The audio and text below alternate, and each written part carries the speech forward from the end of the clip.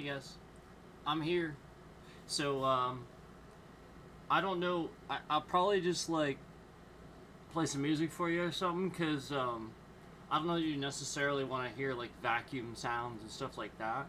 But I'll definitely have the stream up, and we'll have something going for you. And I'll come back and forth and talk to you here and there and whatnot. So let me just get something going for you here. And also, I needed to like change my clothes and stuff, so that's why like it took a little bit longer than I expected. I expected a couple minutes, but I had to change my clothes, use restroom, so it was the sort of thing where that's what I was up to. So um, just wanted to let you know that's what took me a little bit longer than I expected. So let me get something up here for you.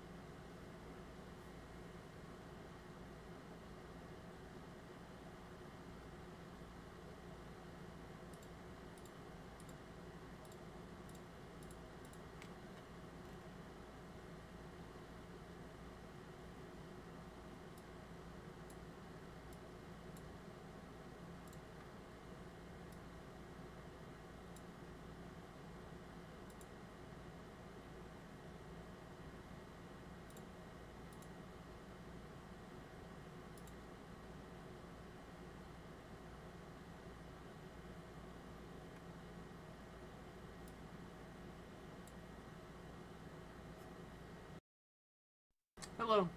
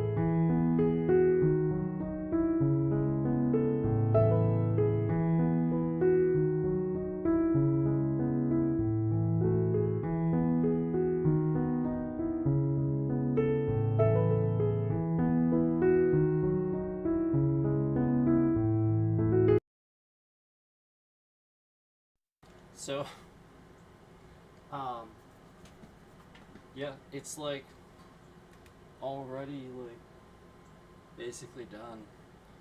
Uh, yeah.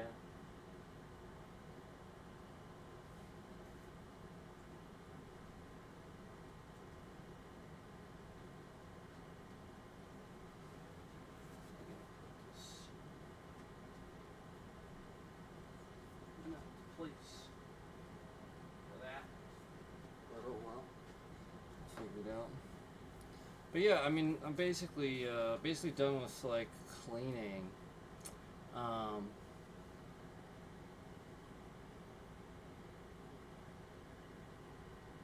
I dusted. I got all along that corner and up there, so that's all done now. So I don't have to do that. I got in that corner and up all in there. I don't have to do that.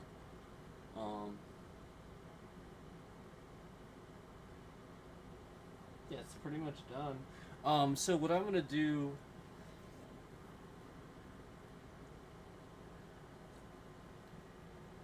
is I'm gonna clean up this little shelf thing that I have. I have a 4 shelf cubby thing here. It's a really sturdy piece of furniture, and I want to clean it up, get some of the clutter out of there, and put like my Wii and like a few other things like on these shelves instead of just randomly about. So that way they have places.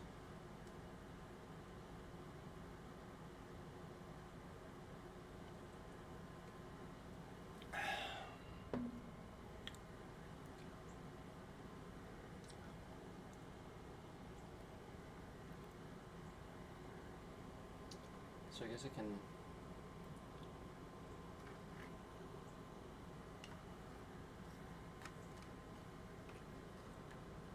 sort of do this. Well, I'm trying to figure out how I'm going to do this.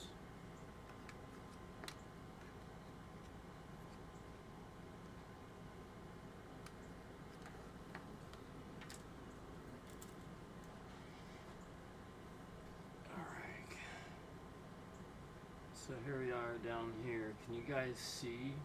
I want to clean out these shelves down here. So we're going to clean up these shelves. Let me get you guys like setting on something here. I don't know what I'm going to set you on. Oh, here we go. We can do this.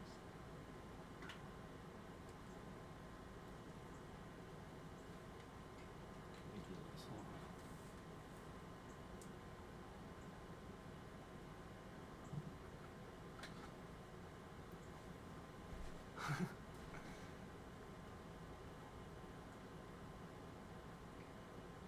That works.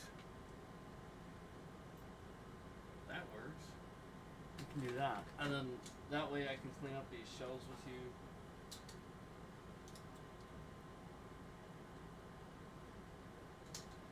Alright, so right away, this stuff goes in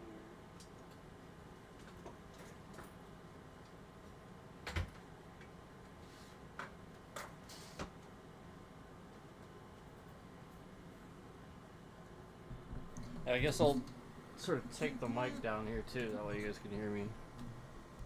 Hopefully you guys can still hear me. Alright, so I'm just trying to figure out, obviously take all this nonsense off. We got Cheshire Cat. And Ditto.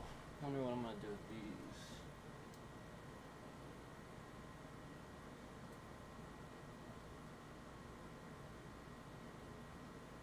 Put Ditto back here for now.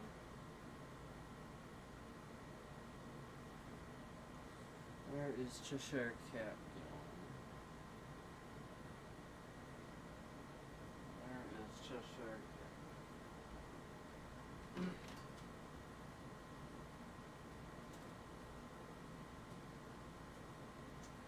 Cheshire Cat's going put away for now because I don't know what to do with Cheshire Cat. We got a poster here. Oh, there's some random Bernays sauce. Oh, look at that. I was looking for that. All right. Now I know where that Bernays went. My Bernays. I need another trash bag.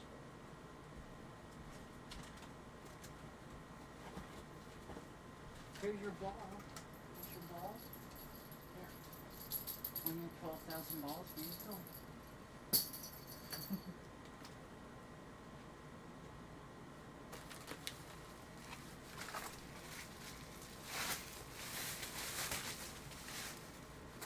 The heck is this?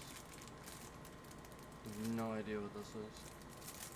What is that? I have no idea what the heck it is.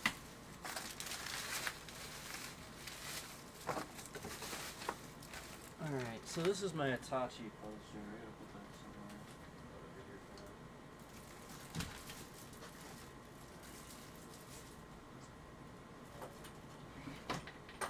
This can go in a drawer.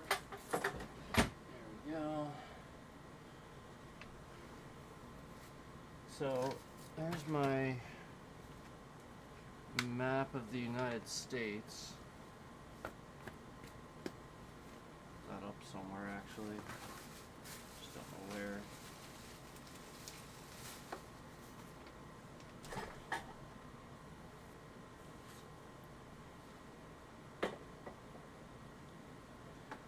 Okay. Here for now. Behind where I have my pictures leaning against the wall. So I just keep all my artwork in the same spot. Oh wow, I wonder how old these are. Some gummy bears here. So I just chuck them. No idea how old they are. Wonder how old this is. Some freaking mashed potatoes, man. Freaking box of mashed potatoes.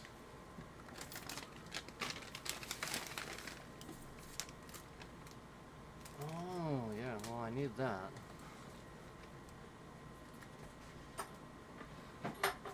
That belongs in a drawer.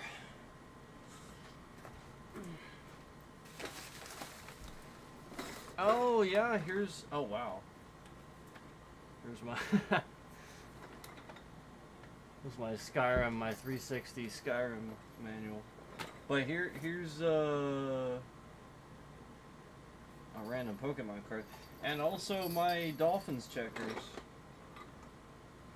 Yeah, my Dolphins versus Bills checkers.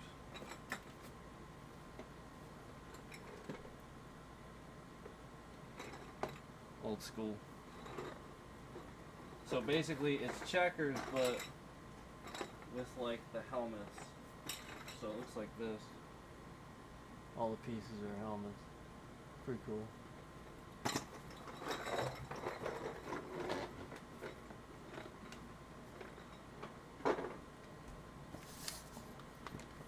Five-minute dungeon. Pretty sweet board game. It's up there. Oh wow, okay, yeah, my Hearthstone art books. Probably just make sure they're cleaned up. A little dusty, but still in good shape. Hearthstone art books.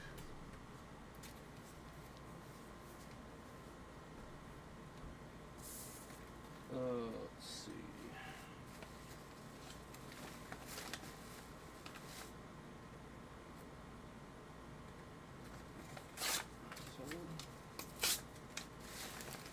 Okay.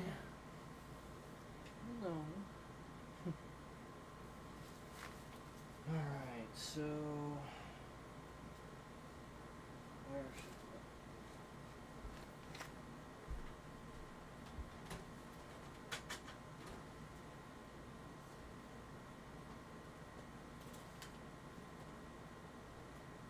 elevator up.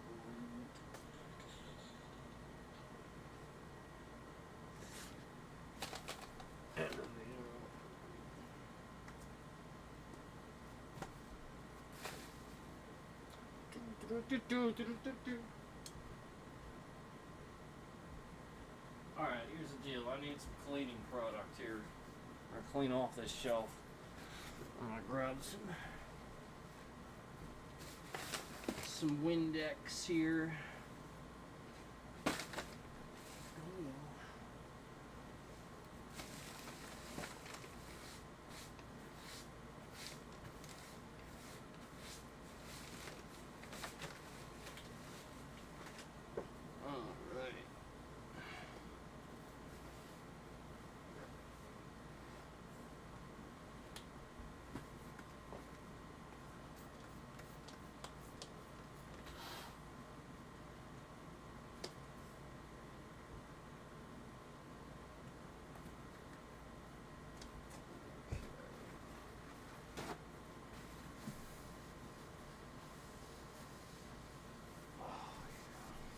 Better.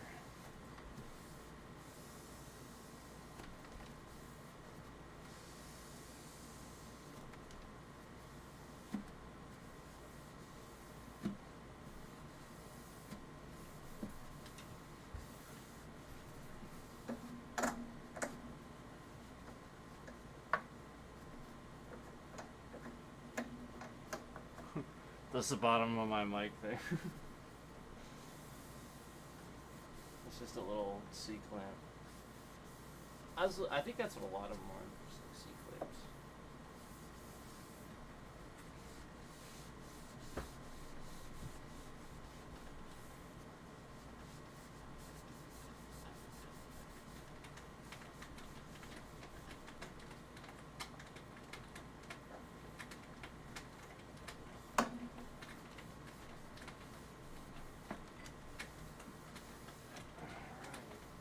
That's pretty good. That's pretty good. Oh, pretty good. Good enough.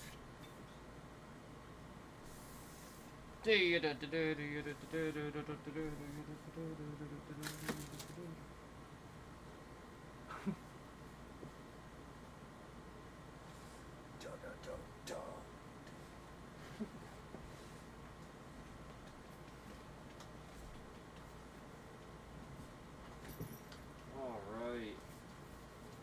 Dusting off the Hearthstone art books.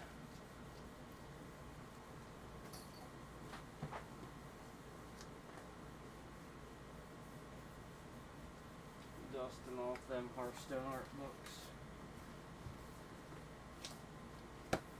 Still cleaning up good.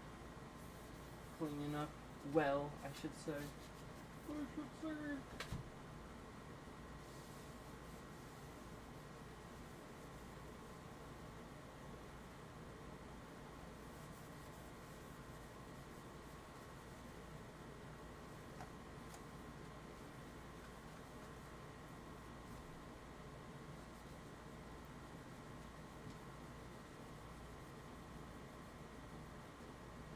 Yeah, it's good. Alright.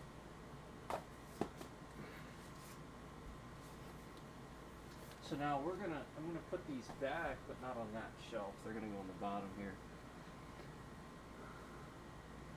So we're gonna move some things around here.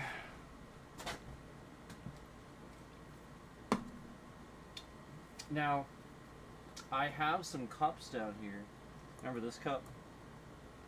Remember that one? I have some cups down here that need to just, be washed and put back on there. 'Cause they're all dusty. So just gotta do that. What the heck are you doing over there?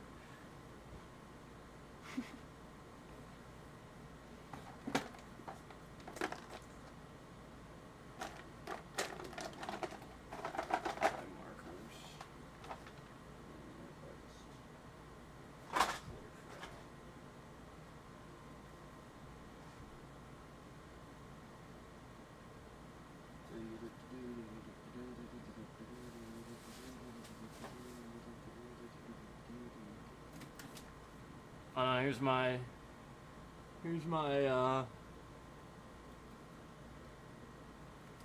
StarCraft pylon that I don't have plugged in anymore that I'd like to clean up and get plugged in again. I freaking love this thing. It lights up and everything. It's a StarCraft pylon.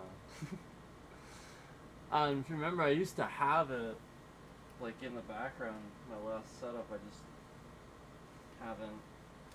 Yeah, I mean, I haven't really. That's been sitting here. So I just want to clean it up.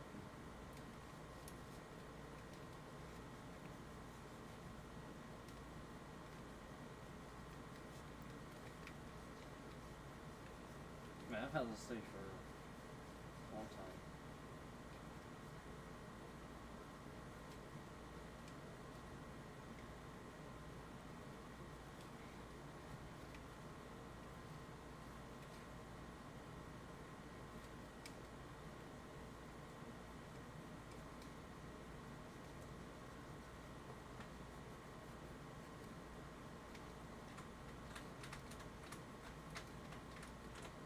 So I'm just cleaning it up a little bit.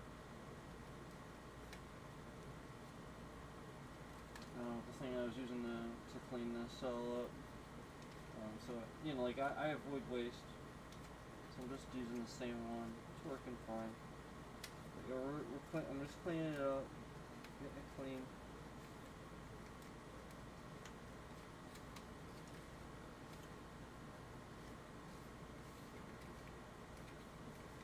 Yeah, man, I'll use the same one for as long as I possibly can.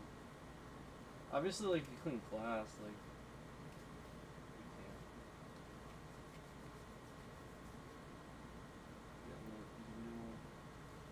can't. Alright. Yeah, it's actually pretty good. Pretty clean so far. I think about done here. Just found another dusty spot. There we go. Good.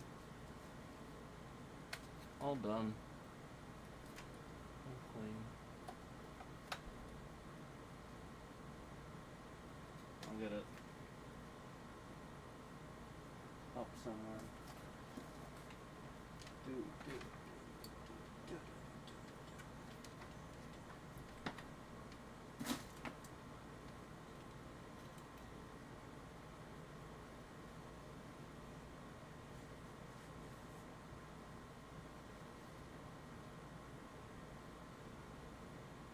Cleaning up the cable here. Sometimes it gets a little dusty.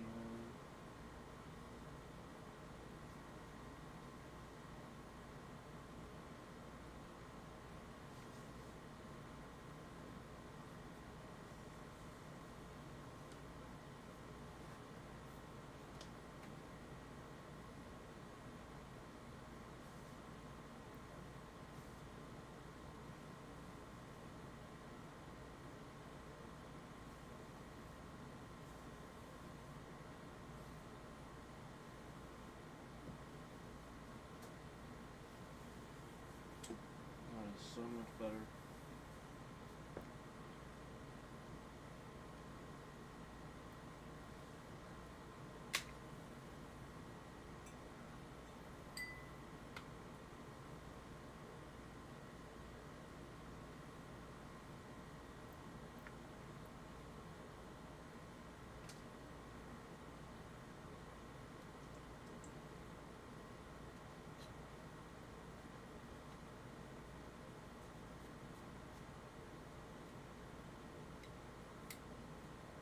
Just cleaning the little things, that's all. Just want to clean everything here. Cleaning it all up. Alright. Like, this is like the last thing I have to do. It seriously is. I just, I hadn't done this part yet, so I figured I would do it with you guys. Alright, now this bottom shelf is done. What the heck is that? Oh, there it is. Oh my god, no way. Where's the other one? Oh, no way. I found them, guys. You guys remember my cat ears?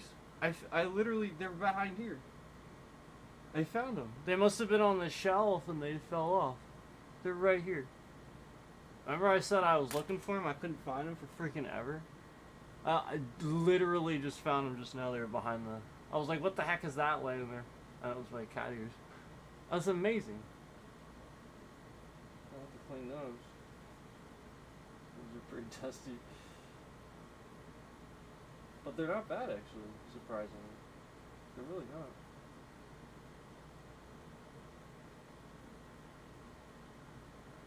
Yeah. Yeah, that's all that one needs. Pretty good. Just clean that off. Yeah, that's awesome.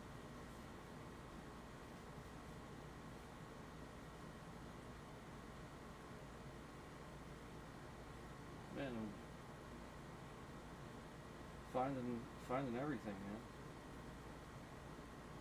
It's amazing how that works, isn't it?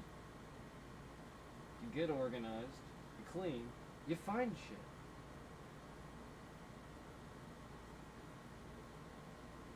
Alright.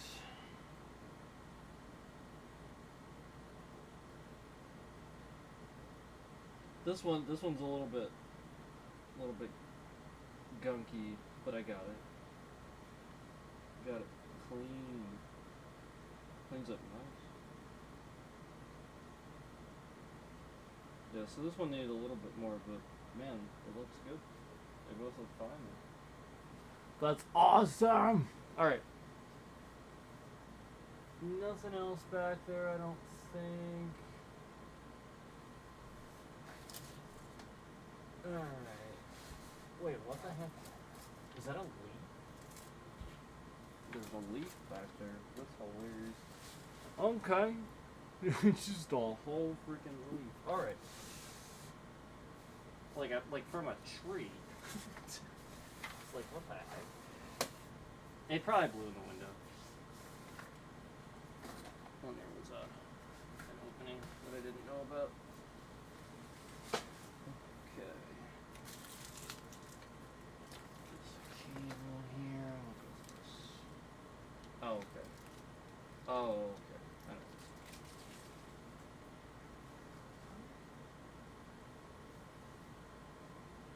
know. Alright, so again, we're just cleaning off these shelves.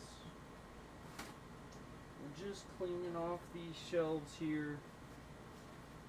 I just had to clean them off with you guys. I know it's probably not the best angle, but it only goes so far. I'm sorry, it's probably the best I could do at the moment. The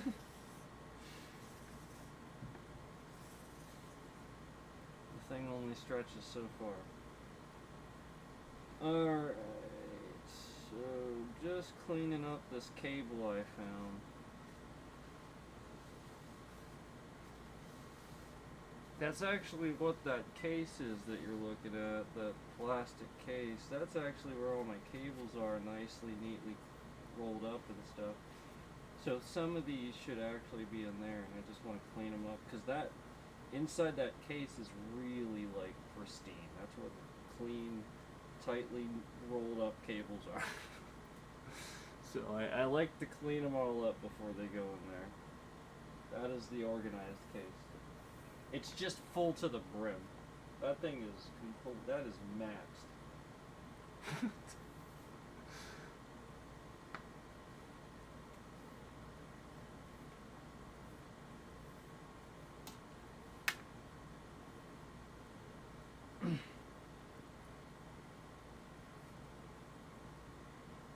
Okay, and I'll, I mean, if you want, I can show you how I do it, but, I coil my cables up like this. If you can see that, where it's kind of wound around a couple times on the inside so it stays coiled up. And it's nice, it, keeps it nice. So let me just, holster over there, get this off here.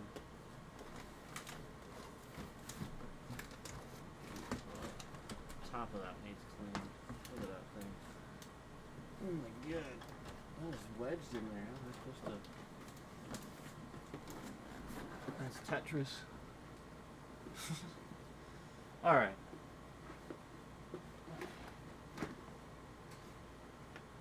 Yeah, the inside of the case still looks nice. Like I said,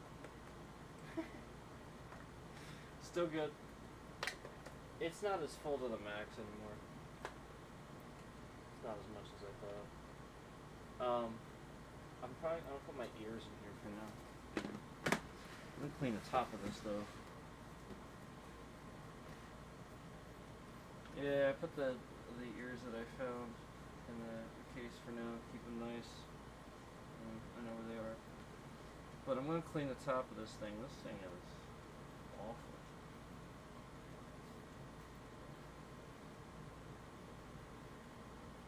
Cleans up well though, because even just spraying the spots, like I see it like loosening up. So it'll be white again.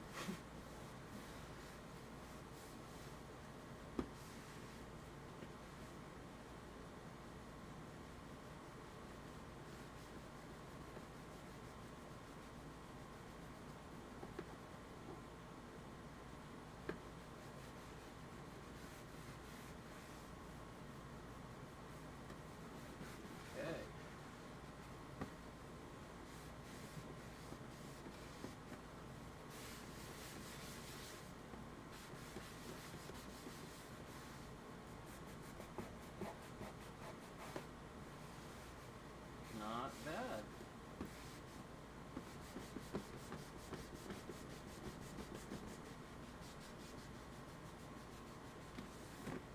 Heck yeah, man. Really did clean up nice.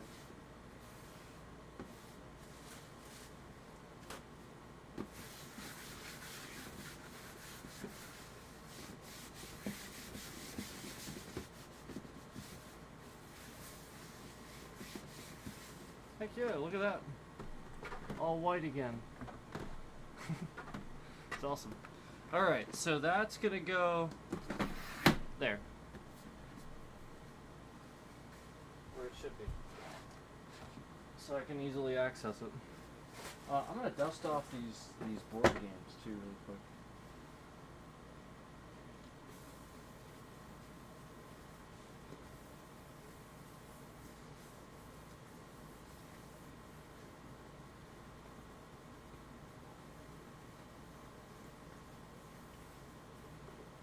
Yeah, like I said, 5 Minute Dungeon's a really cool board game. So just want to dust that off. Really cool.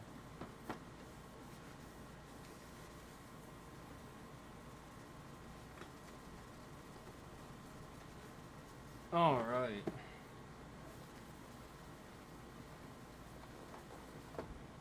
Here we go.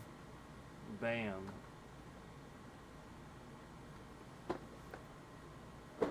And dust off checkers too.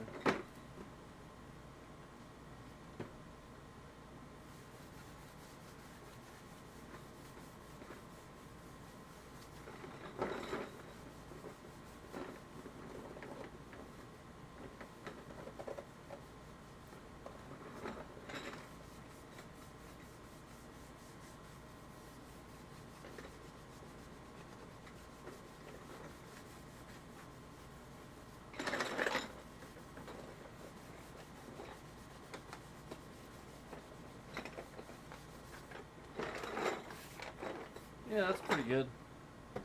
It's super old, so that's all I gotta get so good. But the point is, it's clean. All right.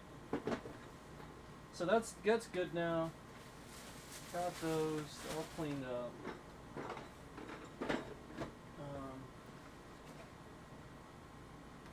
I have to wash these glasses. Let me at least just take them down really quick. And then we'll finish this. I'm not going anywhere. I'll be right back. I'm going to take these downstairs to wash them in a little bit.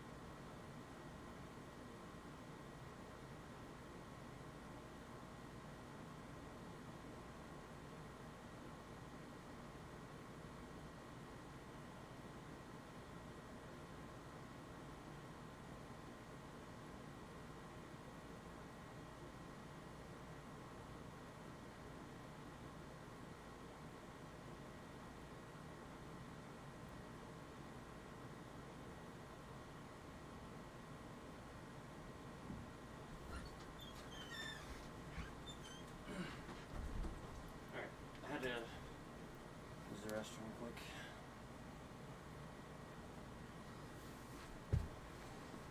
But I'm back.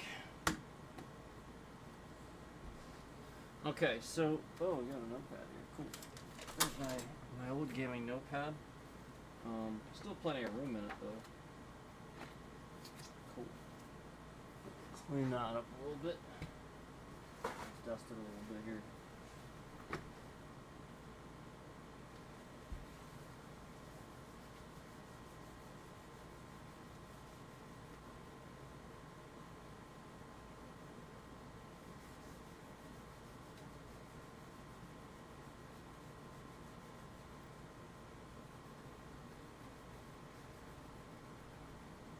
So just cleaning up as I was saying earlier, guys, I'm just cleaning up these shelves here. I figured I would try to bring you guys to at least show you what I'm trying to do here as best I can. Thank you.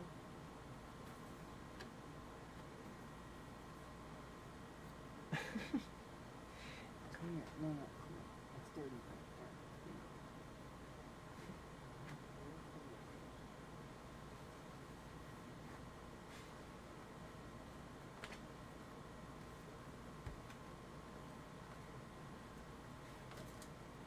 I actually do need to spray off this shelf.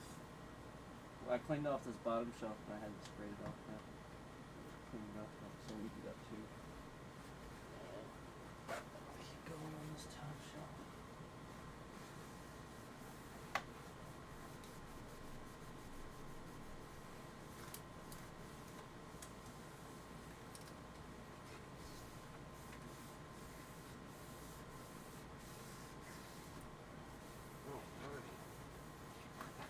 Cleaning up nicely.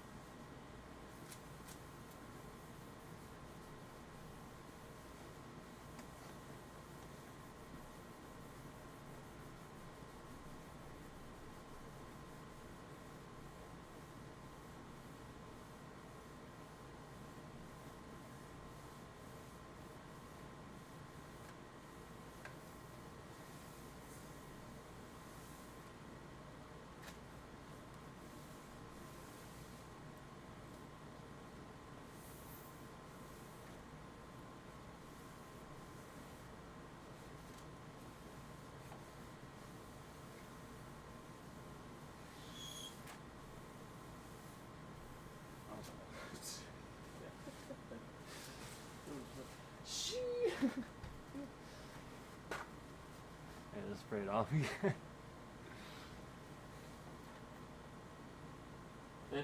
It's funny because it's wood. It's just finished wood.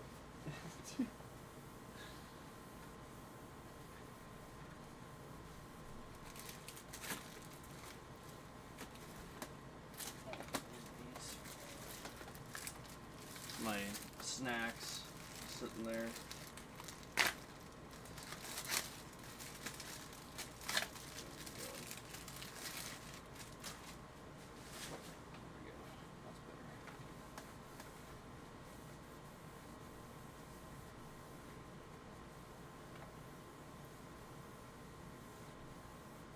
One of the shelves will continue to be designated for that too. Quick access snacks. But I gotta get it all cleaned off first.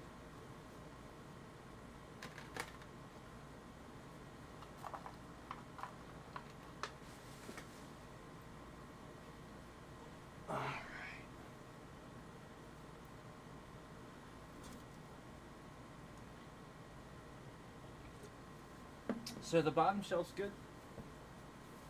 Top part.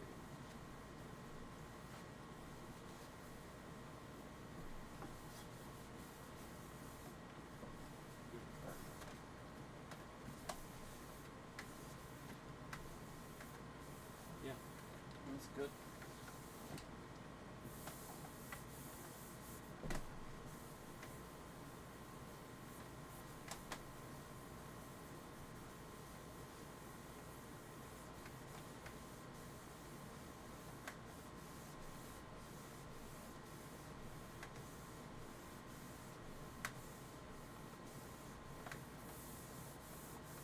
and now it's really good. Alright. Got it done. Notepad's all clean too. Cleaned it. Alright, now I got this other notepad to clean.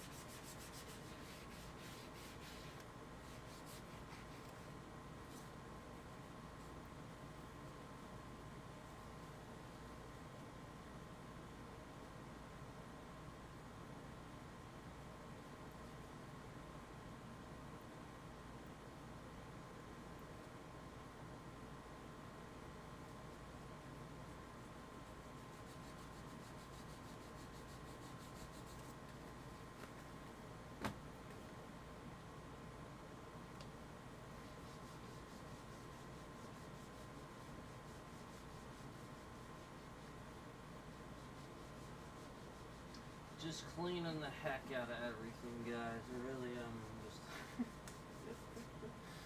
I want to be clean. You have no idea. I've been wanting to finally get it all 100% organized and clean for quite a bit. So I'm just really cleaning everything really good.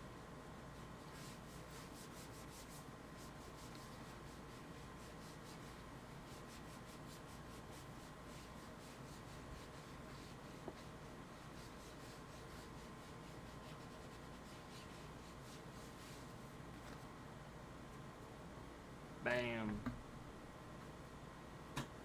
Alright.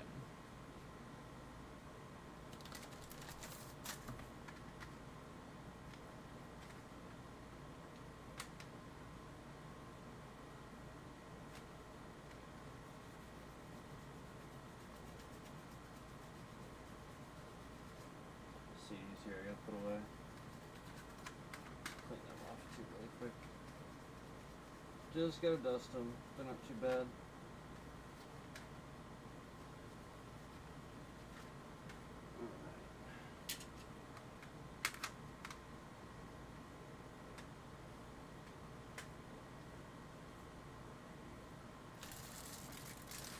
Some of this just looks like, yeah, like stuff that like I probably should have remembered that here is gonna get thrown away now. You know, like snacks that are like old now. Right now in here.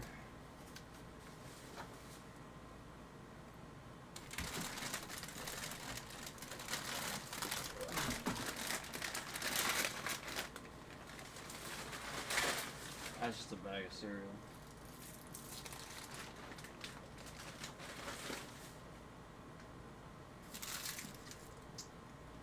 There's another cup. So I'll take that down then. Let's see. Oh, random cable. Oh. Looks pretty clean.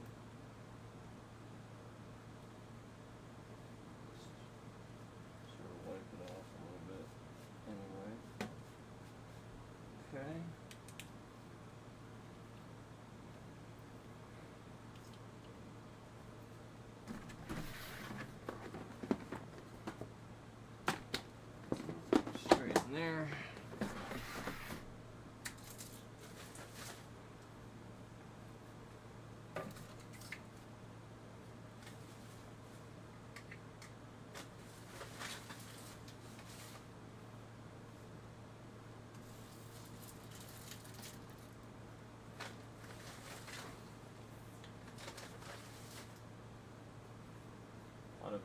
some of this was just trash.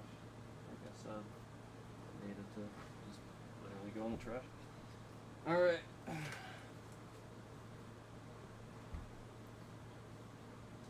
Oh. Alright. My bad, I guess I didn't change that here.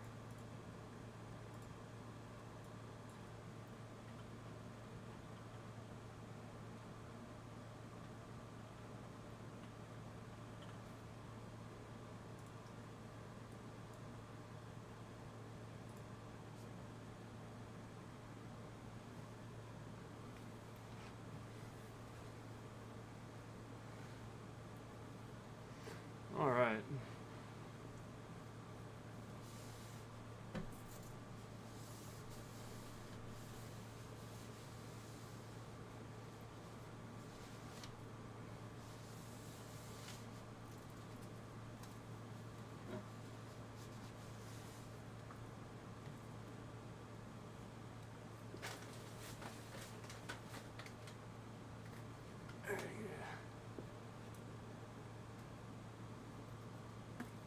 Spray this one off too.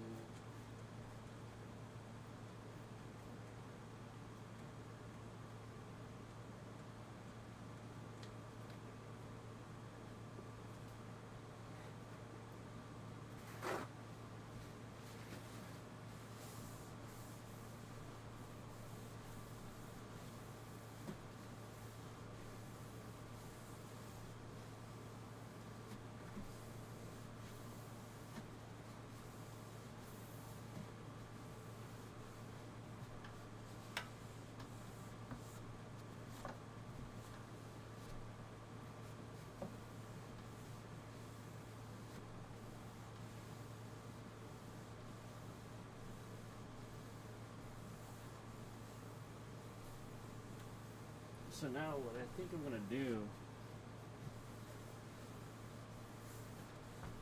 is probably put my snacks on this particular shelf here. And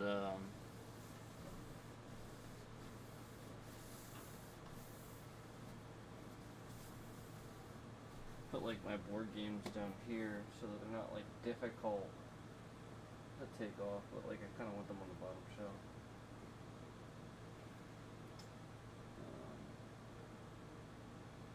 I got a stack. You know what? I mean, like I don't even know why I'm putting those there. I need to put them somewhere else. Actually, I don't know why I'm putting those there. I'm gonna put them there for now, but I need to go somewhere else. Cause I have more. I have more board games than that too. Like I don't know why they're right there somewhere.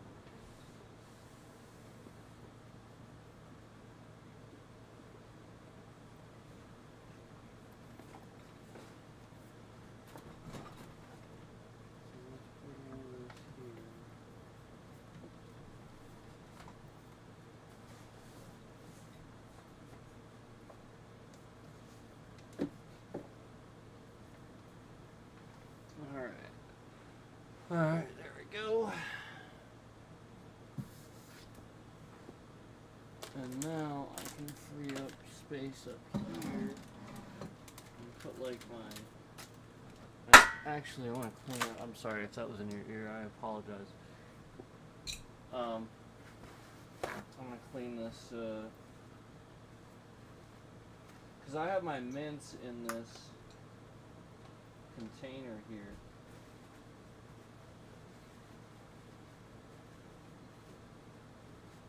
And I want to clean that up. Put that down here.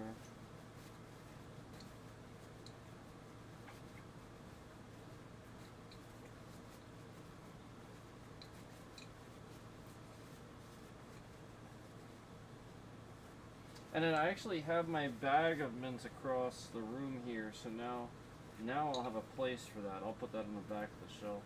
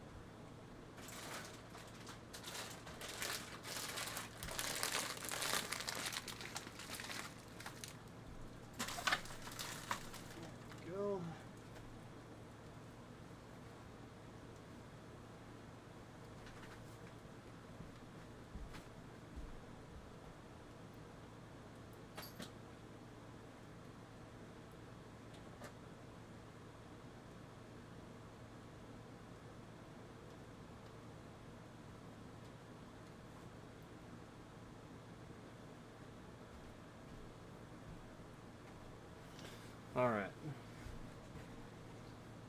So...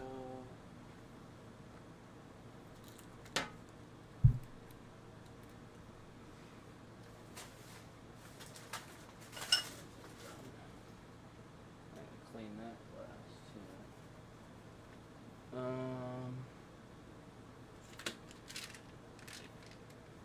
I can go there too. Quick access. Right there. Maybe instead. Quick access. Let's see. Maybe tissues there. No, the tissues can stay up here. That's where tissues go. There we go.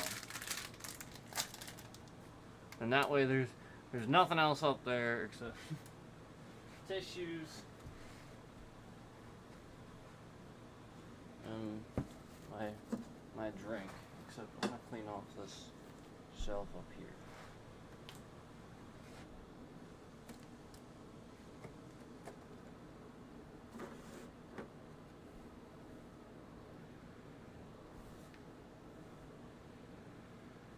Yeah, I'm gonna clean it off up here. We're gonna clean it all off, guys.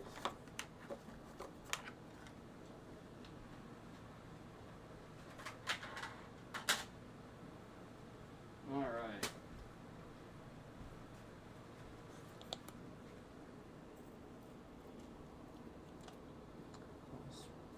Spray this down.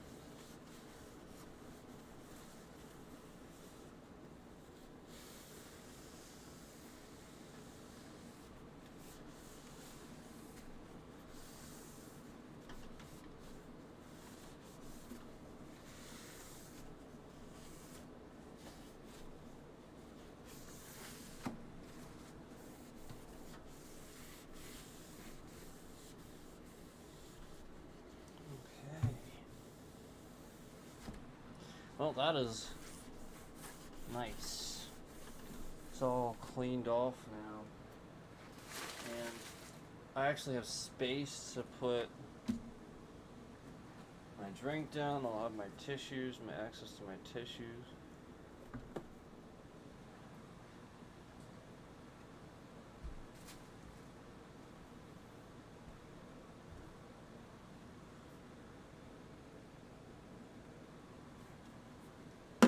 All right.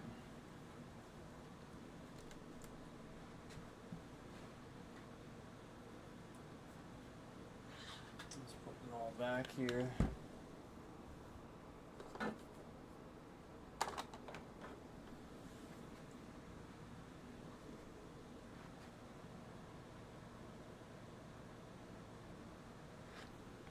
Okay.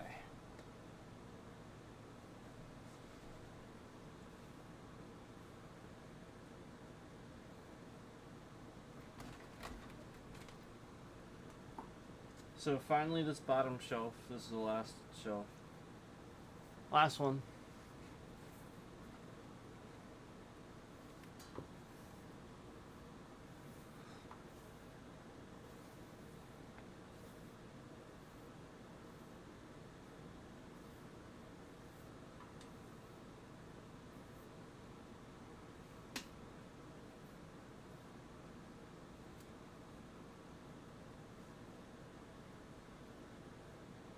You can probably see this cable a little better. It's red. That's how I do my cables.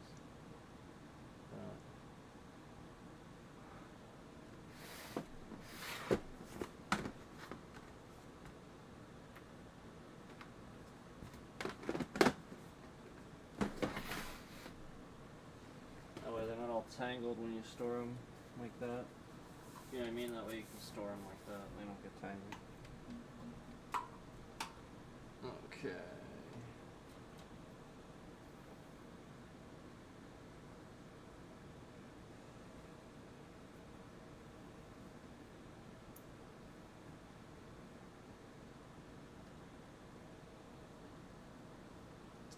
Stuff needs to just sort of kind of go in the box.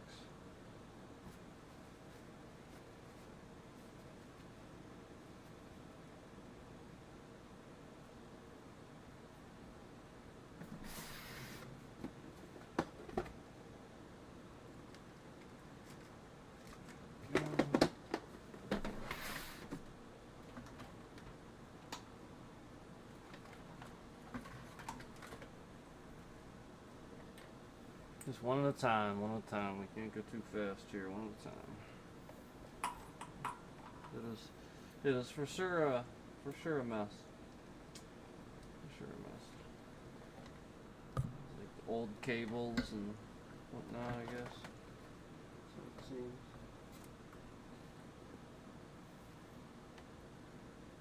Old one. This one looks like component. That's what this one looks like. So it's like an old component cable.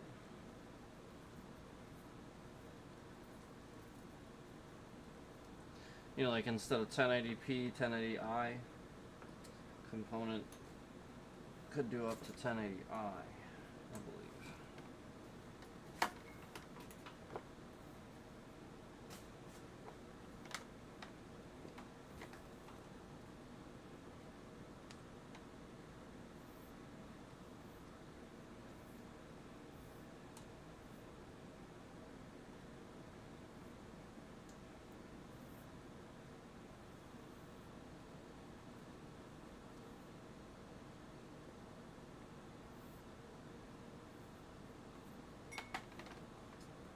Probably at one time this was all stacked neatly, but it sure isn't now. That's why we gotta get it all cleaned up, put in the container. Stays that way.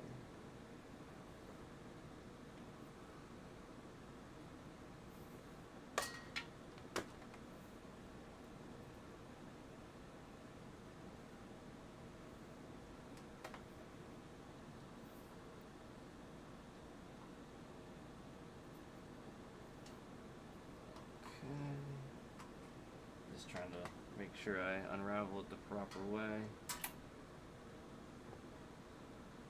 There we go.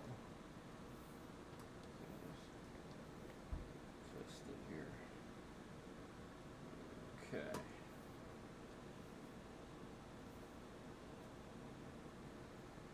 Yes, an old component cable. Alright, here we go.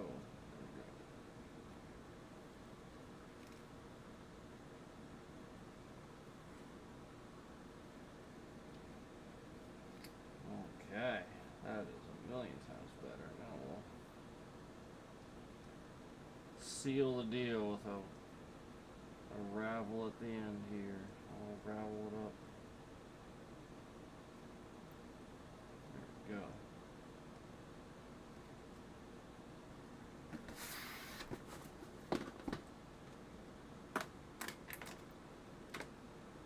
That was a long one. That was quite the long cable, so that's why it took a little bit. Okay.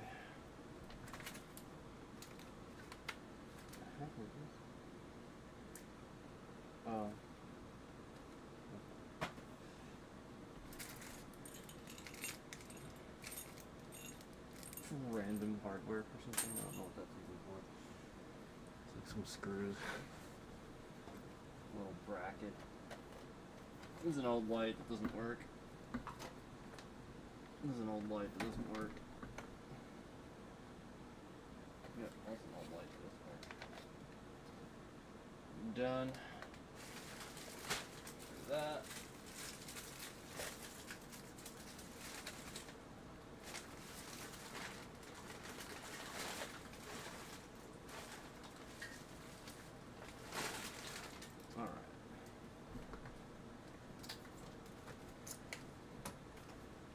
Right, old keyboard.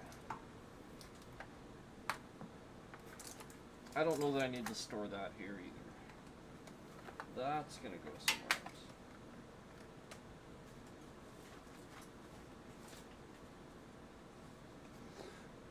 Alright.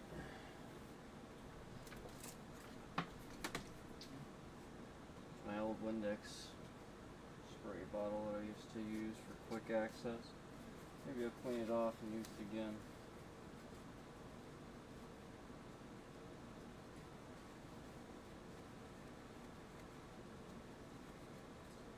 I used to have a one nearby, so that way if I wanted to just like quickly clean off something on the desk, I could just grab it.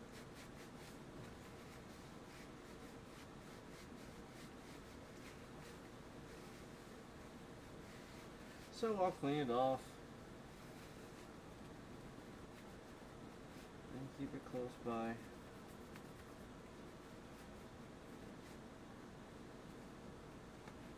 Again. Oh. So yeah, that worked.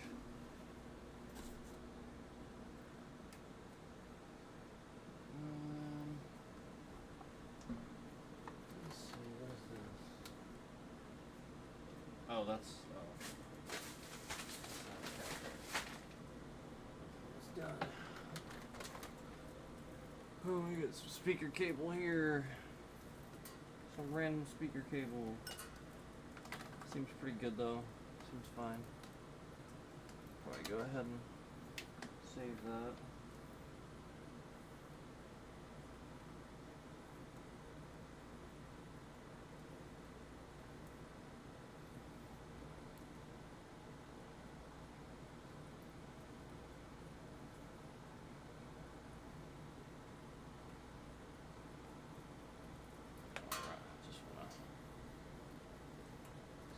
It up here, nice and neat. Speaker cable can be a little bit of a pain to get neat, so just keep it nice.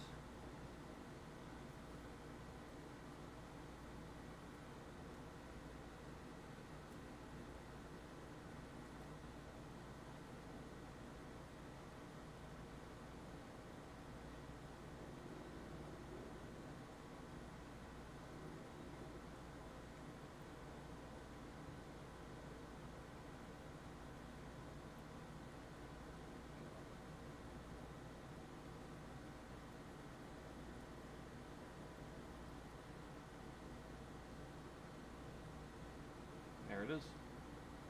Bam. Alright. So it's all coiled up now. Put that in here. Put that. Alright, cool.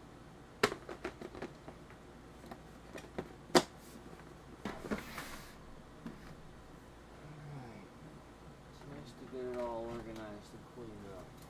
Now this bad boy here. Look at this. This monstrosity. Look at this biggin. Look at this sucker.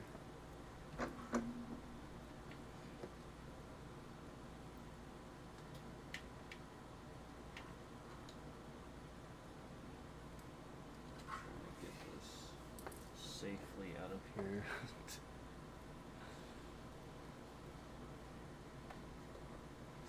This thing is, I think, 100 feet, and it is quite a thick cable.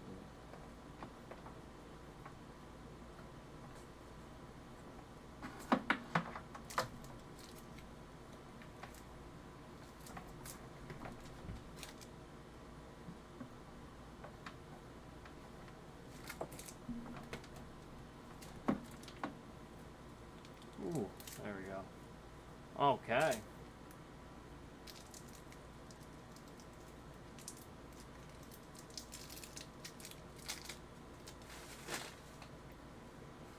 So I'm just gonna try to like just wipe it off a little bit, dust it off. It's braided. It's a braided cable, fabric. So I mean, it's not the sort of thing where it's too difficult to clean. But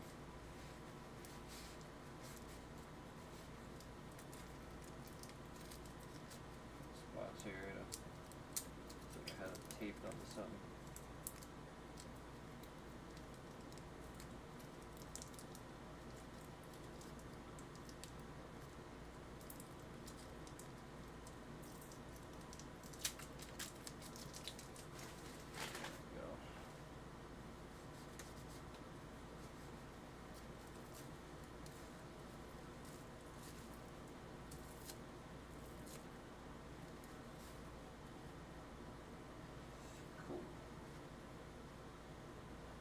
Almost done here. Just getting it cleaned up nicely.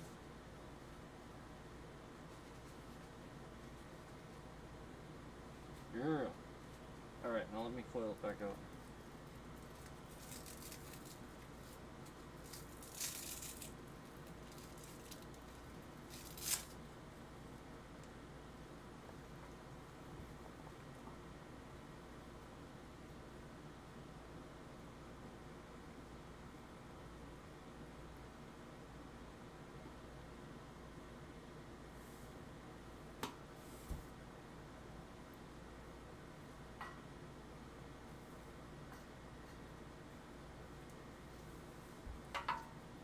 Like I said, this cable is quite long. Oh my gosh, it is quite the cable, that's for sure.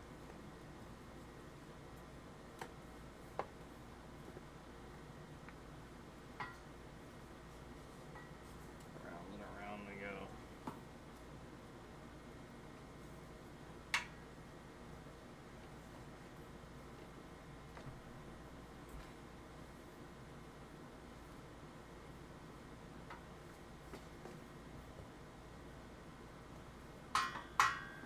There we go.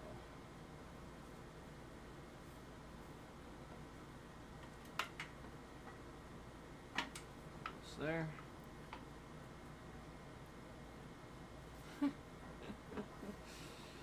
It's so goofy the way it's tangled, but I got it.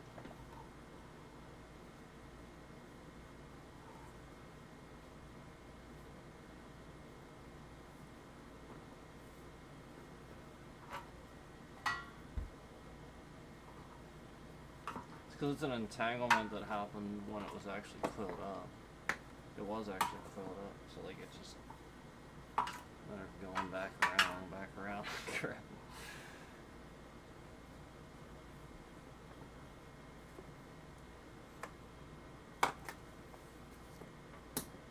There we go. There we go. Okay. Whew.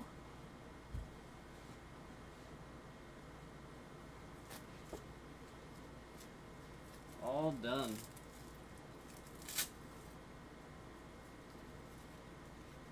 All done. So now I put this back around.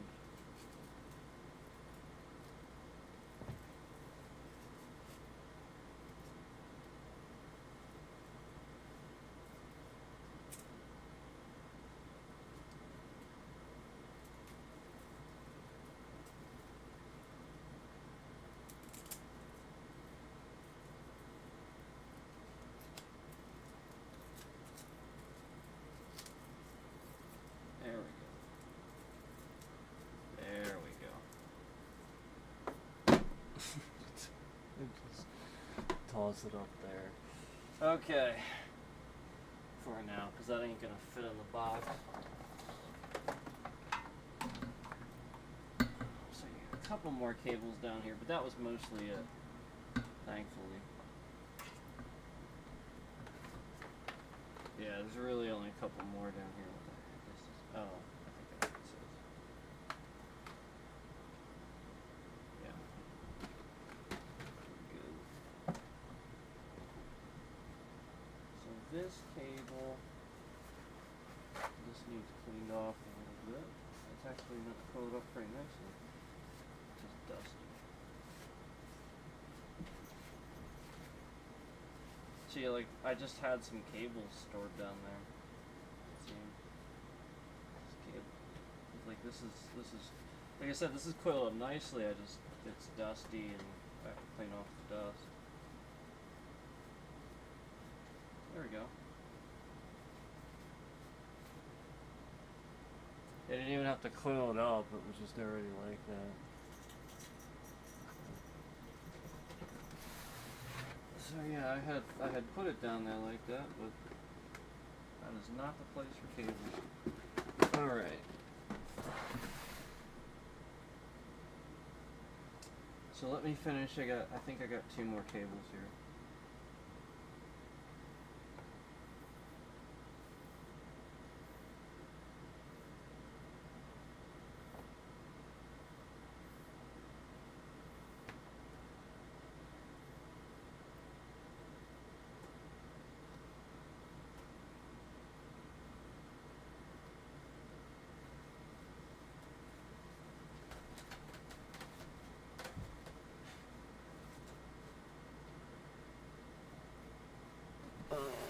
Okay.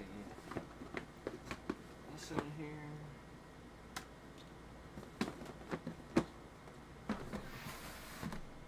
And yeah, this looks like it's the last cable I have. So I will coil this up as well. Also put that in there.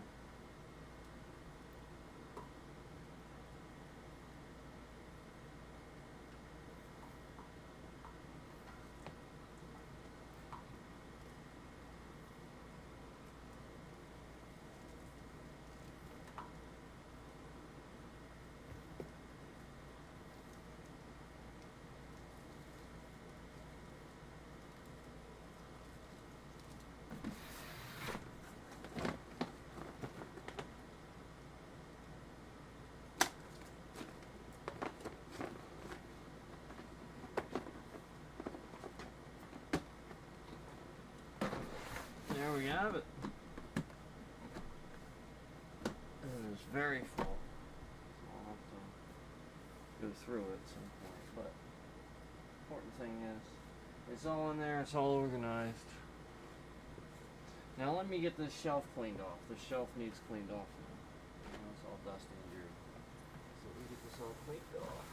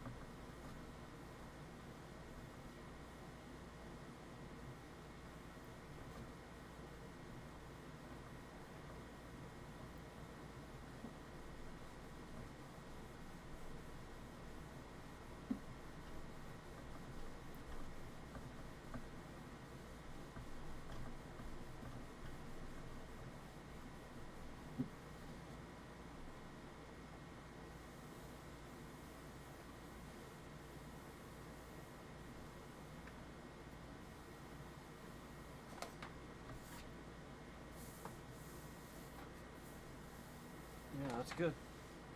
Just checking. It's like a black shelf. It's a little hard to see, so I just do the non-visual check.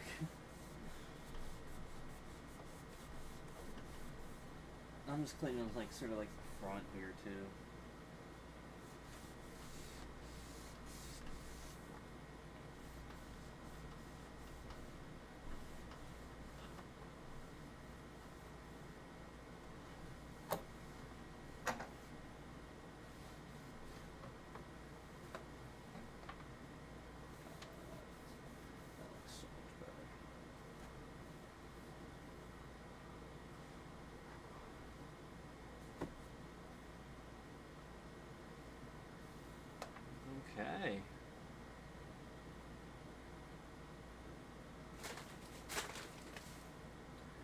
So, um, what was I gonna put down here?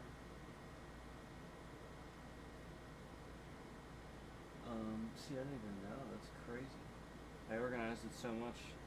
Maybe I'll put my keyboard boxes down there for now. Oh, actually, you know what? I can put some of these books down there. I have these books just sitting here. Do that.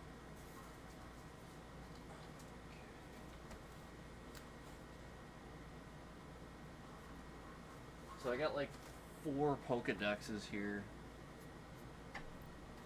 They're just sitting here. So I'll put those down here. And got a couple, well, 3 actually, World of Warcraft books here. I got my Zach Wild book, and I got Art of War here. Just like all that stuff, just like sort of sitting around. But that'll work. I'll put it there for now. Yeah, that's actually really nice. That's pretty nice.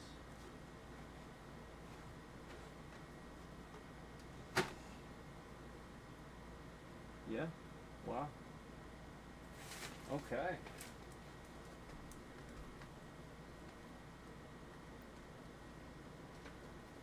So let me get.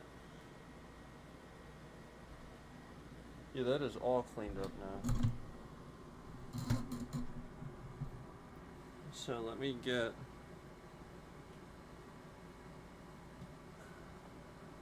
up here.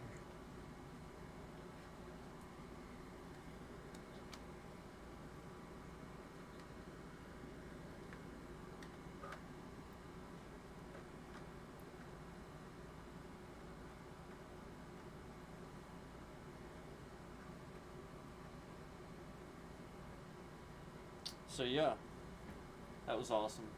I got all that all cleaned up. That's awesome. I might like finish this up. Like honestly, like I think I'm pretty much done. Let me just like clean up my desk here.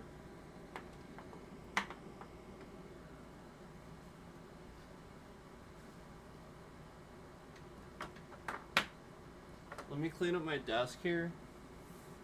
Like my desk is pretty clean, but I just want to wipe it down a little bit. And then what I'm gonna do is I'm gonna after I finish this, I'm gonna take down the cups that I need to take down. I'm gonna take the trash bag down probably because I won't need it anymore. I think I'm good on that. And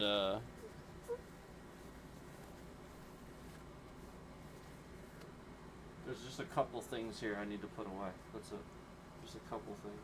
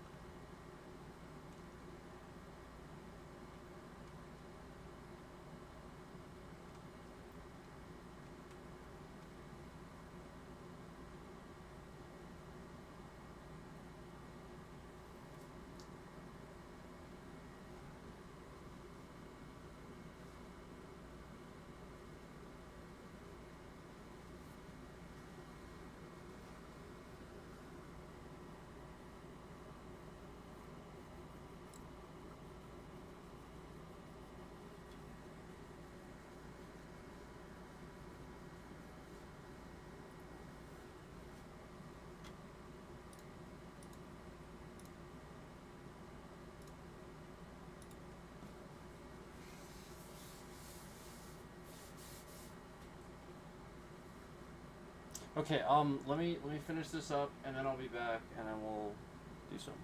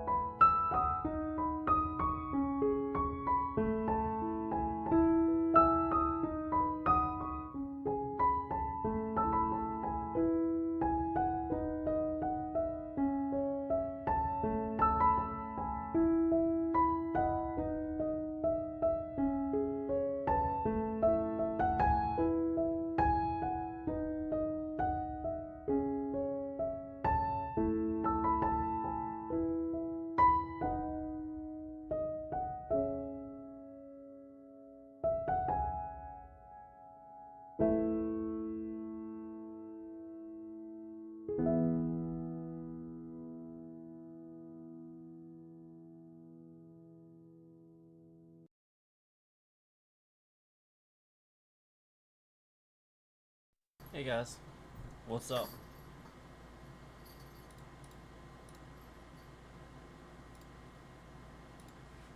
So, I'm done. Pretty much. I'm eating more pizza.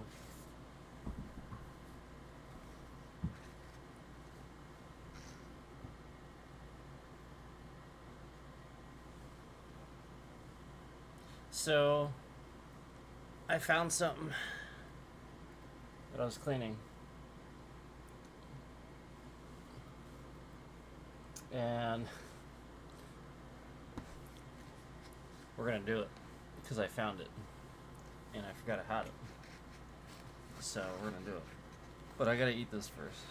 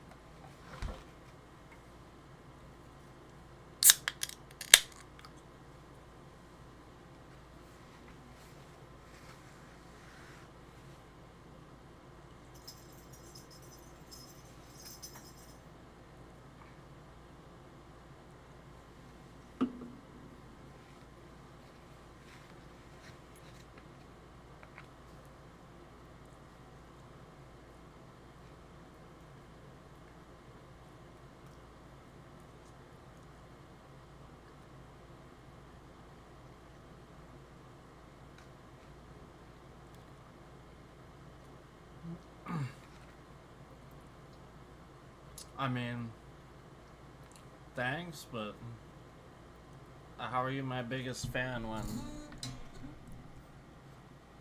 I've never even seen you before in chat?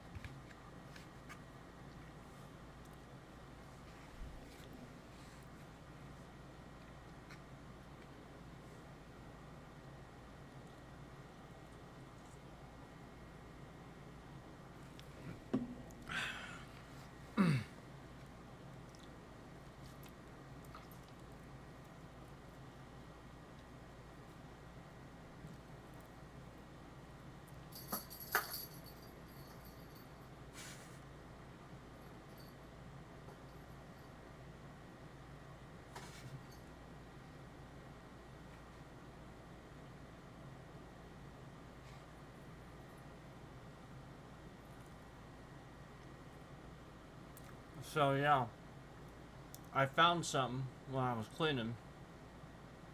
Um, something I forgot to open. Um, we're gonna open it. Do it.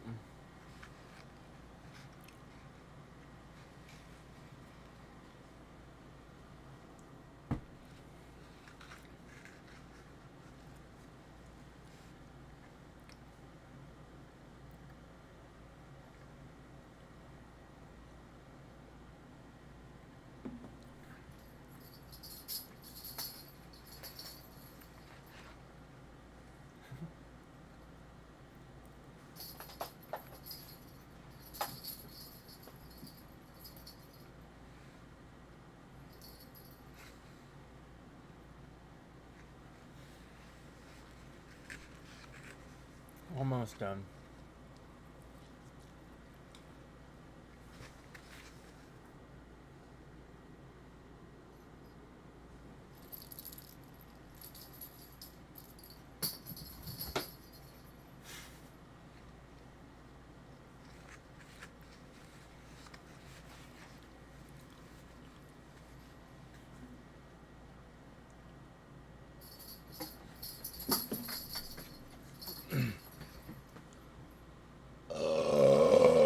Excuse me.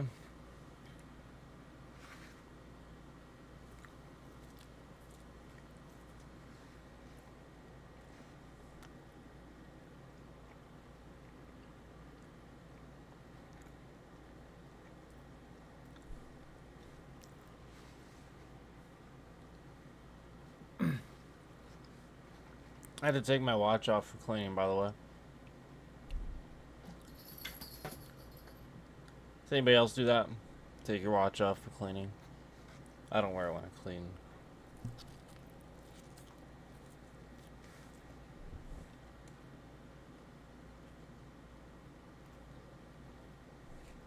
I get all messed up.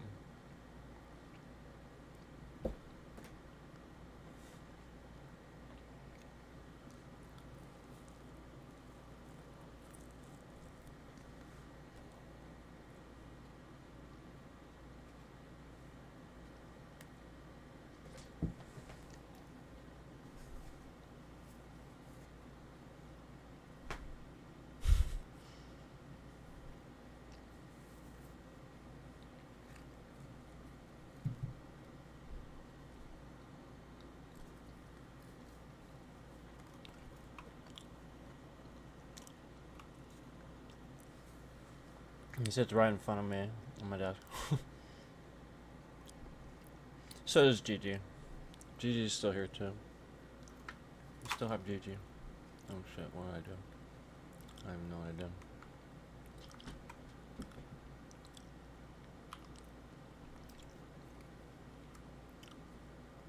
We still have Gigi.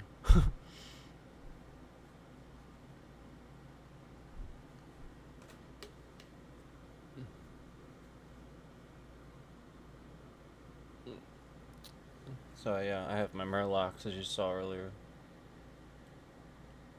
Cal. The bobblehead was Cal. I have Ezio.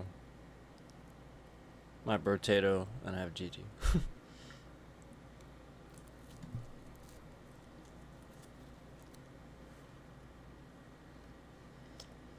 I used to have a little Naruto figure that, like, I had three. I had Kakashi one for Sasuke, and one for Naruto. But when it happened to it. But the Naruto one I had was really cool. He was doing the Rasengan.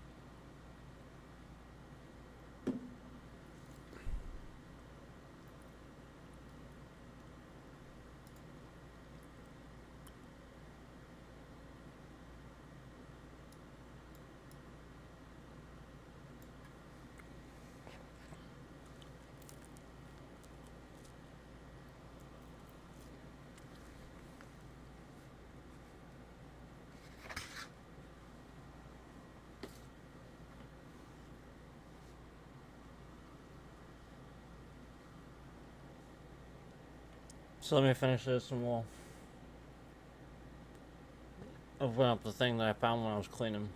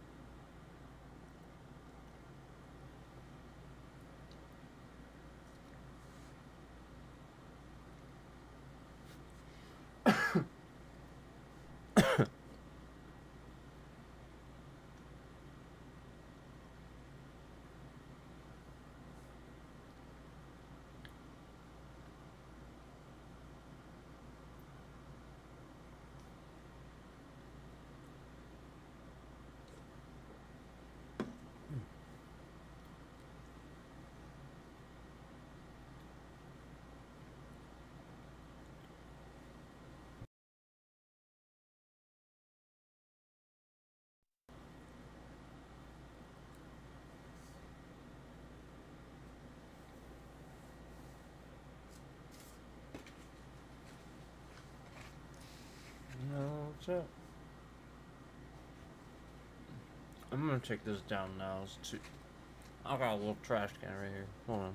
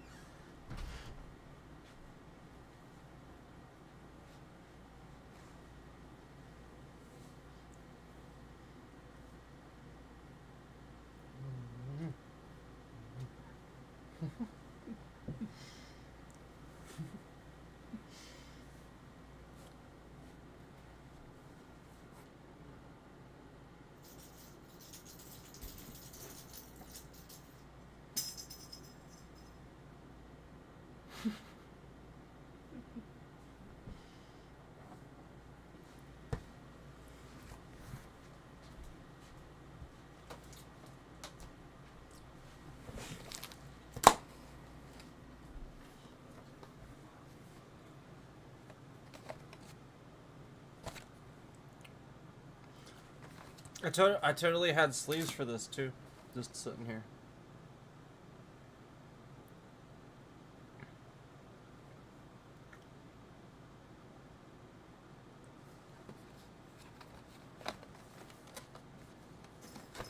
Let's do it.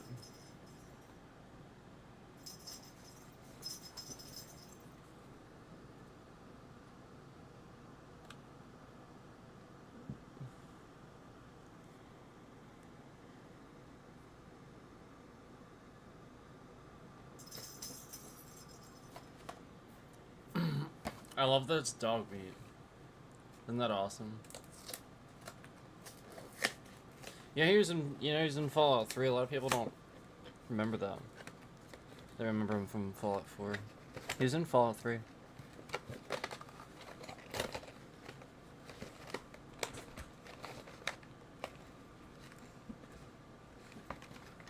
It's just that in Fallout 3 you could actually lose him if you weren't careful.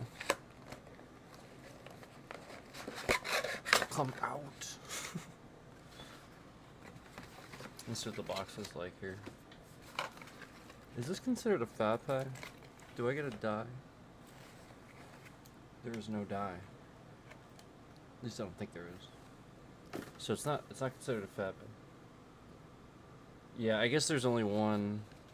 Because commander decks are 100 cards now, right? Yes. Right? No, I don't remember. I think they're 100. Yeah, I'm pretty sure it's 100. The box has dog meat on it too. That's awesome.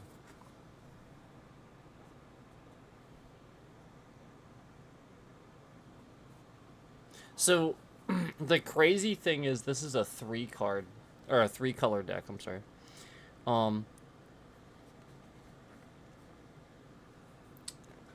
So I'm sort of asking for it, the 3 colors there, but it is 100, so poised for more.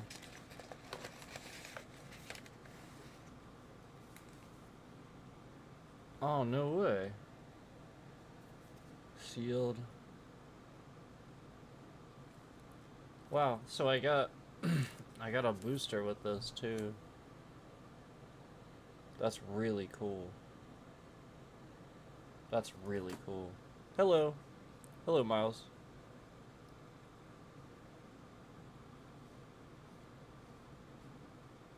So, I have a life counter here, too, with dog meat on it. That's so cool.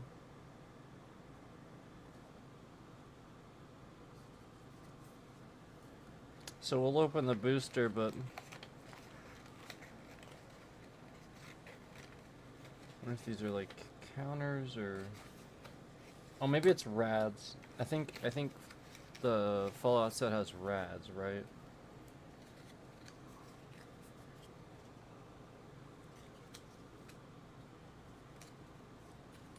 Let's look at it.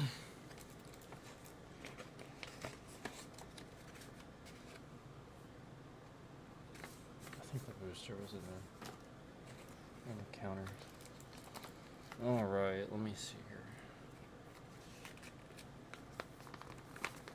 here. There he is.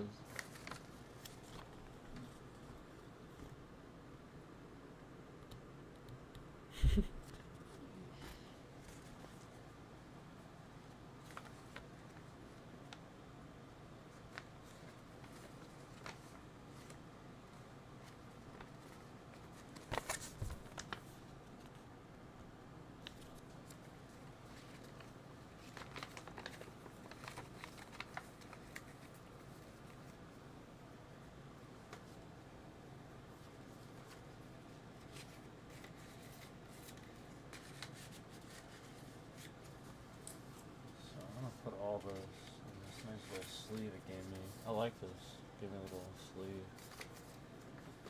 sleeve. Alright. Oh, here they are. Here are the counters. They're actually attached to the... So let me get those too.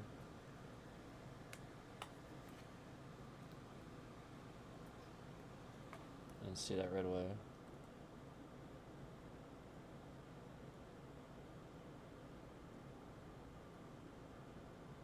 So that's pretty nice.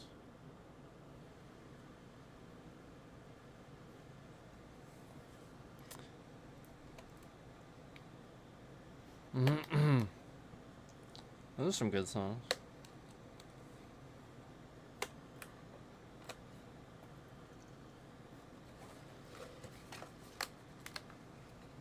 Just sharing some of your favorite music.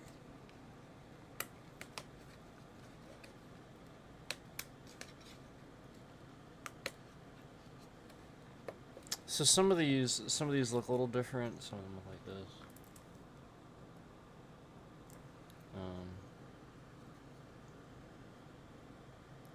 So obviously, I'm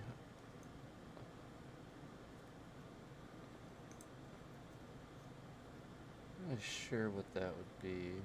I'll have to look at the thing.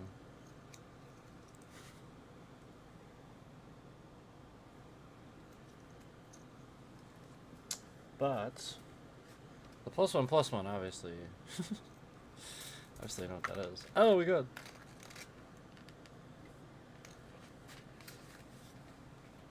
I just dropped the whole thing. Hold on. It's on my bag. There it is. Hey, you're down there too. Hi.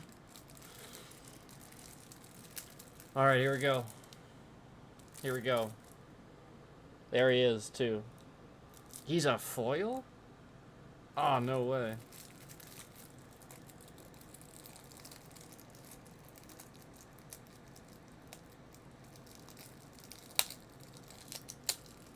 So wait a minute. I got sleeves here too. Where did? Oh, they're right here.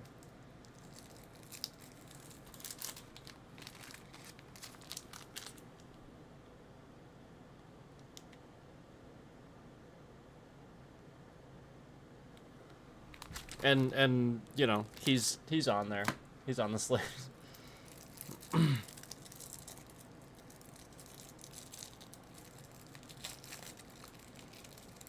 All right. The annoying plastic is right in the trash. Oh man, he's so cool.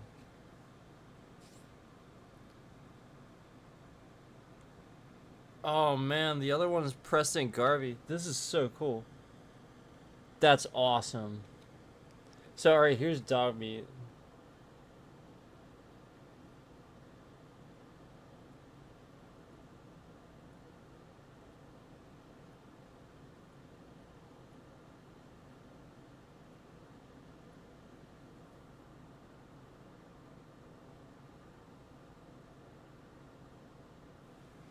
It says, when Dogmeat enters the battlefield, mill 5 cards, then return an aura or equipment card from your graveyard to your hand. When a creature you control... Now, separate paragraph. When a creature you control that's enchanted or equipped attacks, create a junk token. Oh, maybe those are the junk tokens. It doesn't have an example. Now, in parentheses, it says it's an artifact, referring to what it just, the statement it just said. It's an artifact with, and then you have to tap it, and it says sacrifice this artifact, exile the top card of your library. You may play that card this turn, activate only as a sorcery. So that's pretty cool.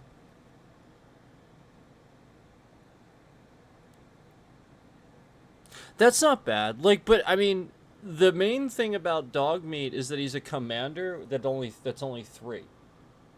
Now, it is all 3 different mana.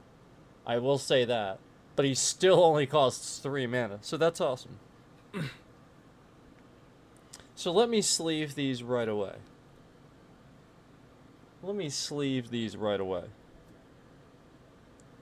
The 80s was the golden age. I think the 90s was, but the 80s was the precursor to the 90s. So I would agree. It leaked into the 90s. It was more like the early 90s. But it definitely went into the... It was the golden age from the late 80s, like 86, 87, to like early 2000s.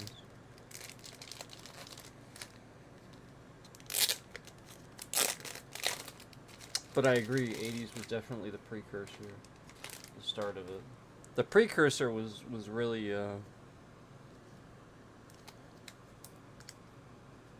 all the baby boomers that got careers and jobs and were good people. Anyway, let's sleeve these right away.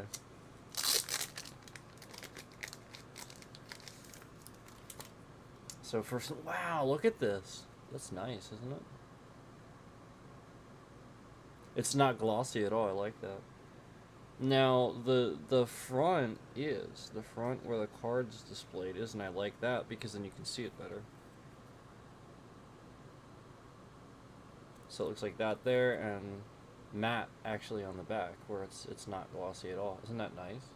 I think that's really nice. I think it's really nice.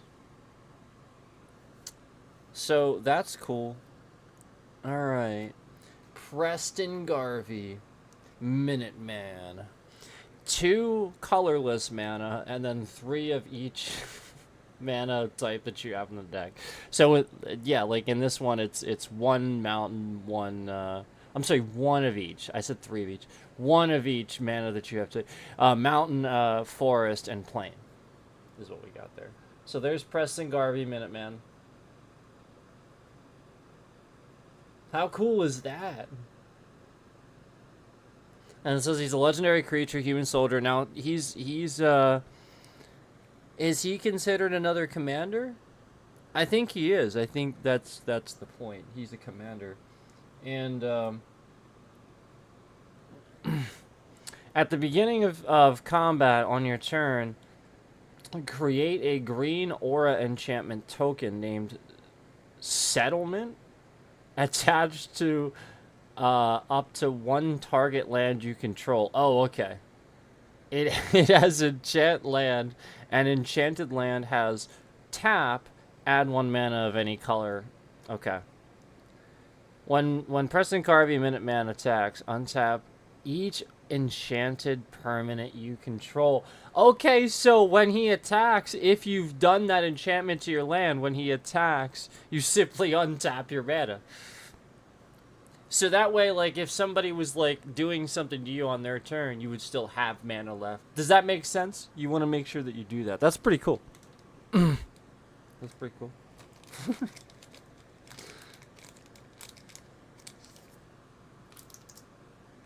I really like that, actually. That's pretty cool. So we will sleeve that one. Bam. Preston Garvey. Bam. Preston Garvey.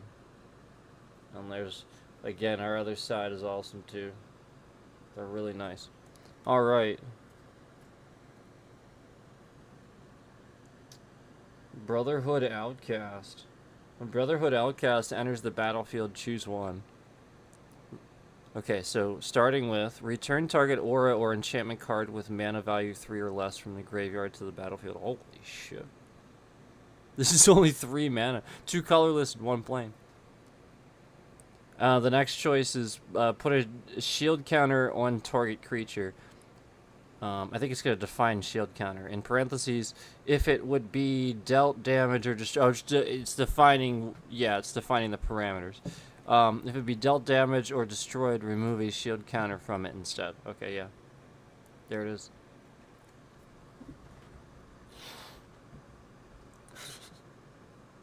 That's pretty cool. Are you okay? Come here.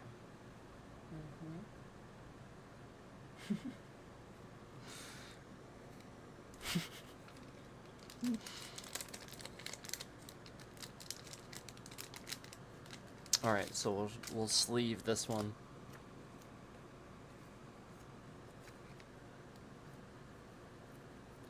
Bam. Okay.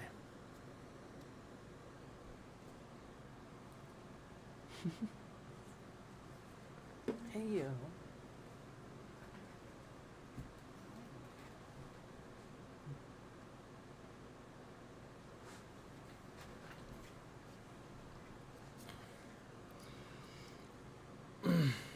Oh wait, I'm stupid. It says commander in the... So maybe they're not my commanders. I just realized this.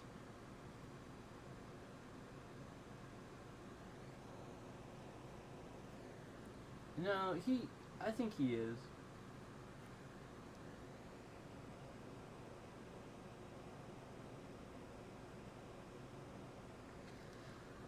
It's just a little confusing because I got a card. I'll look it up. I'll look in the little manual I got. The other commander deck that I have, the commander is right on top like that too. But the reason I'm saying that is because this one I have literally says Commander Sophia. Dagware?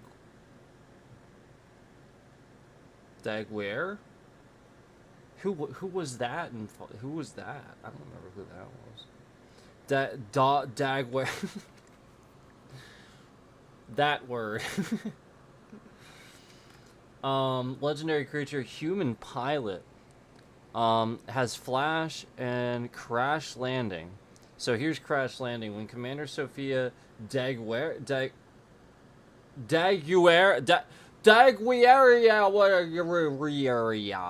enters the battlefield, destroy up to one target legendary permanent. That permanent's controller creates a junk token. Okay, some more junk tokens. And if you remember, that's the sacrifice this artifact, exile the top card, yada yada yada. Yeah, yada yada yada. You get it. You get the picture. So that's pretty cool. I'm not sure that that's necessarily the actual commander. I think it just says that, right? Because that's generally your key card, that top one.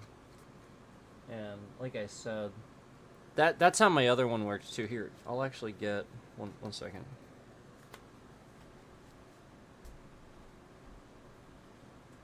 So this isn't like Final Fantasy or anything like that. I wish.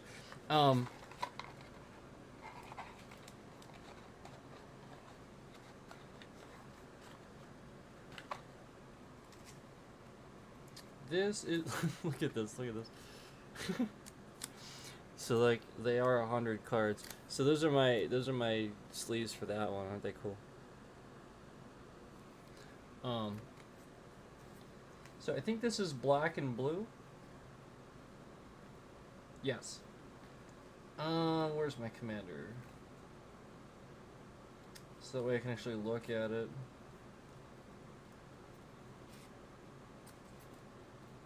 This is actually a cool deck. I do like this one.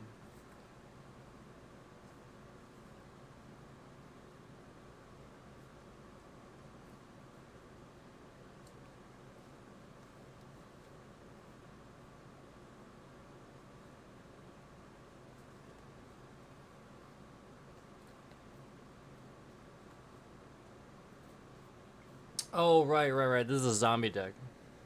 This is a zombie deck.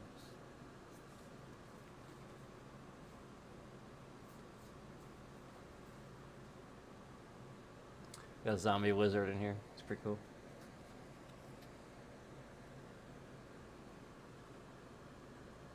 I got him and I got... He's in here too. Hold on.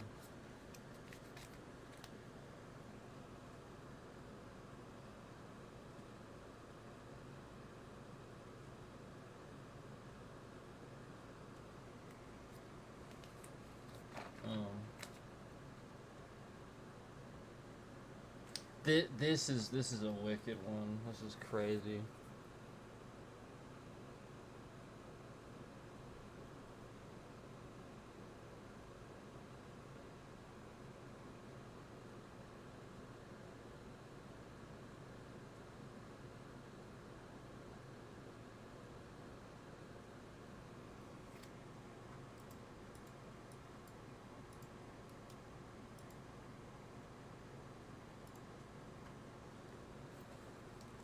Okay.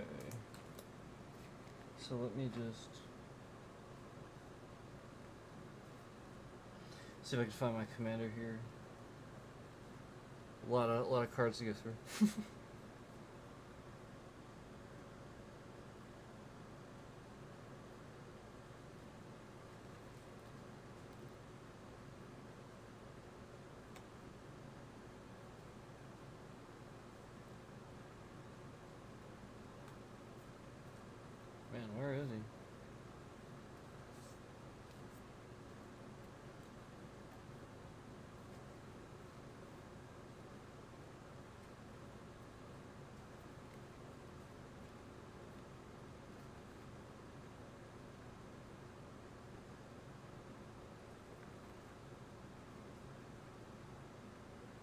It's such a large stack. I'm about to...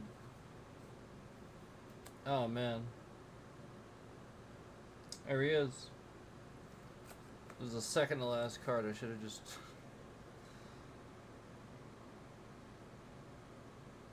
Yeah, it really doesn't say.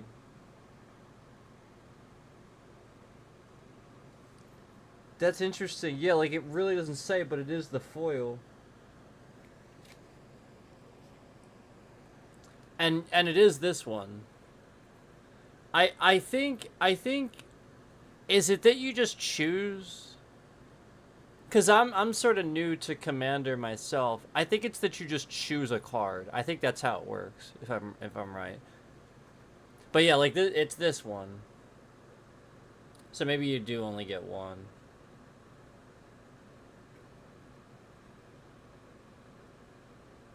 Sorry, it's hard to see. It's like a dark card and it's a foil.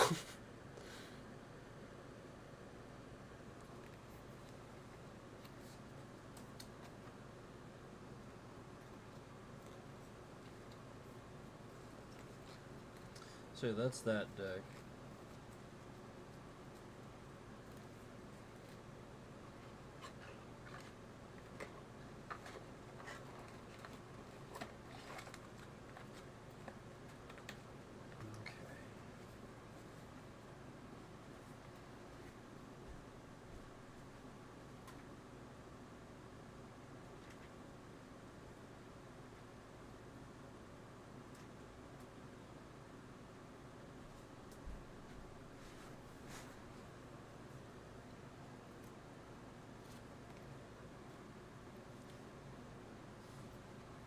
Acquired mutation. Enchantment aura. Enchant creature. Enchanted creature gets +2/+2 and is goaded?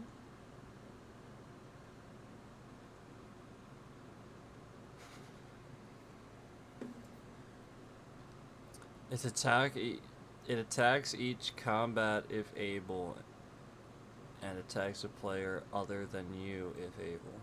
I guess that's what that means. It is in parentheses, so I guess they expect you not necessarily to know what that one was.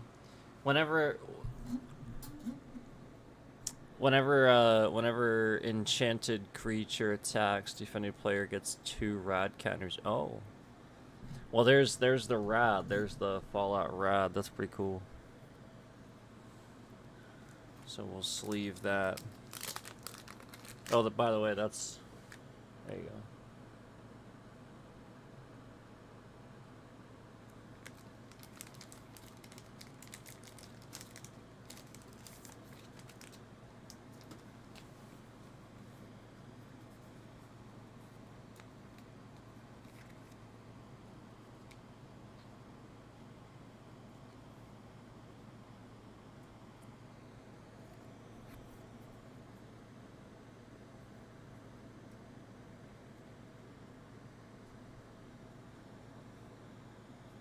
So this one, this one says, Crimson Caravaneer, creature, human scout, 3 cost, 2 colorless and 1 mountain, double strike and trample. That's insane. For 3 mana, it's double strike and trample. It only has one for attack though. It's a 1/2. Oh, what was that last card? Oh, right, that was an enchantment. I was thinking about the one before it. It was a 1/3. Okay. So whenever Crimson Caravaneer deals combat damage to a player, create a junk token. So more junk tokens. And then again, just to re-explain it, the junk token says it's an artifact with, and then you tap it, and you sacrifice this artifact, this one. Exile the top card of your library. You may play that card this turn, and it's activated only as a sorcery. So, meaning on your turn. So yeah, that's pretty cool.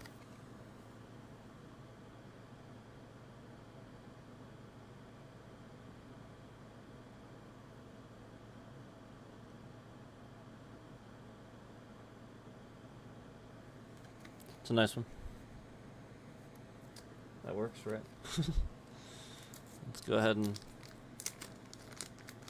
sleeve that.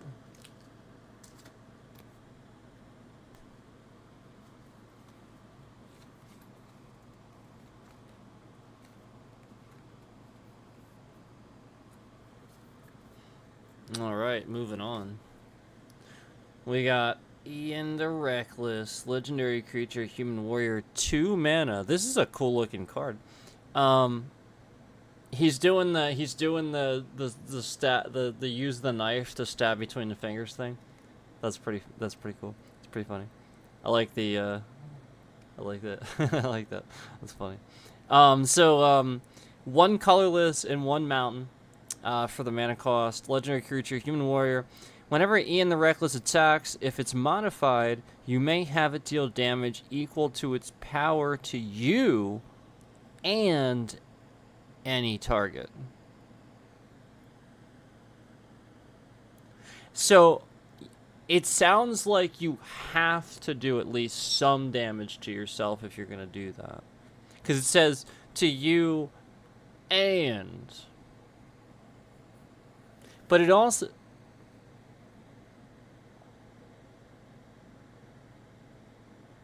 No, yeah, you have to, because it words it with the word may before that statement. Otherwise, it would say... It would specify that you can do it. You can choose one or the other. It's saying that you may have it deal damage equal to its power to you and any target. It would say or. Like, it would even let you... You know what I mean? Like, if you could just choose not to, why would it say that? You know what I mean? So I think that, like, it's saying that you need to take some damage. Now, it also says... Yeah, and that's what I thought. It actually does say in parentheses, in case you're unaware, it specifies... It gives further specificity on what modifications actually are. So... Equipment, which is what I thought. I was actually thinking enchantments, but yeah, basically. Equipment, auras, you control, and counters are modifications. So, yeah, basically. So there he is. Ian the Reckless. He's pretty cool.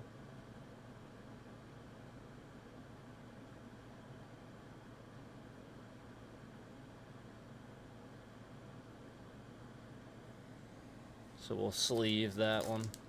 We got a couple green cards next. Oh, we've had a lot of red ones, I know. We got a couple green ones coming up. Remember, this is a red, green, and white deck. Mountain, forest, and plain deck. Mountain, forest, and plains. So, next card is a 5 mana cost. Oh, you know what? I didn't. Ian the Reckless is a 2/1. He only has 1. So this is a 5 mana cost. Is a 4 of anything, 4 colorless, 4 of anything, and 1 forest. So that's not so bad. But 5 total. So that's a lot. But it's a 2/5. It's a creature human ranger. It's called Big Horner Rancher. It has vigilance. Tap add any amount of let me reread that. Tap add any amount of forest equal to the greatest power among creatures you control. Oh wow. So basically,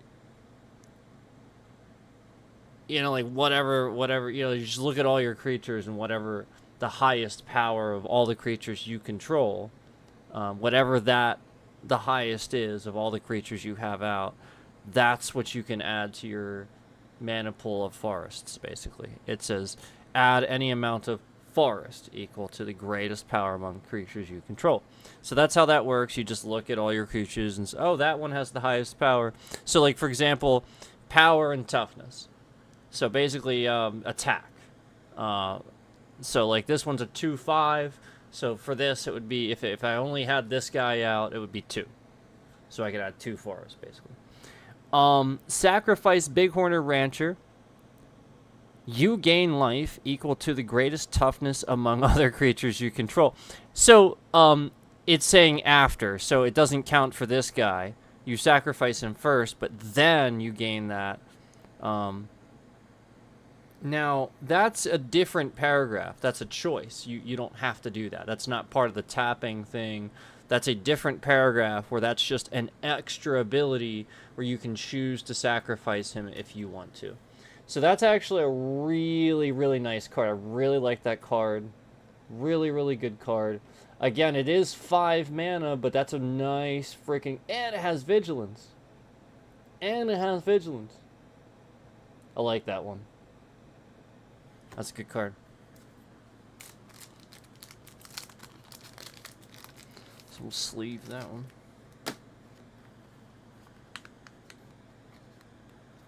Alright, we got that sleeved up.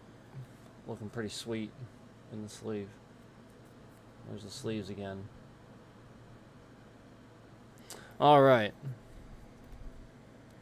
So, moving on to the next one. We got a bunch of green ones here.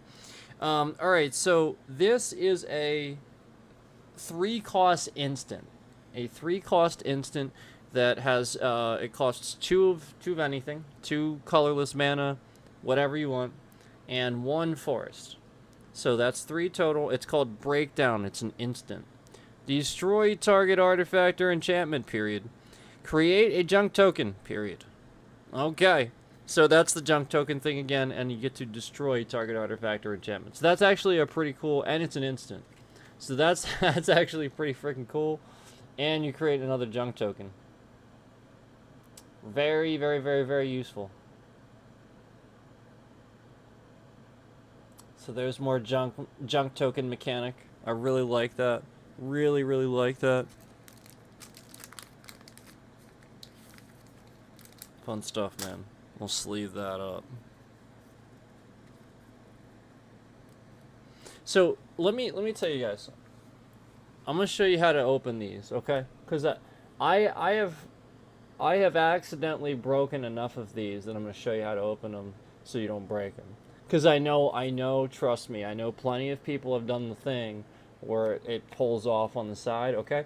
Here's what I'm gonna tell you. I'm gonna show you exactly how to do it, okay? What you want to do is you want to pinch one side over here. And because you're pinching that side, it takes the tension off that side. Don't do it way over here. Do it like towards your finger more. But then all you do is push a little tiny bit and separate it. See how now because my finger is here, I can separate it much easier, and now it's separated and I can slide the card in? Trust me. Just by pinching the edge like that, if you put your other thumb close to that finger, you can separate it nicely just because you pinch the edge. It adds like a brace so that you don't break the edge of the sleeve. And again, I promise you it'll save your sleeves. That's what I'm doing every time, and I haven't broken a single one yet. So, a little tip for you guys, in case you're wondering, if you want to be really, really, really dainty about it, you don't want to break a sleeve. You know, like, I've had ones where, like, I open the sleeves and they're real nice sleeves, but they're not, these are actually pretty freaking durable. I'm kind of surprised by this, but, no, they'll just rip right off, and it's really weird, but, just saying.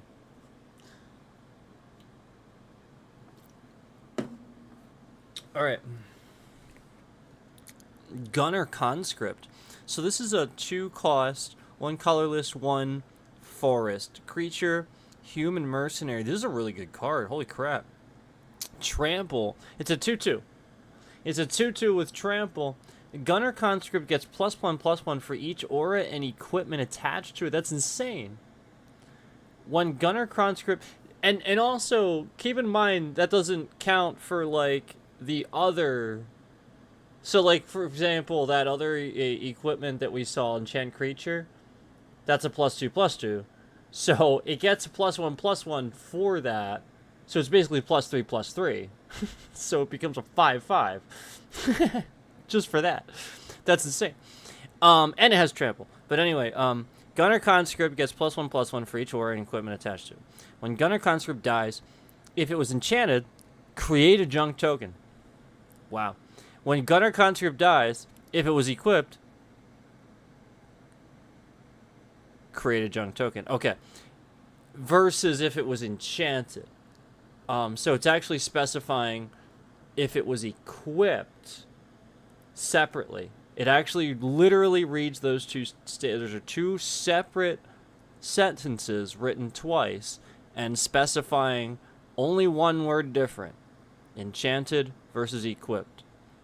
And it is specifying that 2 different times. So it definitely wants you to understand if it dies, yeah, you get a junk token for enchant. So that means, yeah, equipped or enchantments. Wow, that's crazy. So like you can really double up on that. Yeah. Anyway, it's a 2/2.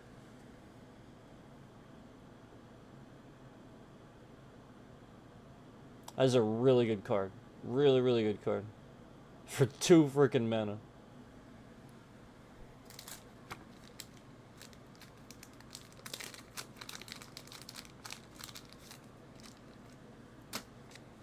Alright, we'll get that sleeved up.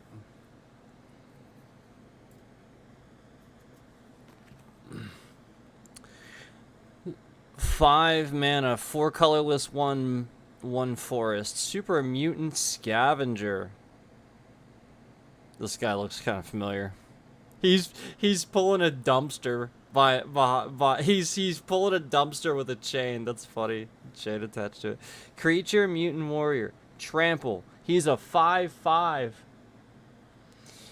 When Super Mutant Scavenger enters the battlefield or dies, return up to 1 target aura or enchantment card from your graveyard to your hand.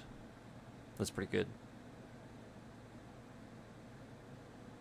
Its little tagline says out in the wastelands everything's a steal. That's great. So you remember the Super Mutants? That's pretty cool.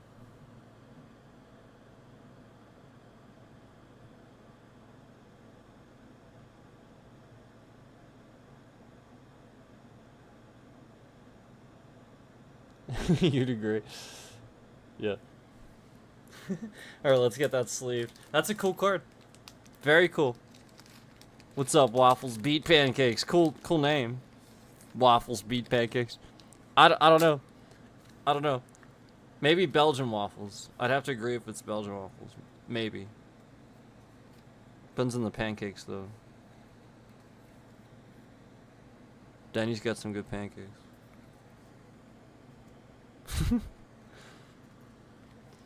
Alright, here we go. Well Rested. This is an enchantment aura. 2 mana, 1 colorless, 1 forest. Enchant creature.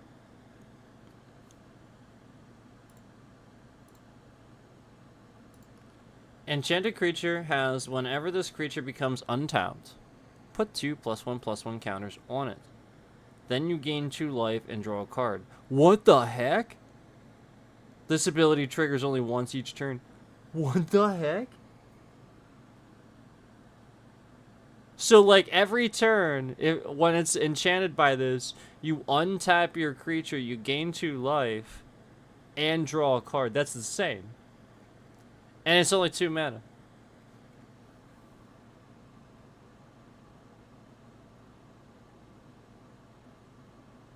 That's insane.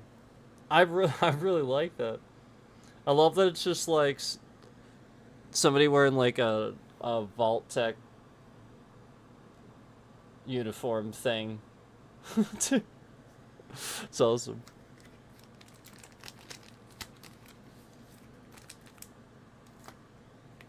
Alright, we'll get that sleeved up.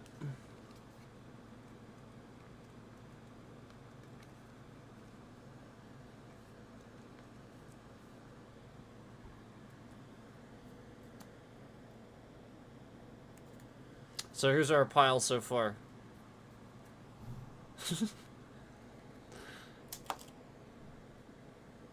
Next one looks like an artifact.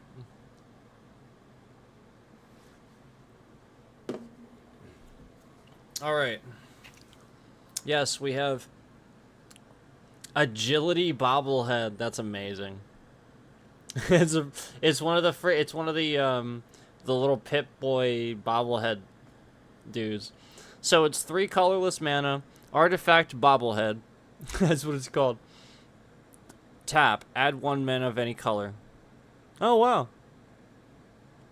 Shouldn't it say to your mana pool? That is weird. That is weird. It just period. Add 1 mana of any color. Period.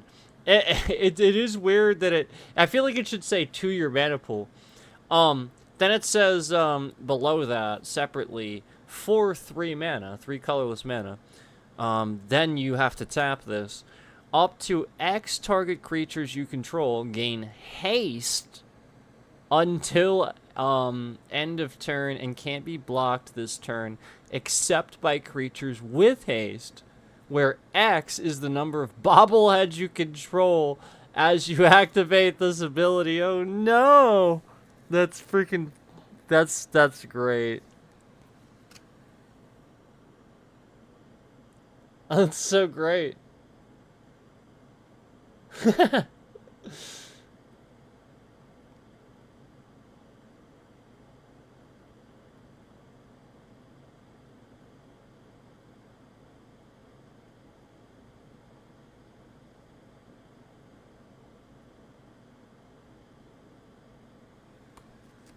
That's pretty cool.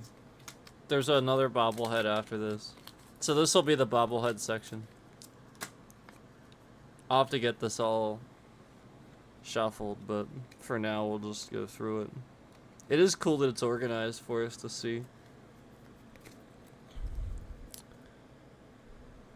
Okay, so Perception bobblehead. Artifact bobblehead. Tap, add 1 mana of any color. 3 mana tap. Look at the top X cards of your library, where X is the number of bobbleheads you control. You may cast a spell with mana value 3 or less from among them without paying its mana cost. Put the rest in the bottom of your library in a random order. It doesn't say shuffle, though. It just says look at the top X cards of your library, where X is the number of bobbleheads. So yeah, you know, as you're shuffling or anything like that, you just pull the, and then again you put them on the top, on the bottom of your library in a random order. So that means you need to like flip them over, shuffle them up, then put them underneath. That's so cool. So that's the other bobblehead.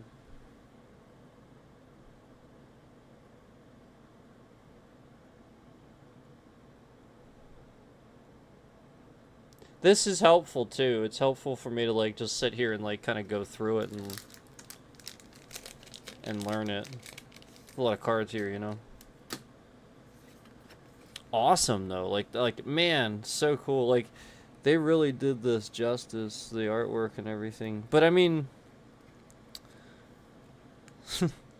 Magic always does. MTG always does. All right. Silver Shroud costume, 2 colorless mana. What was the other one? I'm sorry, I don't think did I say that? It was still 3 mana just to cast it as a regular artifact permanent. So anyway, Silver Shroud costume, 2 colorless mana, artifact equipment. This is an equipment this time. Flash. It has flash. When Silver Shroud costume enters the battlefield, attach it to a target creature you control. Okay. That creature gains Shroud until end of turn. Okay. It can't be the target of spells or abilities. Yeah, so that's the new term, by the way. That's what Shroud is now. I can't be the target of spells or abilities. Equipped creature can't be blocked. Oh.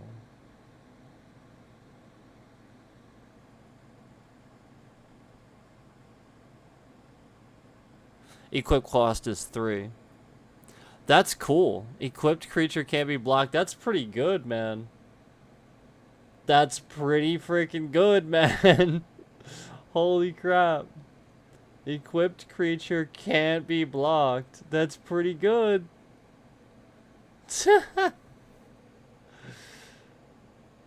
can't be the target of spells or abilities. Now remember, it gains Shroud until end of turn. So it's not like permanently.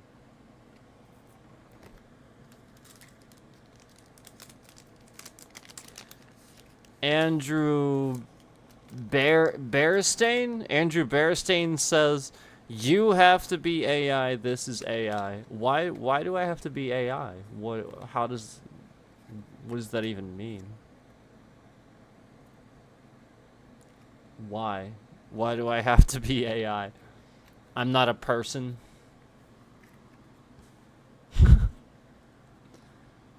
How do I look fake?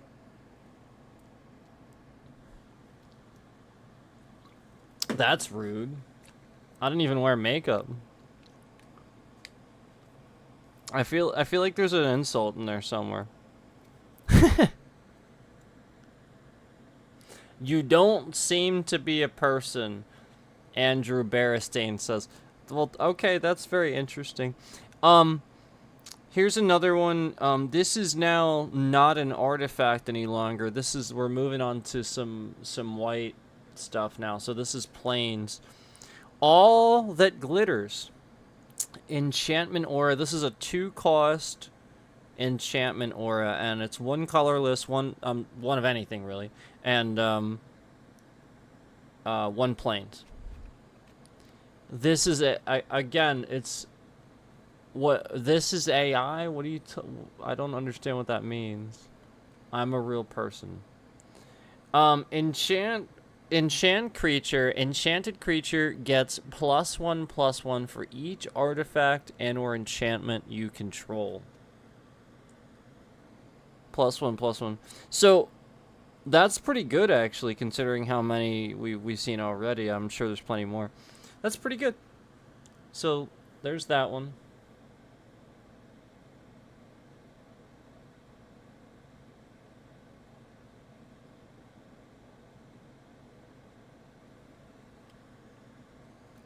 And we'll go ahead and sleeve that up.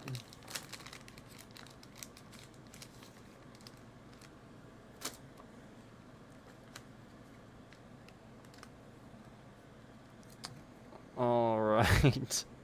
If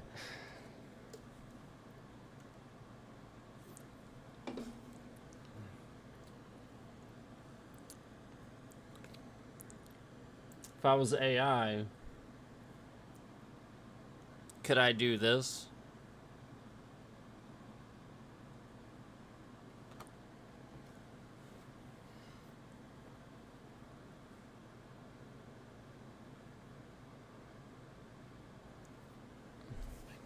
That's right. AI can't do that. Okay, so anyway, Path to Exile, this is an instant. So, in case you don't know what instant means, instead of it being labeled as a sorcery, the reason why it's called that is because then that way you can, as long as you have the mana to use it, you can use it on your own, on somebody else's turn. Excuse me. So, like, even once it's somebody else's turn, if they do something and you want to play it and it's an instant, as long as you have the mana, you can cast it because it says instant. But anyway, Path to Exile costs 1 plain, 1 white mana. That's pretty cool. Instant. Exile target creature. Exile target creature. Its controller may search their library for a basic land card, put that card onto the battlefield tapped, then shuffle. That's cool. I love how the artwork is a giant Fallout helmet and like the sand.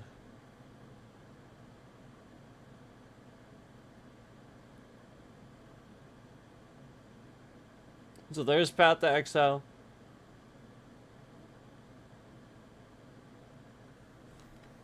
We'll sleeve that up.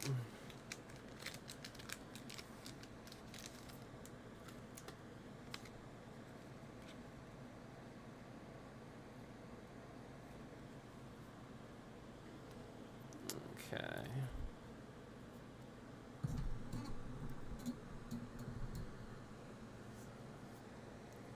Alright. Valorous Stance. This is a 2 mana, 1 colorless, 1 plain cost instant. Choose one. Target creature gains indestructible, or destroy target creature with toughness 4 or greater.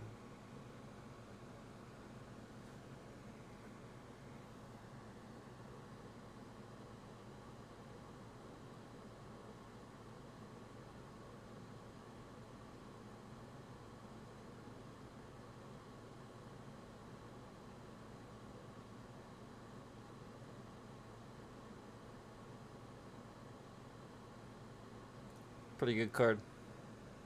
I like that it's an instant too.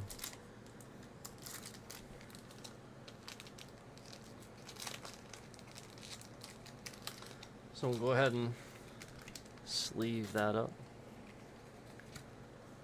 Thanks for watching, guys. Appreciate this. It's pretty cool that I ended up finding this.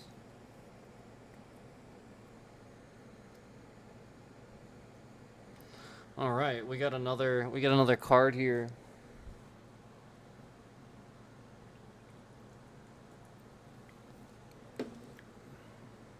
Now this is gonna be a 1 cost mountain card. So one mountain is what it costs, called Sticky Fingers. It is an enchantment aura. Enchant creature. Enchanted creature has menace, and whenever this creature deals combat damage to a player, create a treasure token. In parentheses, it says it can't be blocked except by 2 or more creatures. This token is an artifact with tap, sacrifice this artifact, add 1 mana of any color.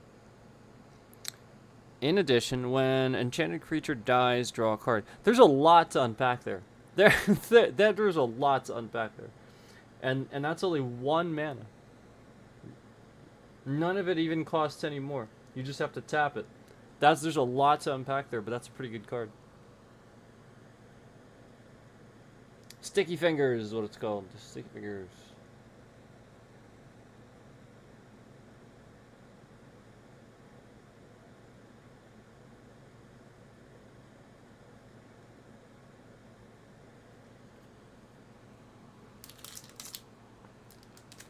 Okay.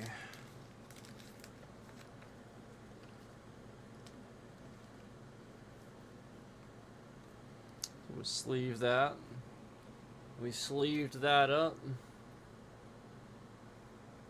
The cool sleeves, right? So we sleeved that up. All right. I think I'm actually gonna get maybe another slice of pizza. I mean, it is right here, but I gotta heat it up.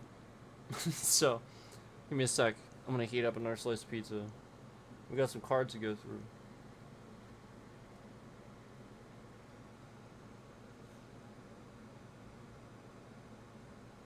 Oh wow, there's some token junk and stuff. We can look at those. Because I'm not gonna sleeve that. Wait a minute, didn't I? What the hell? That feels thick too. What the hell? Is this different? This is like a really thick one. What the? It is different. But it's the same. I got like a really thick version of that dog meat card. A really cool one. I didn't even realize that was in here. Look. Wow. It's like really extra golden foil. It's like a really thick one. This is really nice. It's the same card. So it's just I can have 2 of them. But this is a really nice one.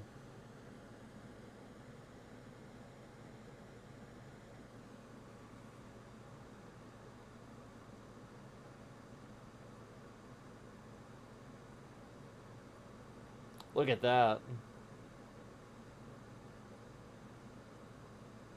Isn't that cool?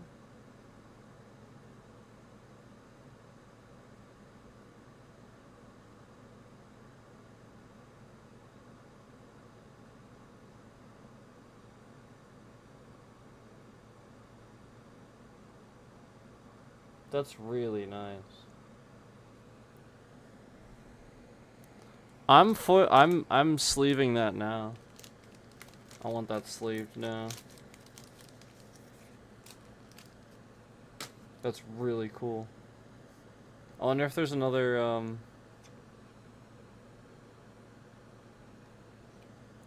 the other dude.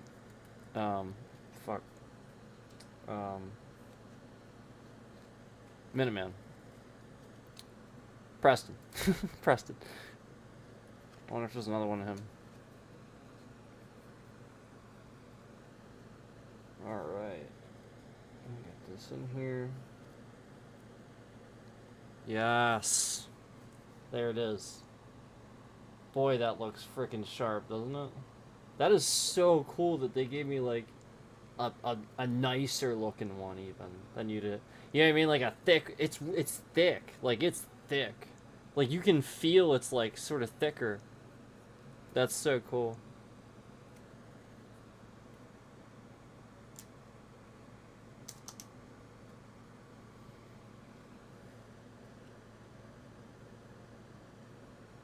I don't think there is. I think that's the only one. And I'll be honest, that was like in the middle. It wasn't like all the way at the end. Like it's not a. Oh, and by the way, if it's not a real card, it wouldn't have a back. It has to have it, and it does. Trust me. I already looked, but just so that you can see for yourself. So here's the front. Bam. So yeah, legit card. Pretty cool. Pretty cool that they did that.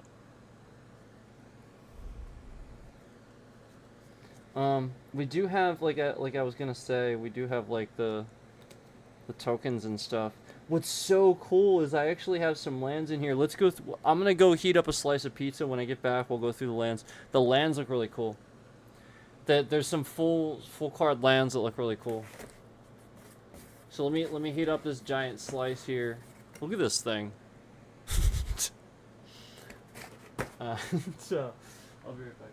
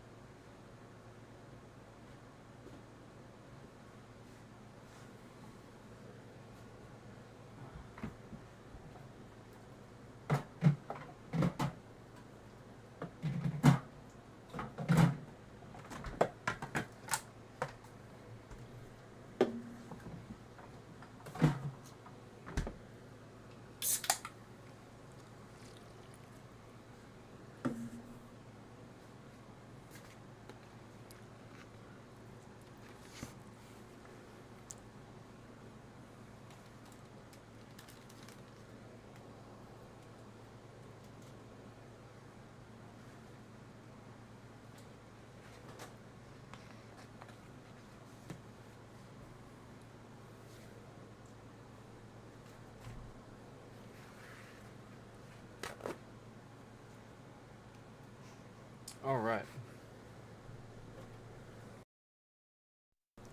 Alright, I'm ready. Here we go. Actually, let me make sure I have a napkin here so I can properly clean off my hands so I can touch these cards without a problem. Alright, here we go. Eating greasy foods, though. Extra cautious. Okay.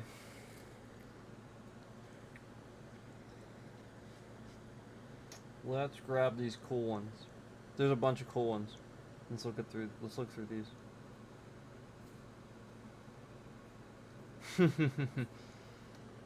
Yeah, I'll show you the tokens too. The tokens are pretty cool.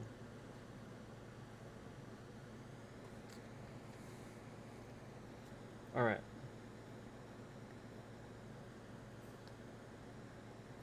Wow.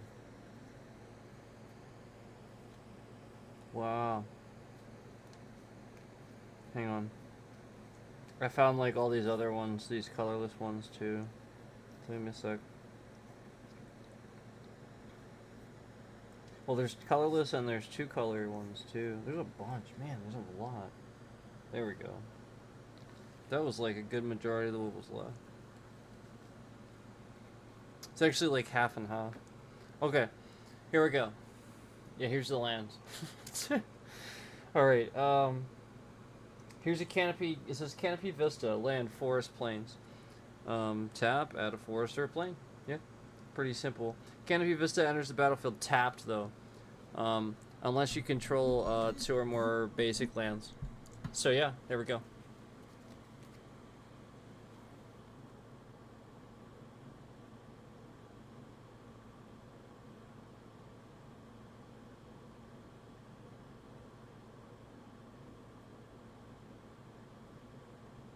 Pretty nice. I like that one. So let's keep sleeving here. The next one's so cool. Wow. This next one's really cool, guys.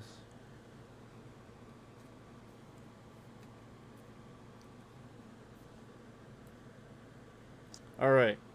Cinder Glade. Land, mountain, forest. So yeah, it's a mountain and a mountain or a forest. Sorry, tap, add a mountain or forest, obviously, and then still the same thing. Cinder Glade enters the battlefield tapped unless you control 2 or more basic lands. Is that what the other 2 more basic? Yeah, it's the same thing. Look how cool this is.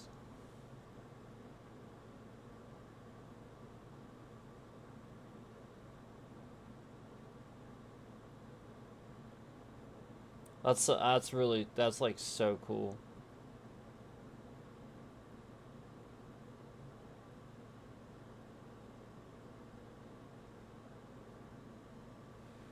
It's so cool.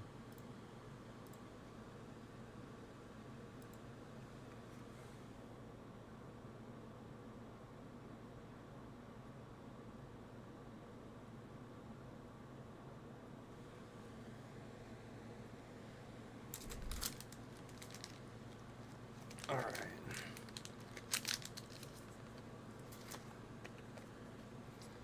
Sleeve that up.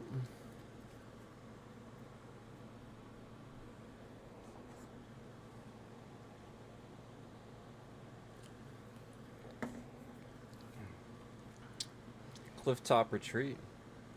Clifftop Retreat enters battlefield tapped unless you control a mountain or a plains. Tap, add a mountain or a plain.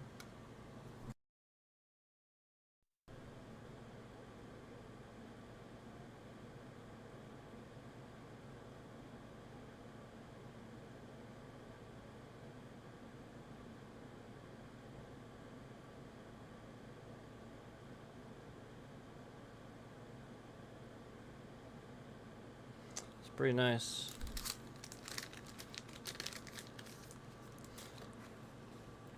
Sleeve that one.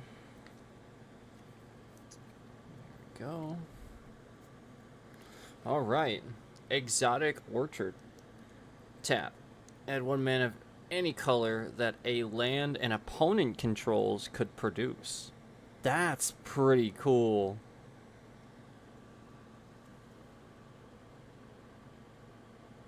Doesn't come in tapped or anything like that either.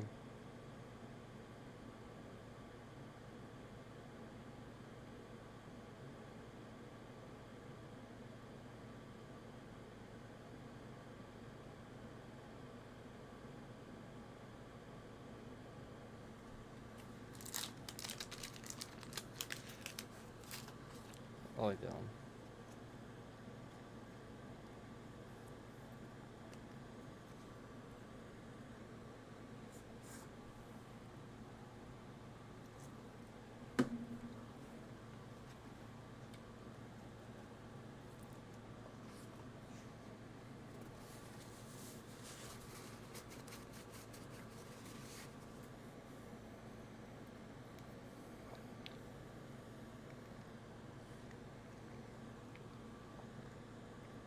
Wow. Mossfire Valley. This costs a mana. But if you can play it, it costs 1 colorless mana. And then add a mountain or a forest.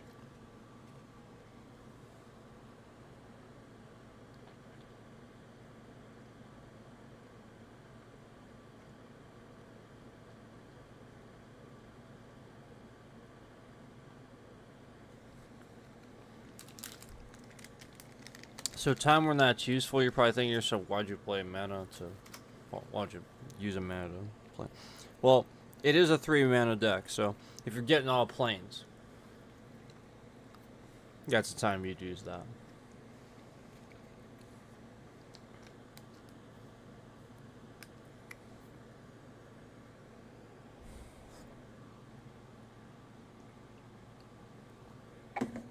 You're just drawing all planes for some reason. That's the time you'd use that. Rootbound Crag. Rootbound Crag enters battlefield tapped unless you control a mountain or forest. Tap at mountain or forest.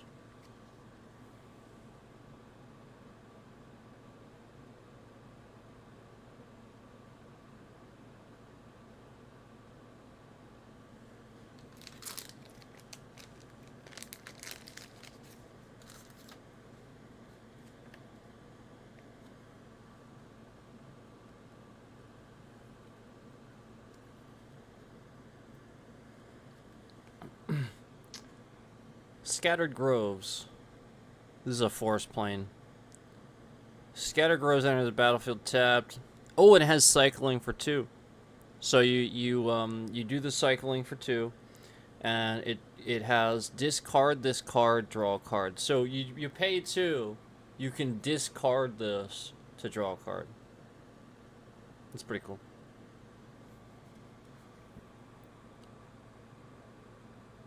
That's a really good one. So that's a forest or a plain.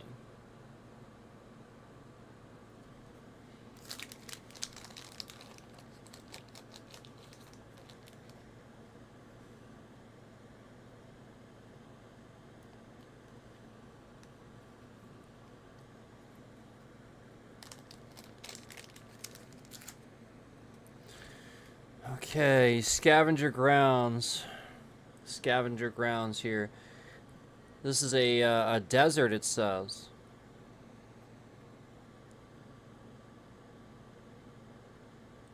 It says tap, add. I don't even recognize what symbol that is. I've never seen that before. That's interesting. I'll look that up in this manual that came with this. But then if you pay 2, because like that's definitely not it looks like a colorless something. I wonder if that's new to this. Anyway, like like the desert. Anyway, two colorless mana, tap it, sacrifice desert, exile all graveyards. Interesting. I wonder what that little symbol's for. I've never seen that before. It's really weird. But I can look at it. I mean, like we have the pamphlet that came with it and everything, and I can just look it up pretty easily too. Alright. Let me get this sleeved there.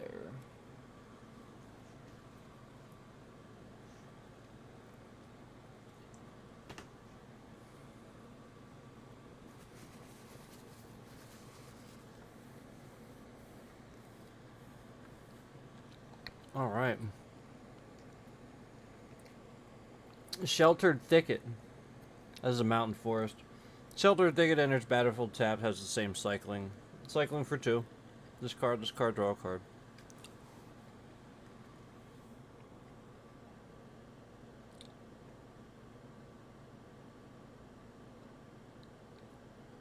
That's a cool looking frickin' land. I like that one.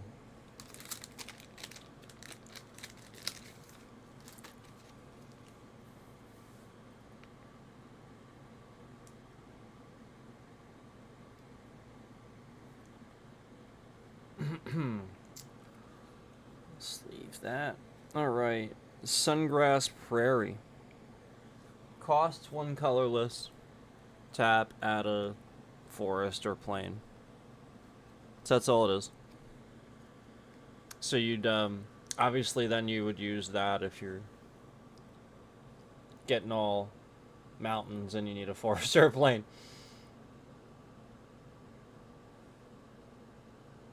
So just like before, where if like you were getting all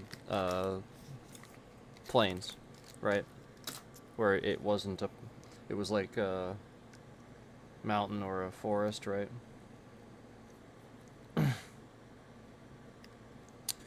All right.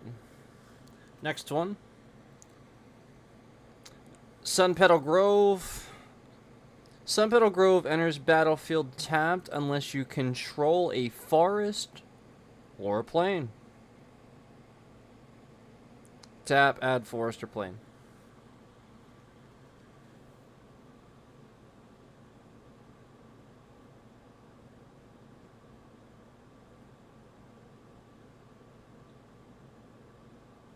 So that's cool.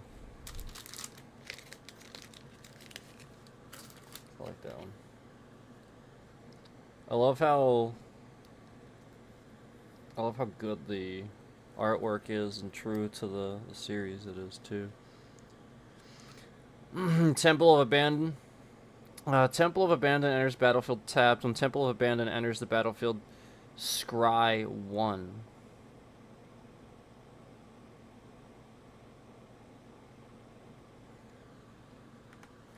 I've heard that. Hold on.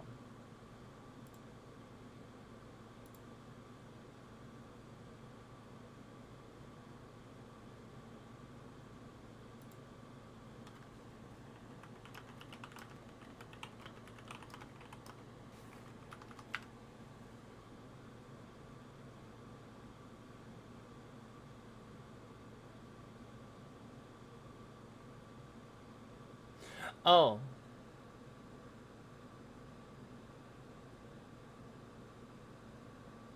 Okay. So scry means that you allows the player to look at the top cards of their library, rearrange them, either putting some on the bottom or the rest on top. So since it's scry 1, it, you know, you can put it that one card that you're looking at, you can choose to put it on the bottom or leave it on the top. So that's what that means. So that's pretty cool. And then tap, add a mountain or forest. So it's mountain or forest. And again, it enters the battlefield tapped. So that's a really cool one. I like that one.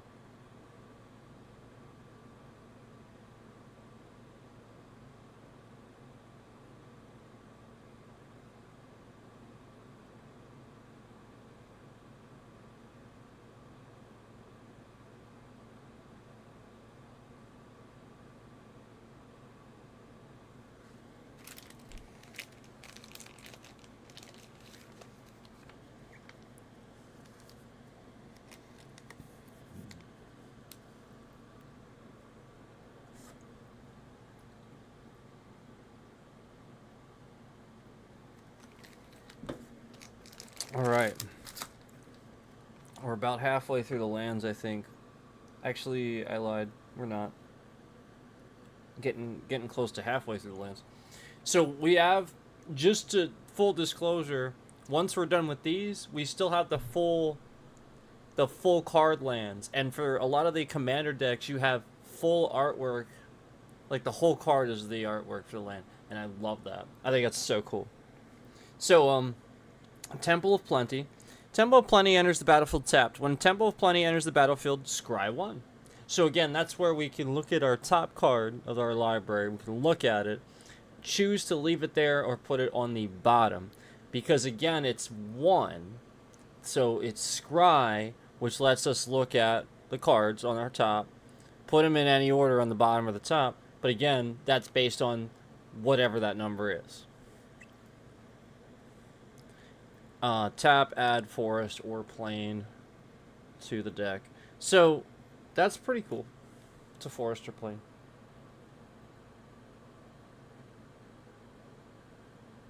That's a cool one.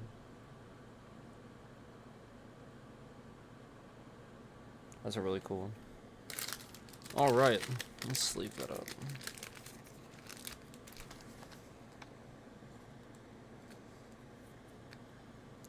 I'm not enjoying. Just kidding. That's awesome. It's awesome looking at these, looking at this artwork and stuff. All right, Temple of Triumph. Here we go. Temple of Triumph, guys. Temple of Triumph. Temple of Triumph enters the battlefield tapped. When Temple of Triumph enters the battlefield, scry 1. So we get another scry. Scry, scry, scry. Scry, scry. Scry 1. Scry, scry. Tap, add mountain or plain. So this is a mountain or a plain. So like, again, if you're getting, like, all forest, this is when you would use this.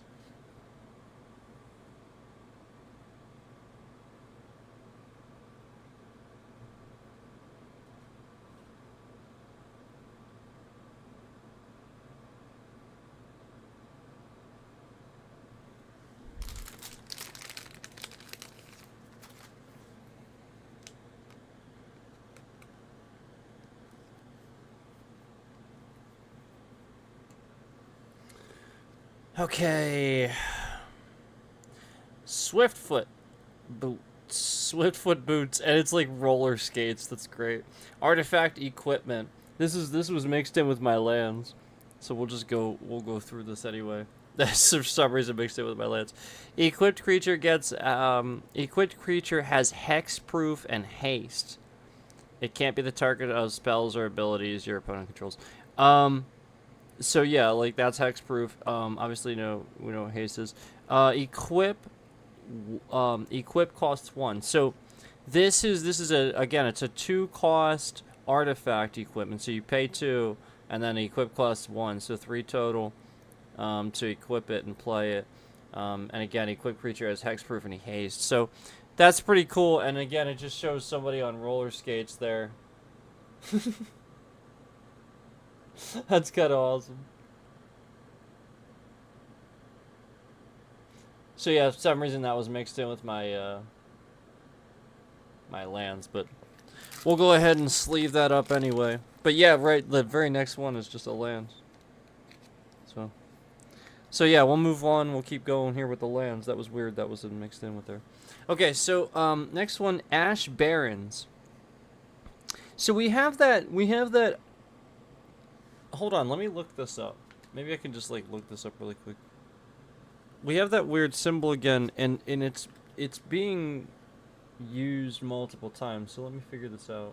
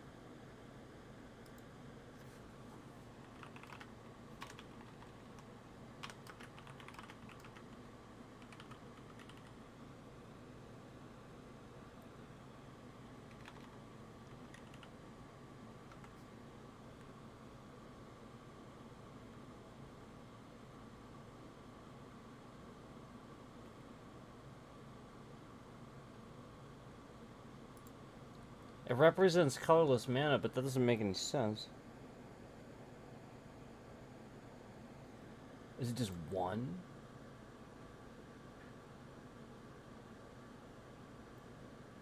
I guess it's just one. I didn't realize that represented colorless mana.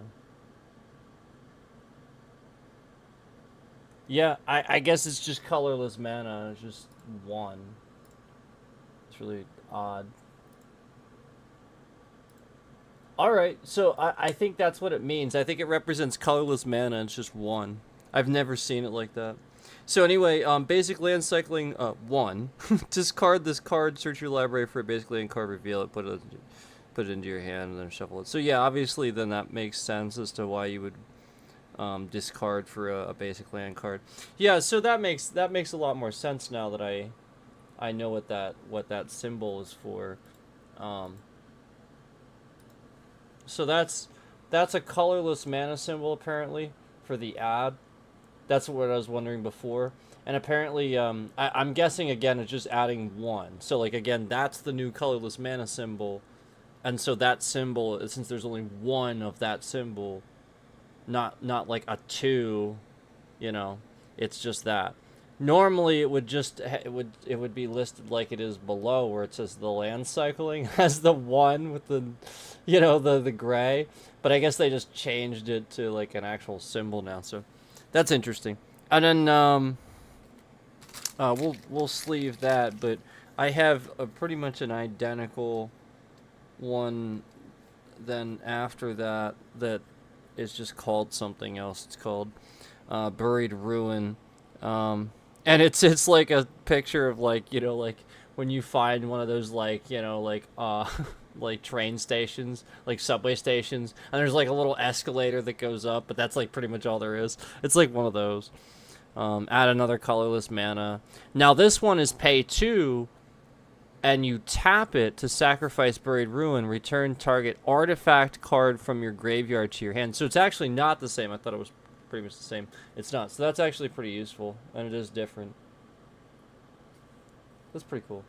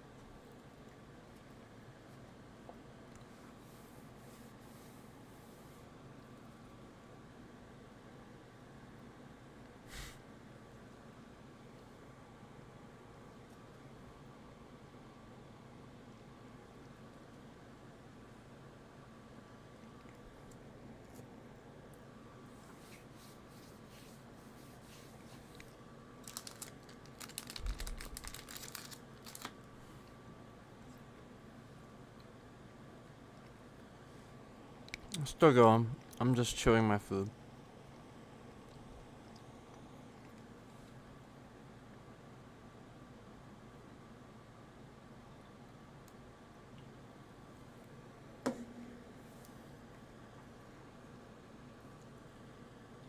Command tower.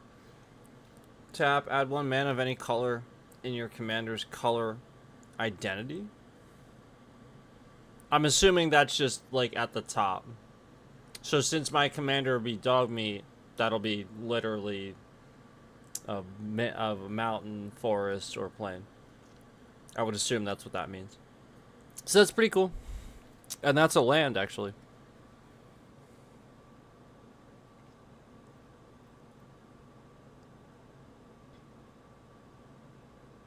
So, yeah. Cool.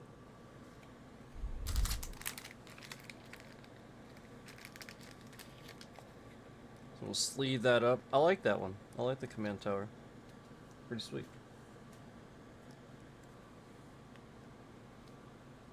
My little fly trap needs to hurry up. Like, it's there. They just need to hurry up and fly into it. Alright. Evolving Wilds land. Tap. Sacrifice Evolving Wilds. Search your library for a basic land card. Put it onto the battlefield. Tap. Then shuffle. That's it. That's all it does. That's literally all it does. It doesn't actually give you any mana. That's funny. That's literally all it does. That's funny. I don't think I've ever seen one like that. It doesn't like actually give you mana, just you tap it and that's what it does. Oh, it has a quote from Preston Garvey here. One day, maybe, kids will play here again. Oh, does he say that? I think he does say that, doesn't he? That's funny. I think he does say that. Doesn't he say that in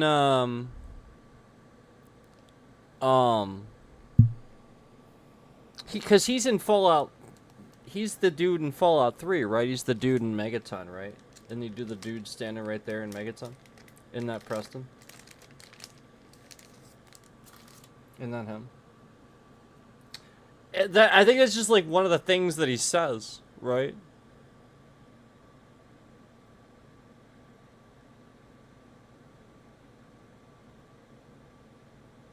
Yeah, it's right there at the bottom. But I mean, like, it's just quoting. It is in quotes. So I guess you know that is something that he just says. It's pretty funny.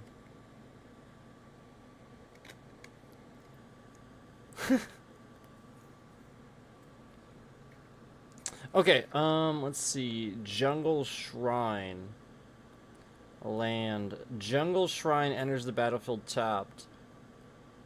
But when it's not tapped, you can tap it and add a mountain, forest, or plain.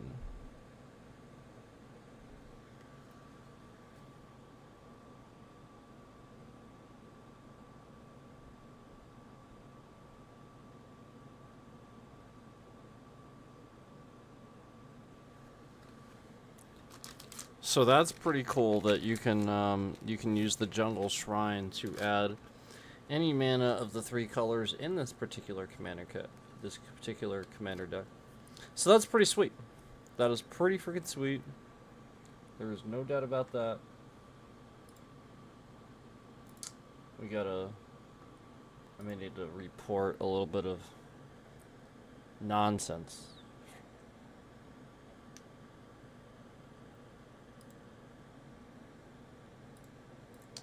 Yeah. I may need to report a little bit of nonsense here.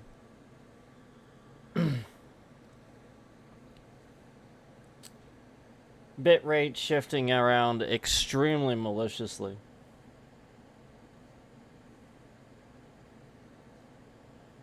Was fine the whole stream. And all of a sudden, almost like, you know, all the other times we sit and talk about when we're gaining lots of views and the stream is trending, and somebody just starts maliciously shifting the bitrate around, using any excuse to do so. So I need to report this to my lawyer, and I'll be back.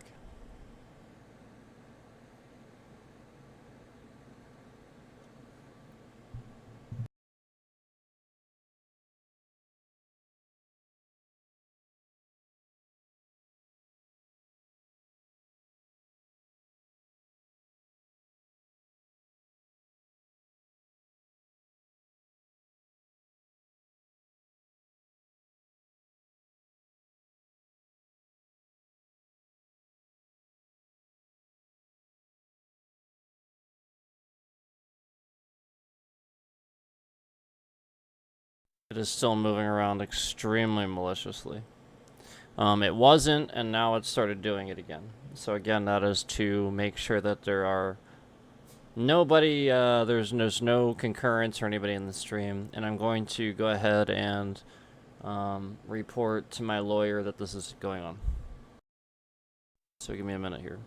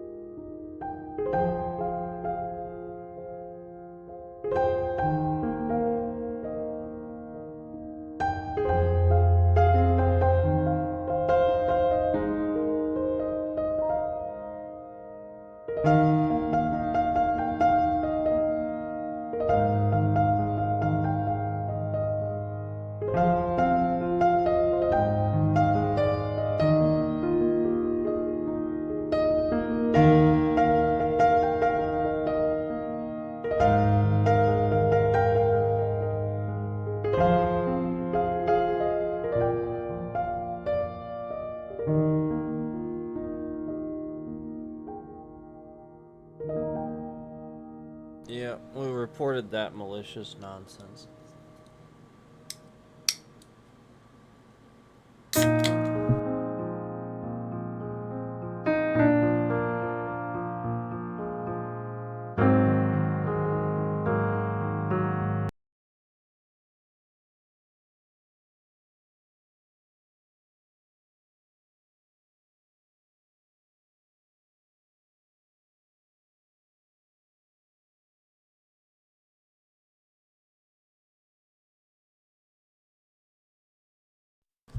Alright. So, Path of Ancestry. Path of Ancestry enters the battlefield tapped. Tap.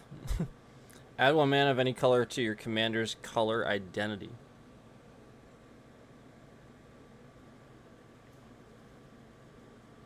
So that's pretty interesting. So, like, that thing that we saw from earlier, where it uses, you know, something from its color identity. That would be where that comes in handy. So you can actually add an additional color to it. That's pretty interesting. Add 1 mana of any color to your commander's color identity. When that mana is spent to cast a creature spell, okay, that that shares a creature type with your commander, scry 1. Okay.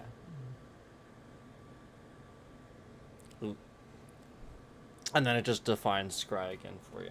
So that's a pretty cool card.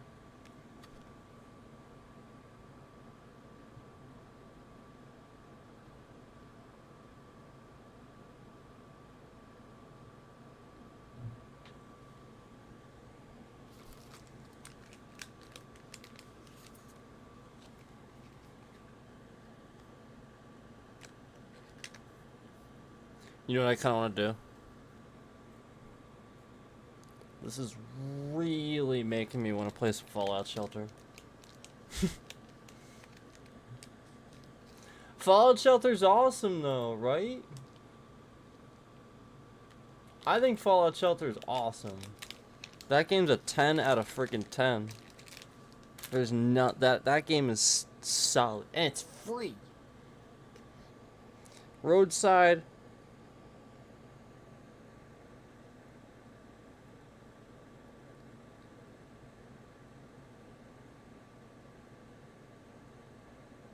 I don't use that word, so it's weird to me.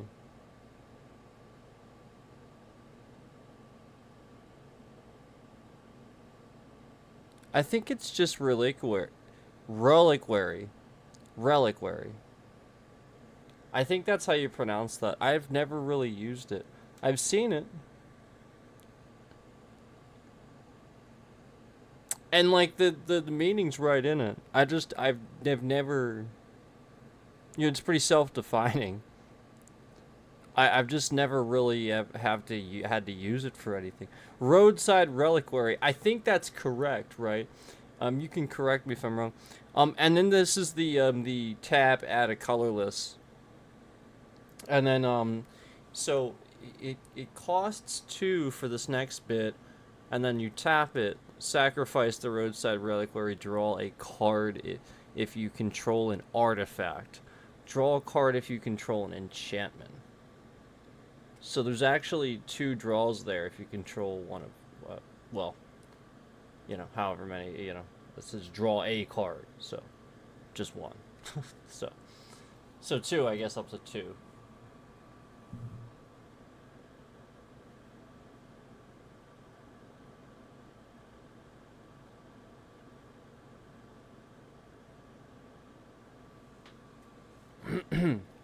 Alright, so let's leave that up.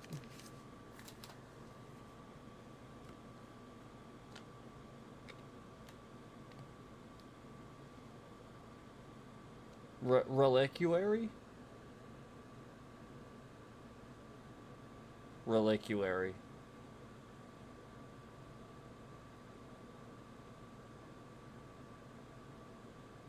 Reliquary.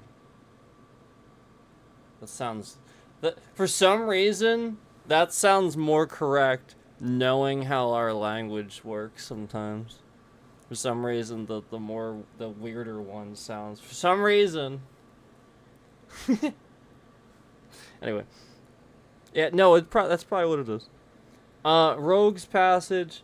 Tap, add a colorless again, so this is another color. Wait, wow, so the next one, now this is 4. This costs 4 colorless. Tap, target creature can't be blocked this turn. Well, that's pretty good. So that's a colorless land there.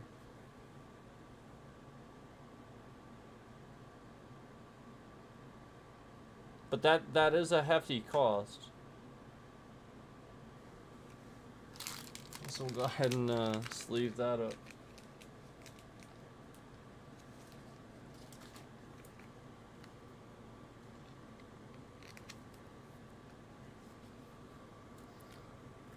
Look at this.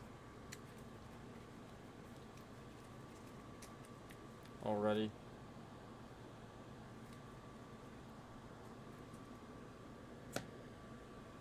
Alright. Temple of the False God. Some cool artwork here. Tap, add 2 colorless. Okay, so now it is showing 2 different ones. So now that's kind of more obvious. Activate only if you control 5 or more lands.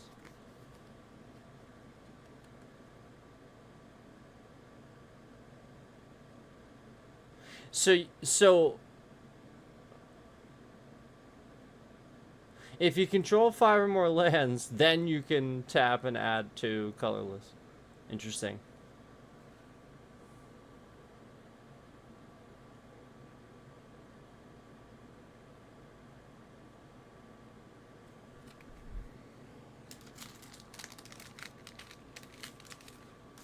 Pretty cool artwork, man. As always.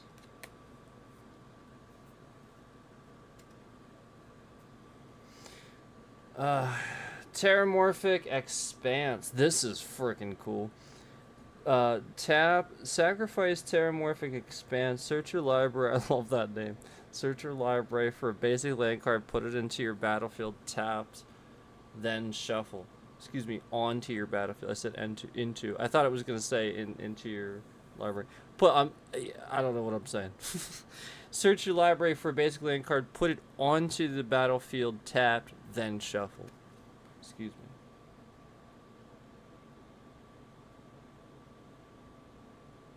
I couldn't get over the terramorphic expand. How cool that name is. It's cool. I like it. I need a drink now. I finished my drink. Oh wait, no, I did get a new one. I forgot.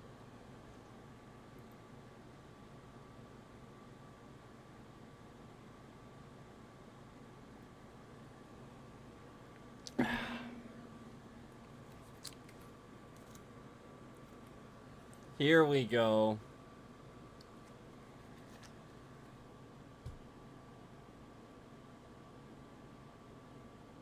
Now we just got lands. So here's a mountain.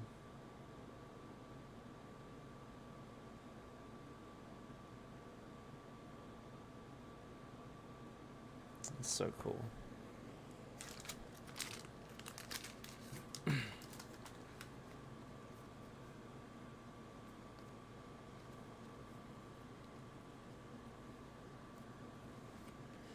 There's another mountain.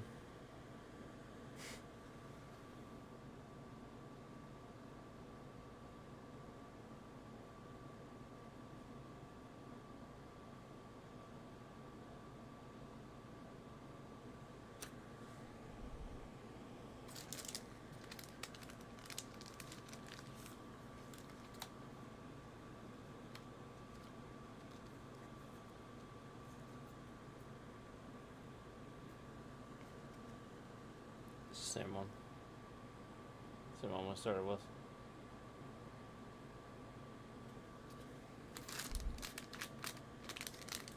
There's another of the other one too here. The one we just saw. This one.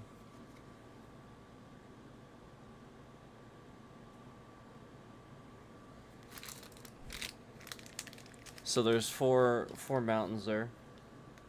Now we're down to the forests. Look at this. This is cool. This is right out of Fallout 4. This is like literally right out of Fallout 4. That's so freaking cool.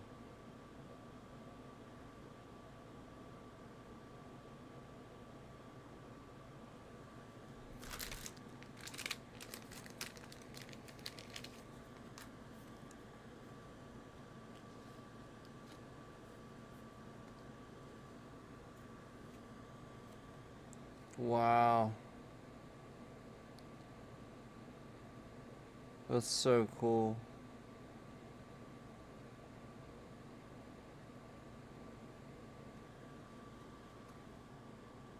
Forest.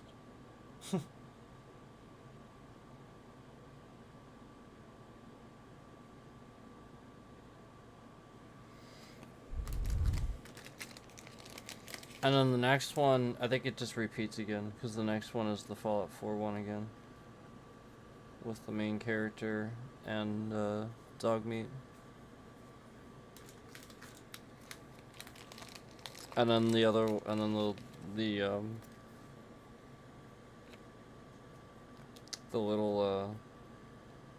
little place on stilts, you know, with the stairs and stuff.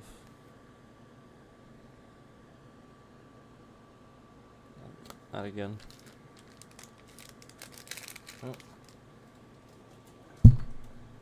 My bad.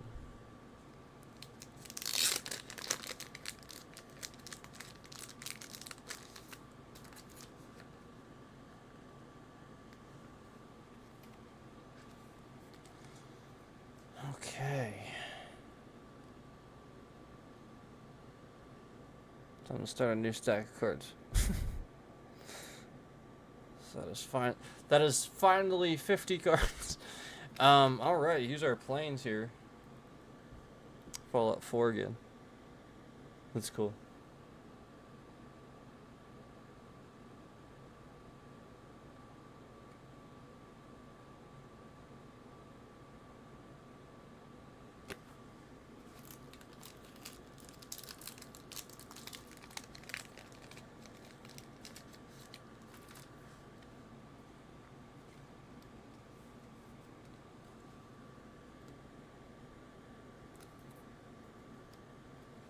Wow. That one's really cool.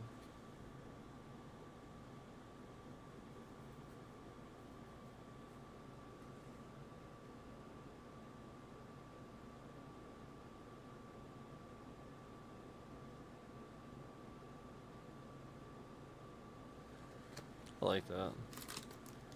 Really cool.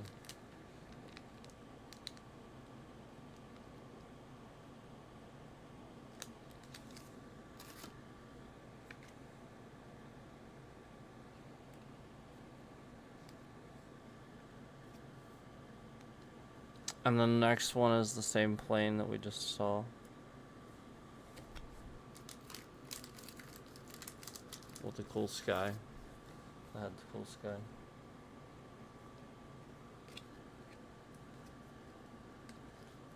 And then we have another train yard again.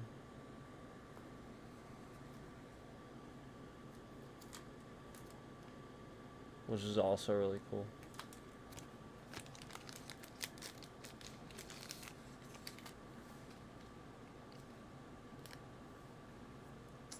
So those are my lands. Now we have some tokens, some artifact tokens here, some junk. Now these are not, these are tokens. These are double-sided. So this one's junk, token artifact junk. This is the, you can tap it to sacrifice this artifact, exile the top card of your library. You may play that card this turn, activate only as a sorcery. So this is the junk card. You can see the Nuka-Cola bottle there. And the other side is a 1/1 token creature.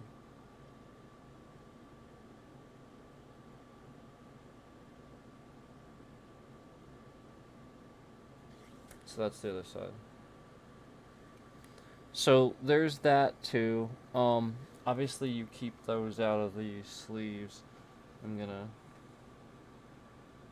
keep those together. This is the same thing here, the junk, but the other side of that one is a treasure, token artifact treasure. Tap, sacrifice this artifact, add 1 mana of any color.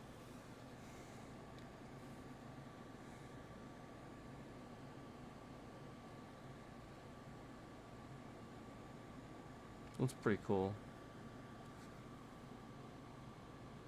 So again, these are just the tokens that we're that we're going through here. They're not, you know, they're just tokens. Same thing here. It's the treasure. Oh no, here we got a radiation here. At the beginning of your pre-combat main phase, if you have any rad counters, mill that many cards. For each non-land card milled this way, you lose 1 life and a rad counter. Okay, so that explains our radiation. That's cool. I like that. And then the back of that's the treasure, like I said. That's the same card. And then we have another one of those. This one just says copy. It's a token again. This token be used as a to represent a copy of something else. And then radiation. So it's literally just the basic copy token there. But that's pretty cool that it uses that. I like the artwork for that one. And then, you know, the Pip-Boy radiation symbol. So we have that one, and then another. What's the other side? Radiation again. Here's a 1/1 squirrel again, and then food on the other side. Target artifact food. Alright, so cost 2, tap, sacrifice this artifact, you gain 3 life. So this is a Nuka-Cola. That's pretty cool. That's pretty cool. Wasteland Survival Guide, token artifact equipment. Equipped creature gets +1/+1 for each quest counter among permanents you control. Equip is 1. And then the back is the treasure. So that's cool. That's really cool.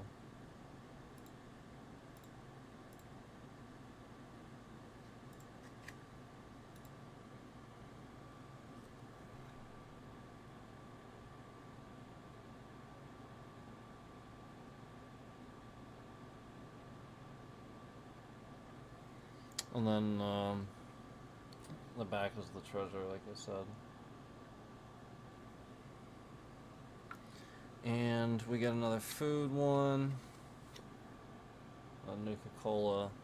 And oh, the back is a settlement. Token artifact.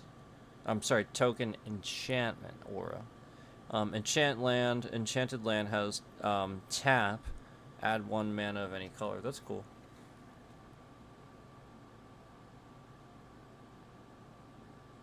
That's really cool. And then the same thing. Oh, and then the other side of that is the token creature 1/1/1. 1/1. 1/1/1/1/1. So that, the settlement card again, and then the other side is 1/1. Cube soldier. So that's all of the land and tokens. Those are all of the land and tokens. Obviously I need to be able to use both sides of those, so I don't necessarily want to sleeve those. Just set those aside for now.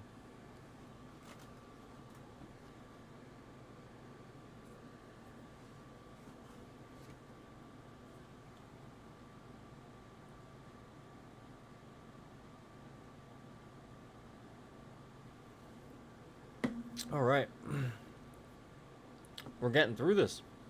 So now it's on to the actual cards again. Yeah, now it's on the actual cards again.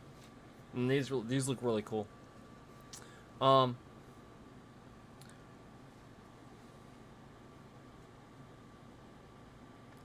Abundant growth. Enchantment aura. So this is a 1 cost, this is a forest. 1 cost, it must be a forest though. Enchanted aura. Enchant land. When abundant growth enters the battlefield, draw a card. Enchanted land has tap, add 1 mana of any color. That's cool. That's pretty good.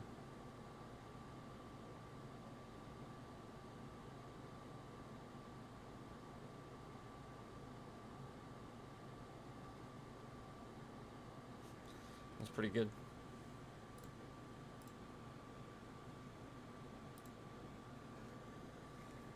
So we'll sleeve that.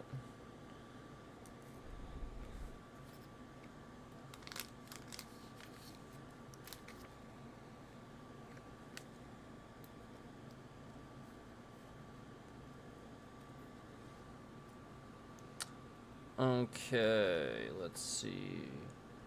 Fertile ground. Fertile, however you want to say it. 1 colorless mana and 1 forest. So 2 mana in total. Enchantment aura. Enchant land. Whenever enchanted land is tapped for mana, its controller adds an additional 1 mana of any color. That's pretty good. Of any color. That's pretty good. That's really damn good.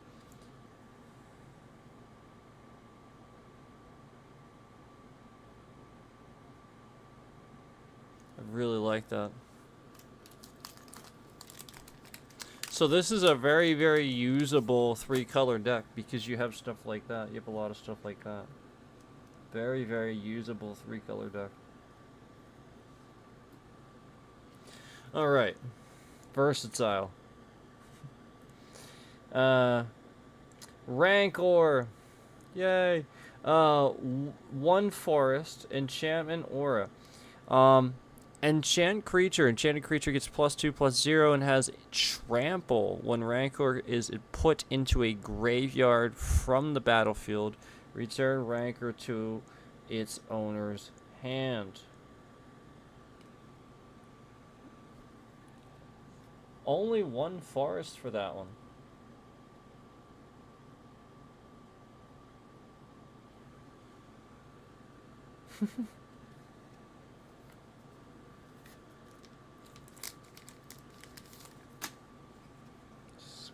Just Rancor.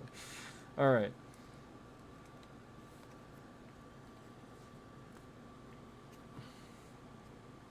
Squirrel Nest. 3 mana, 1 colorless, 2 forest. Enchantment Aura, Enchant Land. Enchanted Land has tap, create 1/1 green squirrel creature token. Okay, so there's the squirrel creature token.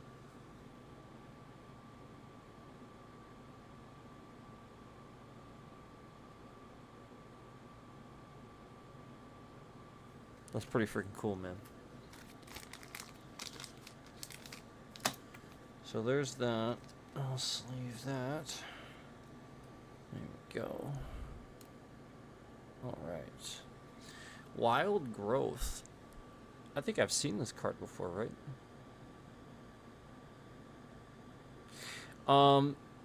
Cost 1 forest, enchantment aura, enchant land. Whenever an enchanted land is tapped for mana, its controller adds an additional forest.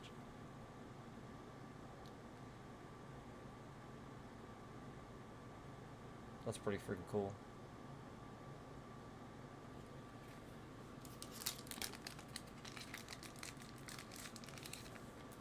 This is some solid stuff. I'm liking it.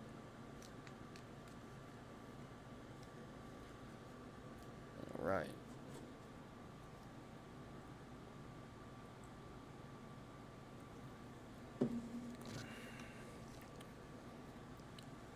Behemoth Sledge.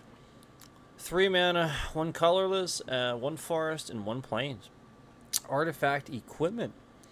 Equipped creature gets +2/+2 and has trample and lifelink. Equip cost is 3, so 6 total. This is really cool, but that is an expensive equip cost. Basically gonna have to wait probably a turn for the most part, unless you're you know, like later in the game.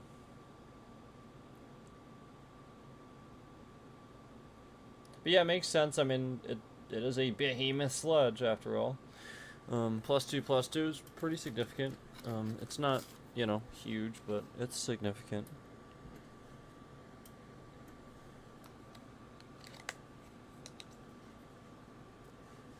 All right. Arcane Signet. Signet. Actually, you could say it's Signet, I think, right? I say Signet. Arcane Signet. 2 colorless mana artifact. Tap.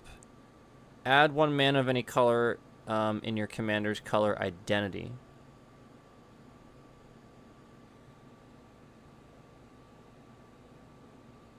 Oh, I see. Add 1 mana of any color in your commander's color identity. So, yeah, basically, like, all right. So, like, where my commander has mountain, forest, and plain, it would be I'm gaining 1 mana of one of those 3 that I would want.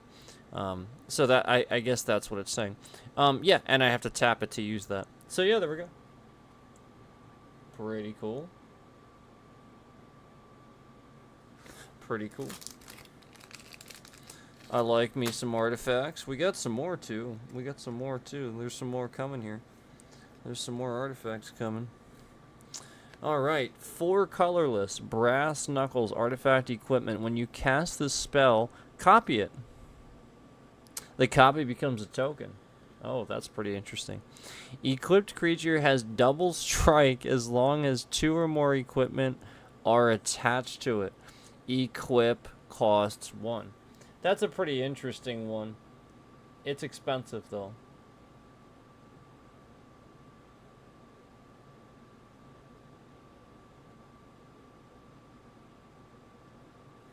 It's expensive.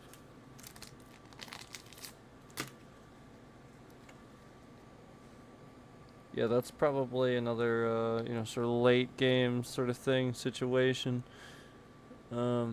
Anyway. Explorer Scope. 1 colorless mana, artifact equipment. Whenever equipped creature attacks, look at the top card of your graveyard. If it's a land, you may put it into the onto the battlefield tapped. Equip 1. Equip costs 1.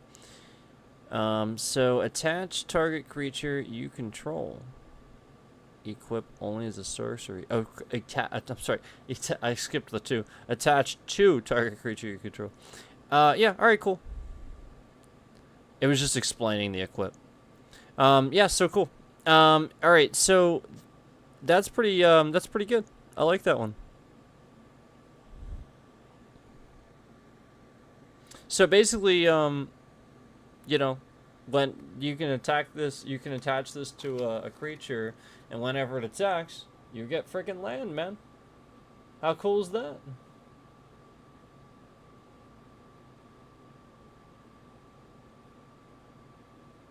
No, I mean, if the top card's a land. But, like, I mean, that's cool. You get it a turn ahead of time.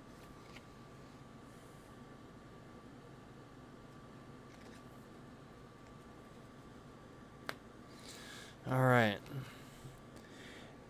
Fire Shrieker. Oh, here we go. 3 colorless mana, artifact equipment. Equipped creature has double strike. Equipped cost is 2. That's pretty self-explanatory.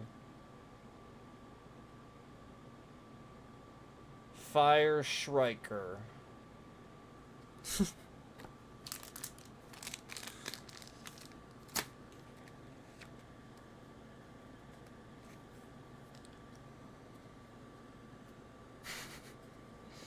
Okay. Soul Ring. Artifact. Okay, tap, add 2 colorless mana. It costs 1 though to play it, to initially play it.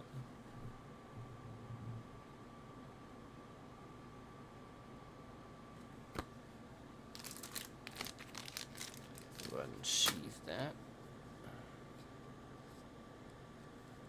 Sleeve that. We'll sheath it and sleeve it. Codsworth, the handy helper. No way, that's so cool.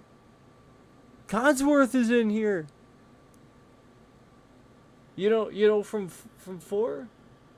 You know, like the robot that's like that's so cool. He's a legendary too. 2 colorless and 1 plain, so 3 mana total. He's a legendary artifact creature. Commanders you control have ward. The cost is 2. Tap, add 2 plain. Spend this mana only to cast aura and or equipment spells. Oh, interesting. You can only cast certain things. Tap, attach target aura or equipment you control to target creature you control. Activate only as a sorcery. Okay, so on your turn, basically. Really cool. Really, really cool.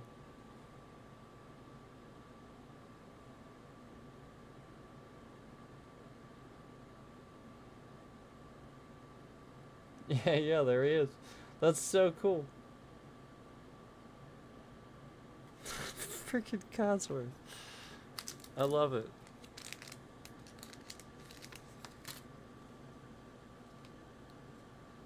He's a 2/3. He's a 2/3. Cool. Alright. Idolized. 2 mana, 1 colorless, 1 plains. Equipment aura. Enchant creature. Enchanted creature has whenever this creature attacks alone, it gets +X/+X until end of turn, where X is the number of non-land permanents you control. Oh, okay, cool. That's pretty damn good. That's pretty damn good.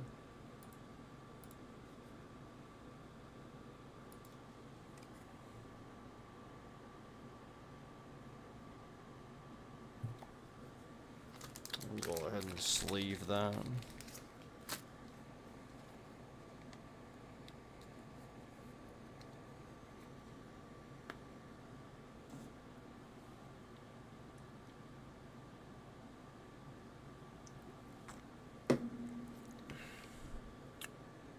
Pre-war formal wear.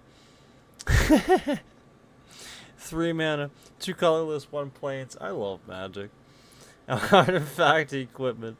When pre-war formal wear enters battlefield, Return target creature card with mana value 3 or less from your graveyard to the battlefield and attach pre-war formal wear to it. Equipped creature gains +2/+2 and has vigilance. Holy shit. Equip is 3 cost. Jeez.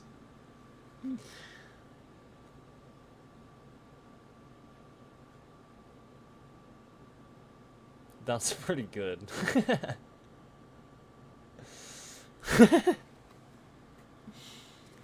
Vigilance too. Just that too. I mean, the cost is there, but it's an artifact, so you just play it, and then play it. You know what I mean? Like slowly but surely. What the?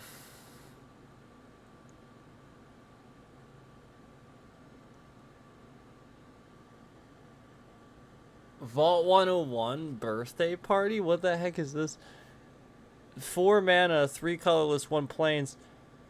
As this saga enters and after your draw step, add a lore counter. Sacrifice after 3.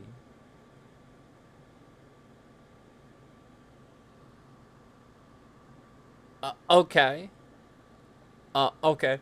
So that's a thing. All right. So the the first step that it gets a lore counter, create a 1/1 white human soldier creature token and a food token. So all right. So there's the soldier token. If you remember the human soldier token and you remember the food token. So that's that. If you remember that. A food token is an artifact with here we go.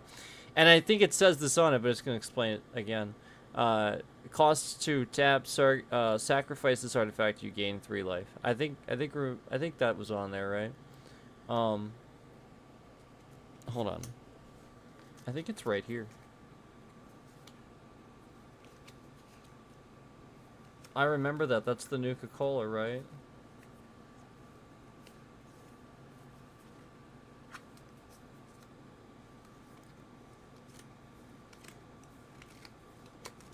Where's the human token? The human soldier. So that's weird. I guess it would have to be separate so that way, yeah, it would have to. He's here, and then the Nuka-Cola is here, and this is the sacrifice artifact. You gain 3 life. So that's, if you remember, that's what those. So that's the first part of this. All right, so part 2. This is crazy. Wait till you see this card. This is crazy. So part 2. So this is after the second lore counter, and remember, after our draw step. I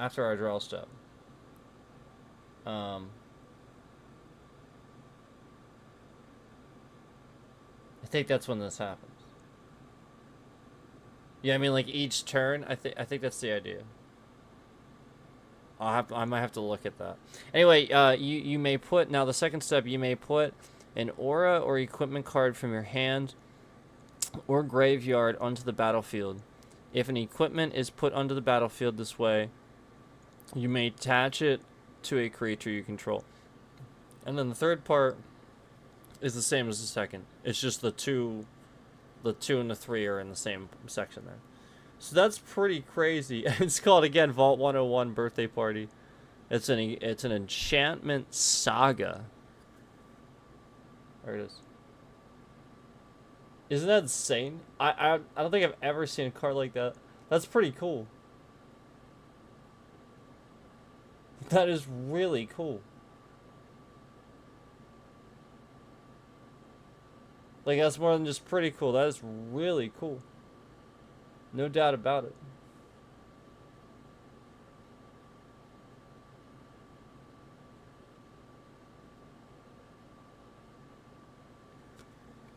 I really like that card.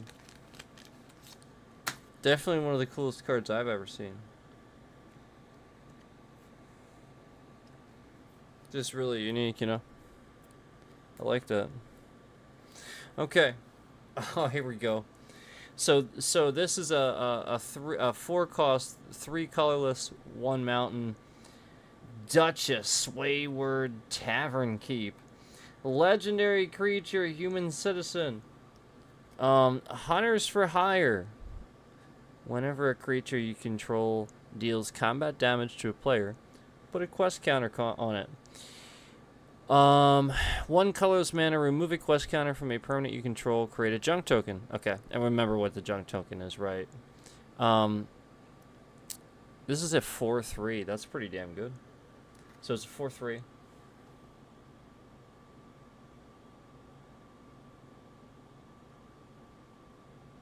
That's really cool.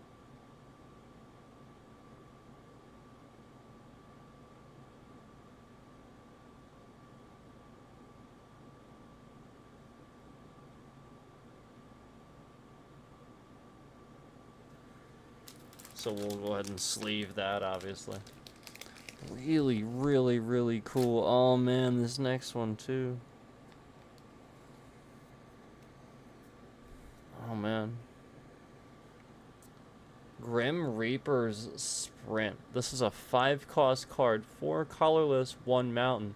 You know, this isn't bad. We're not getting a lot where it's like a ton of a specific kind. I love this. This is really, really well done. Enchantment Aura, Morbid. So this is apparently what Morbid is. This spell costs 3 less to cast if a creature died this turn. Oh, wow, that's quite a bit. Enchant creature. When Grim Reaper's Sprint enters the battlefield, untap each creature you control. If it's your main phase, there is an additional combat phase after this phase. Enchanted creature gets +2/+2 in haste. Holy sh! That's insane!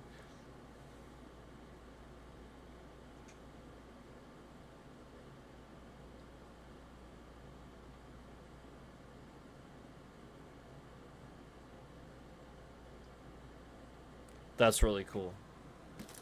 That's really freaking cool. I really like that. That's really freaking cool. So go ahead and sleeve that. That's really cool though. I like the artwork. That's so cool. Wow. Wow. Commander's awesome, man. Alright. Junk Jet. 2 mana cost. This is cool too. 1 colorless, 1 mountain. Artifact, equipment. When Junk Jet enters battlefield, create a junk token. We already know that. 3 cost, sacrifice another artifact and double equipped creature's power until end of turn. Wow. Double the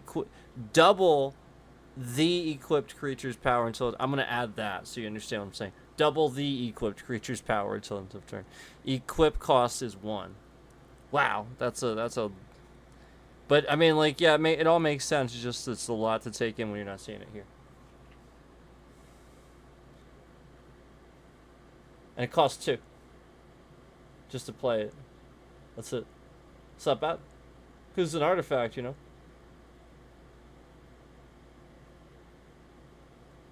How cool is that shit? Alright, Junk Jet. Junk Jet getting sleeved. There we go. Oh, here we go. Megaton's Fate. It looks like it's like the bomb's like about to go off, right? That's what it kind of looks like. Or like it's like it is going off, basically.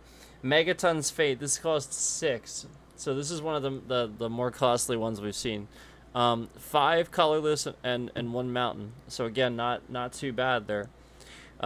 Choose 1. This is a sorcery. Choose 1. Disarm. And apparently disarm, destroy target artifact. Create 4 treasure tokens. Wow. Wow. So destroy target artifact and create 4 treasure tokens. Or detonate.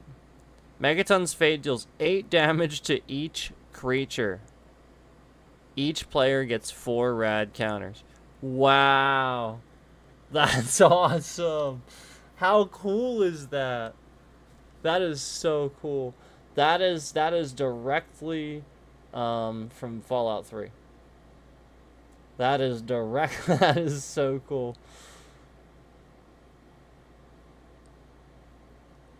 I love that. I love it. Love it, love it, love it. Megaton's fate. That's so cool.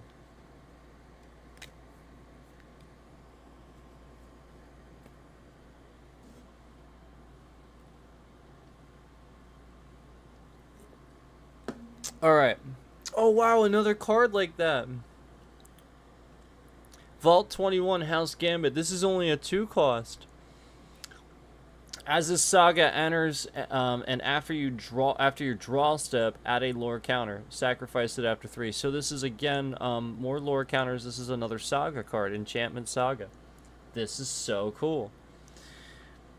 So step 1, discard a card, then draw a card. Not bad. Not bad, not bad at all. This is so done. This is so well done.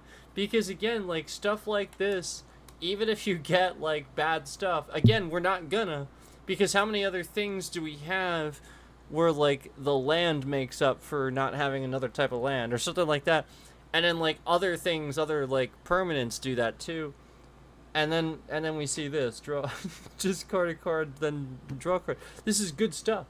This is really, really good stuff. Step 2. So I'm sorry. That's actually step 1 and 2. I'm sorry. So that is step 1 and 2. Step 1 and 2 is discard a card, then draw a card, which is opposite of the other saga we saw.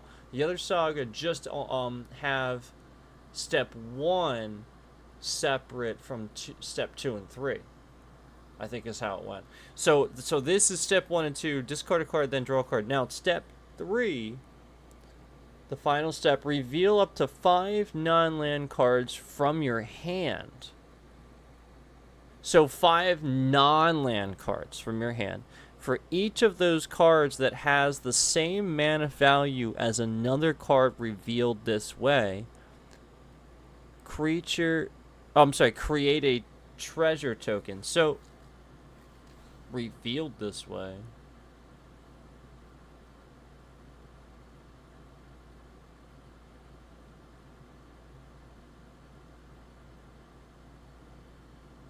So basically, each card that has identical mana value is what it's saying. Yeah. Yeah. Each one of those cards revealed that has an identical mana value. I think is what it's saying. And then you create a treasure token based on that identical. Yeah. So that's really cool. There it is. How cool is that? Tell me that's not like, again, like such a cool freaking card.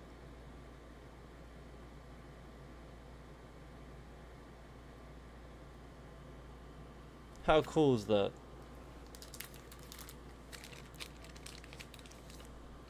I'll sleeve that.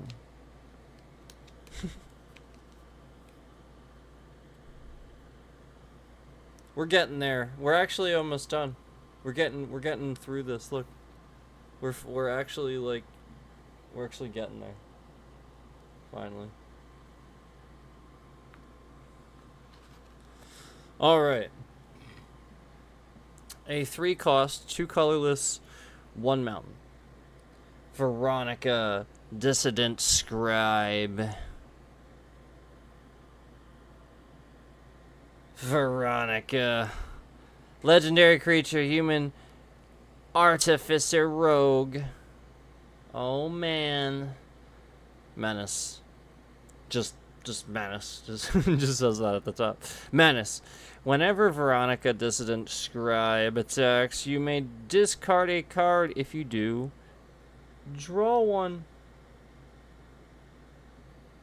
Whenever you discard 1 or more non-land cards for the first time each turn, create a junk token. She is a 3/3.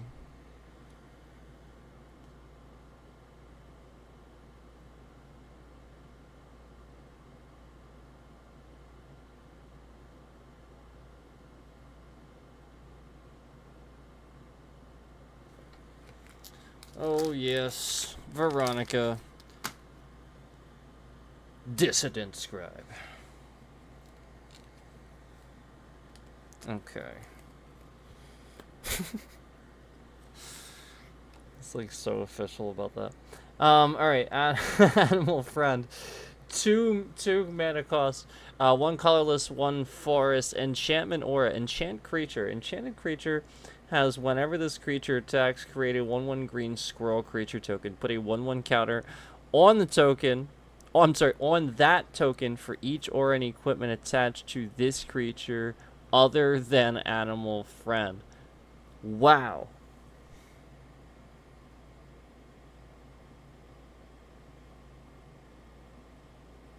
Okay, so it gets +1/+1 on the counter that it creates for each equipment. I'm sorry, each aura or equipment.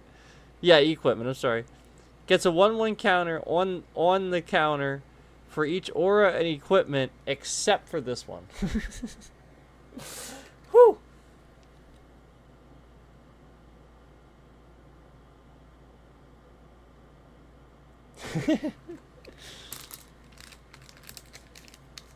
Sometimes it's like that. It's layered, man. Okay. Strong backed. The artwork too. This is great. This is so. I love the cartooniness. I love how like Looney Tunes this looks. Strong back is what it's called. So 3 mana cost, 2 colorless, 1 forest. Enchantment aura. Enchant creature. Equip abilities you activate.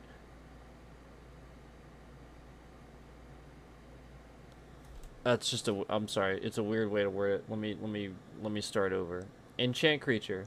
Equip abilities you activate that target enchanted creature cost 3 less to activate. Sorry.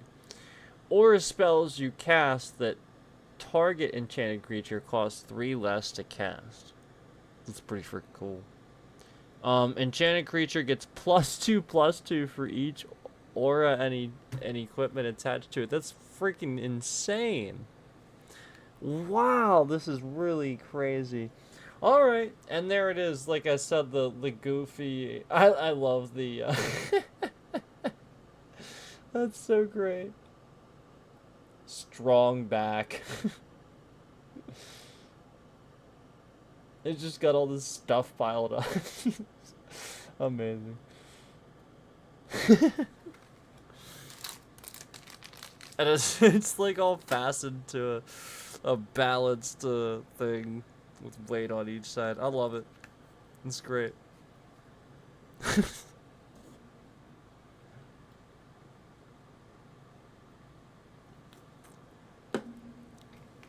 All right.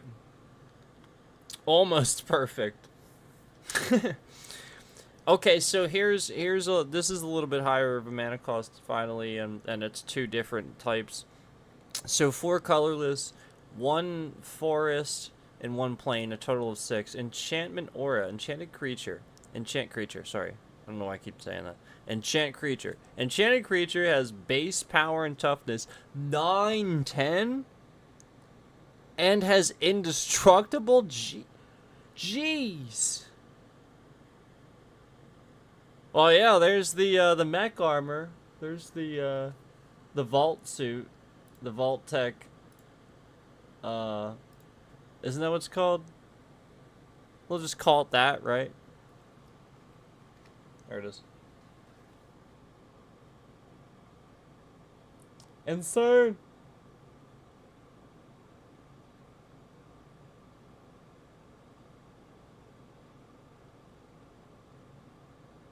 I remember it was really fun using it in 4. 4 made it pretty fun. I'll admit that.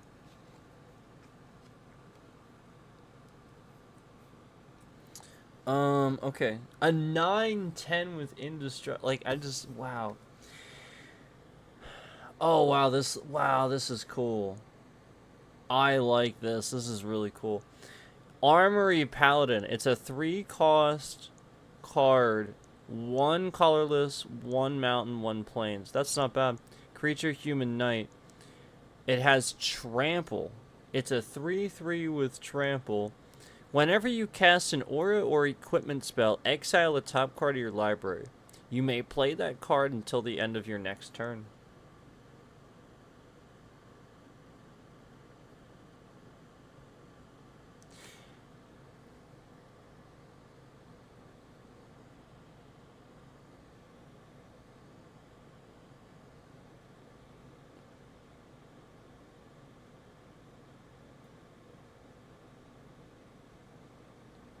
That could be annoying, actually.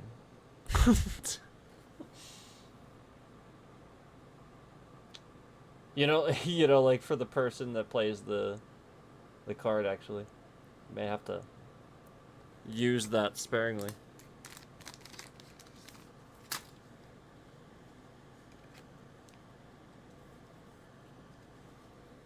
You don't want to be like exiling cards left and right. All right, Kate, Cage Brawler. This is 1 mountain and 1 forest. Legendary creature, Human War. It's a 1/1. As long as it's your turn, Kate, Cage Brawler, has Indestructible. Whenever Kate attacks, and defending player, you and defending player each draw a card, then discard a card. Put 2 +1/+1 counters on Kate if you discarded the card with the highest mana value among those cards, or tied for highest.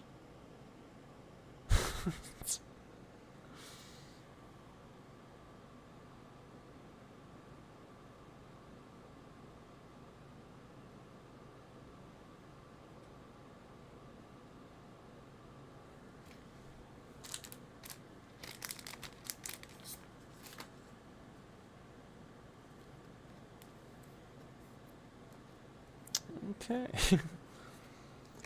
So this is Cass, Hand of Vengeance. This is 4 cost, 2 colorless, 1 mountain, 1 plains. Legendary creature, Human Ranger, has Vigilance.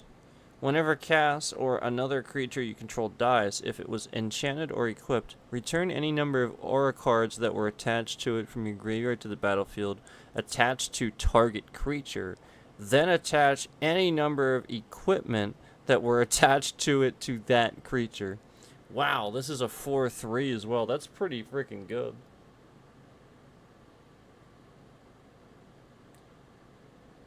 Definitely got to pay attention to that one, though, so you don't miss out on that. That's pretty freaking good.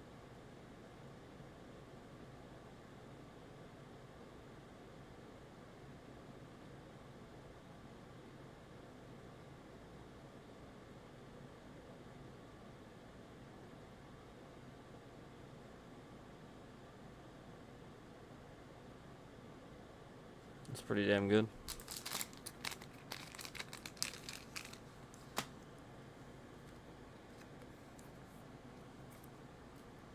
Yeah, definitely need to pay attention to it, though. Alright. Inventory management. This is an instant. One mountain, 1 plain. Split second. As long as the spell is on the stack, players can't cast spells or activate abilities that aren't mana abilities. Wow.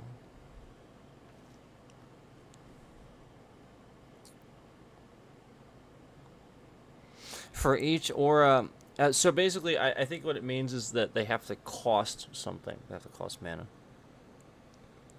So just like, normal abilities from like creatures and stuff, like that wouldn't cost mana, if that makes sense. For each aura and equipment you control, you may attach it to a creature you control. As long as the spell's on the stack. Okay.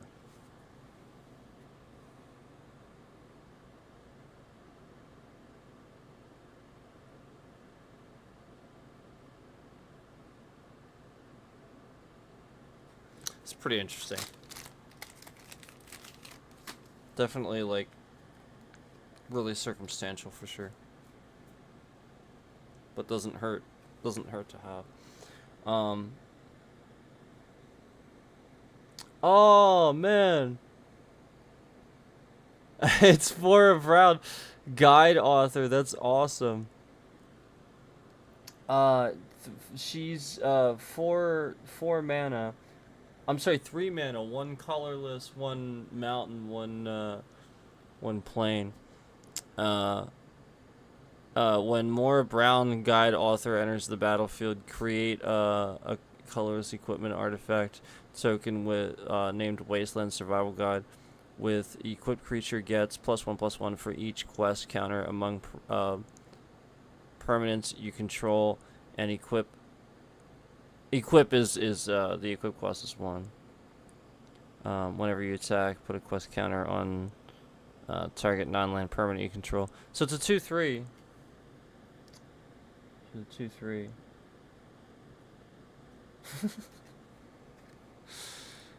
That's so cool.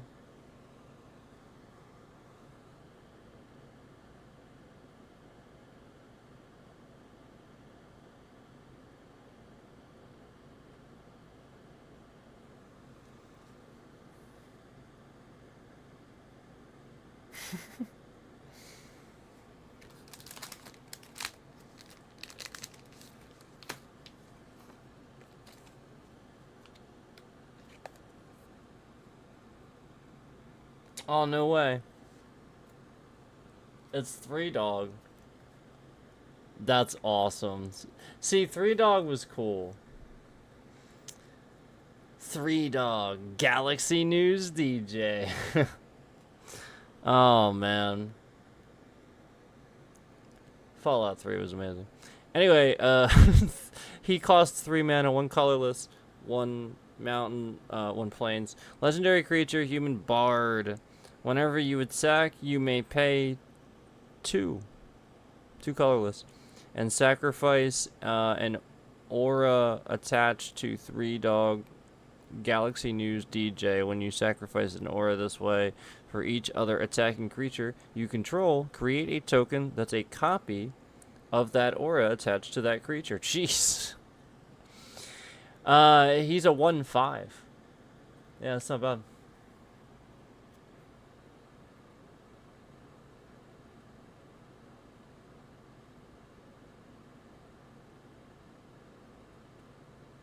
Three Dog is awesome. I love 3 Dog.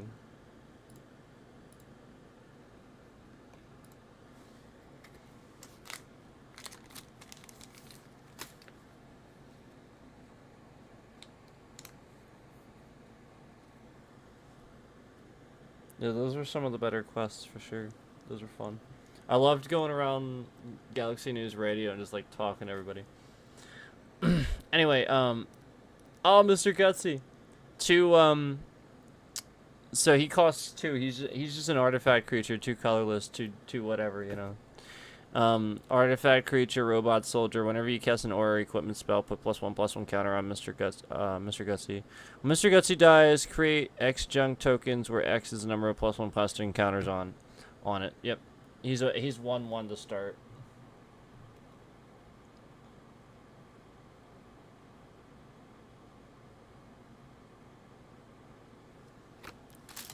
Oh, that's cool.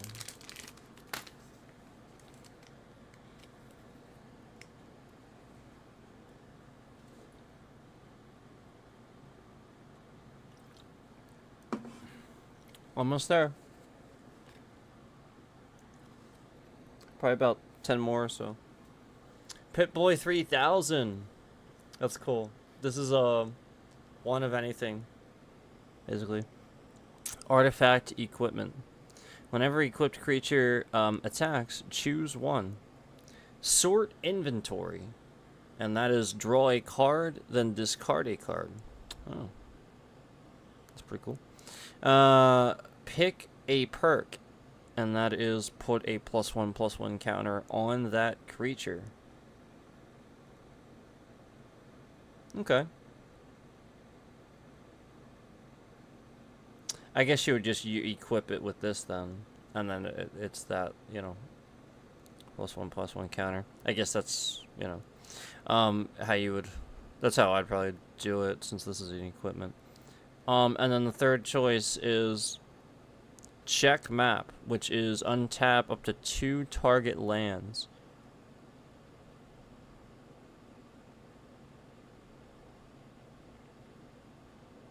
Okay, so the equip cost is 2. I was looking for that. It's all the way at the bottom. The equip cost is 2. So yeah, you would equip this basically as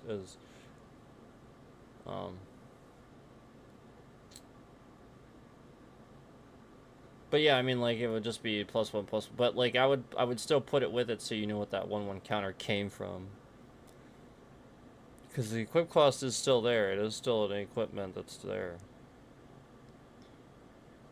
So I mean, why wouldn't you? You know what I mean? Like, it's so like for those other things where that would matter and it would transfer over, it would count as an artifact equipment. You know what I'm saying?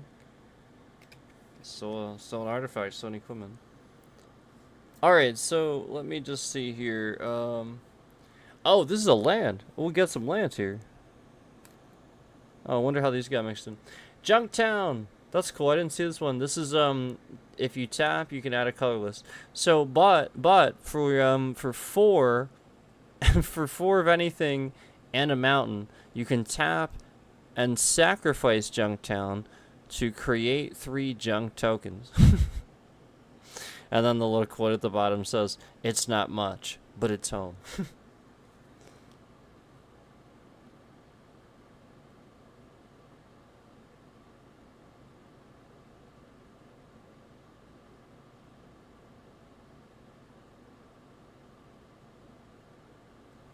That's funny. It's not much, but it's home. Is that like nothing town?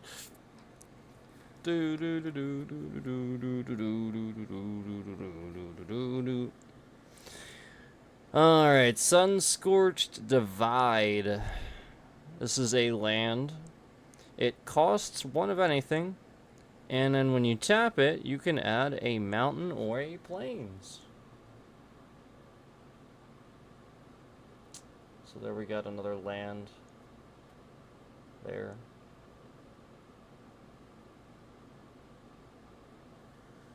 Sun-Scorched Divide.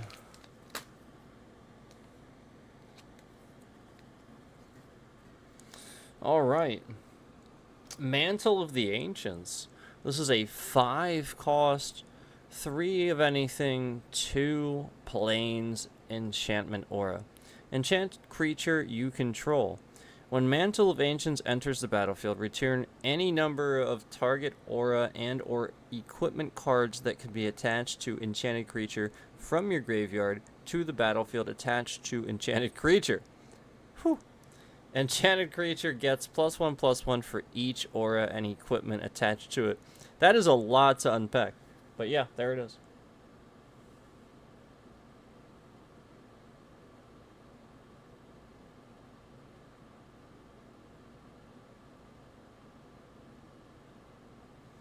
So that's Mantle of the Ancients. Let's leave that.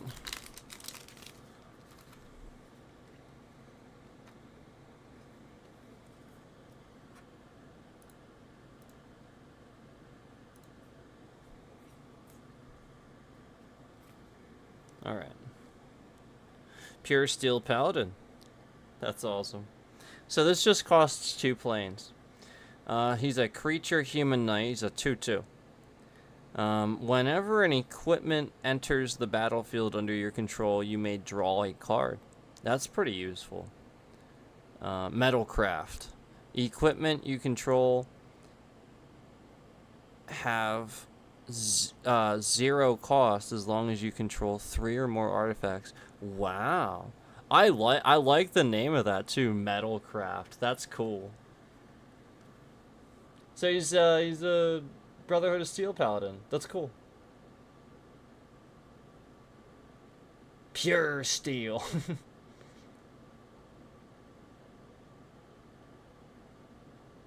I like that card. That's really nice.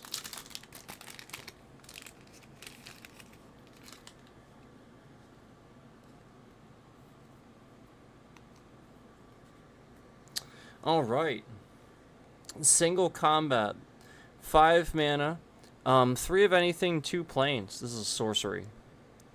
Each player chooses a creature or planeswalker they control, then sacrifices the rest. Players can't cast creature or planeswalker spells until the end of their next turn. That's a crazy spell. But at least it's each player. That's pretty crazy.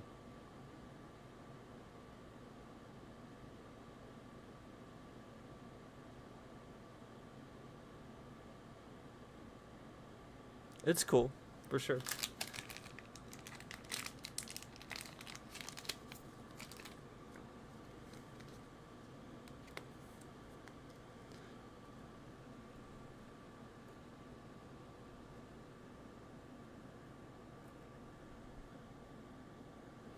All right. Blasphemous Act. Whoa, this costs 9 mana. 8 of anything and 1 mountain. That's insane. I don't know if I've ever seen something say 8 of anything. Sorcery. This spell costs 1 less to cast for each creature on the battlefield. Okay, so that's not so bad. That's not so bad. It's a sorcery, though, not an instant, so keep that in mind. Blasphemous Act deals 13 damage to each creature. What the...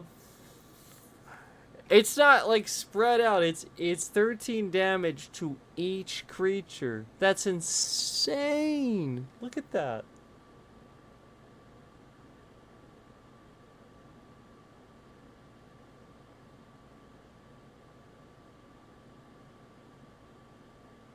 It's so freaking crazy. That's a cool card. Blasphemous Act.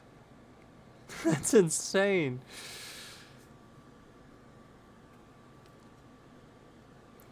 Chaos Warp. The artwork for this is great. It's an instant. 3 mana cost, so 2 of anything, 1 mountain. The owner of a target permanent shuffles it into their library, then reveals the top card of their library. If it's a permanent card, they put it onto the battlefield.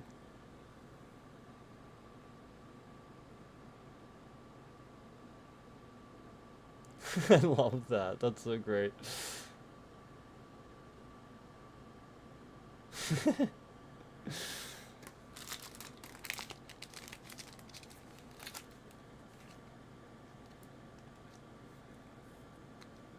does it say?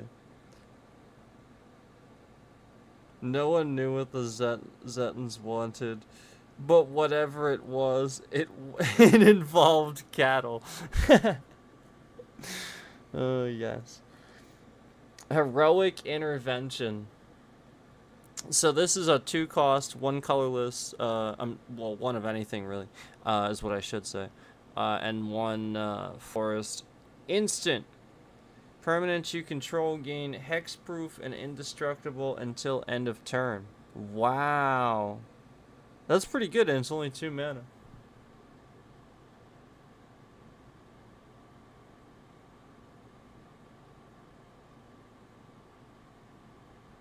That's pretty good.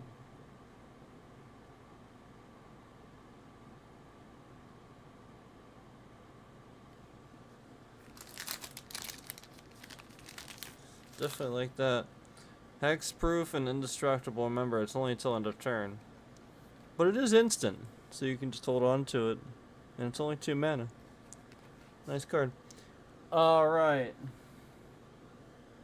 Basilisk Collar. This is a 1 cost artifact equipment. Equipped creature has Death Touch and Lifelink. Equip costs us 2. That's pretty freaking insane.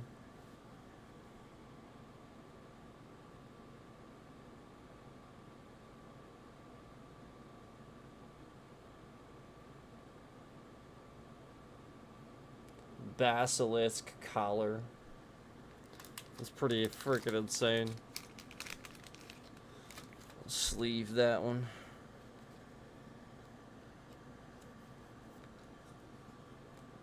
Alright. Bloodforged Battle Axe. One mana. That's it. It costs 1. Artifact equipment. Equipped creature gets +2/+0. Whenever equipped creature deals combat damage to a player, create a token that's a copy of Bloodforged Battle Axe. Wait, really? That's pretty crazy. That's pretty good. Equip cost is 2. With just his trusty axe, Grognak became king. Yes. That's awesome. Oh shit.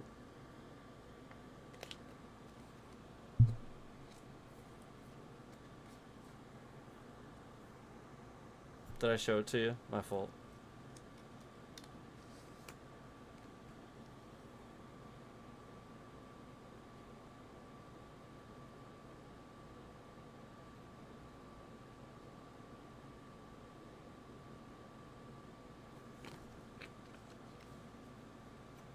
Pretty cool.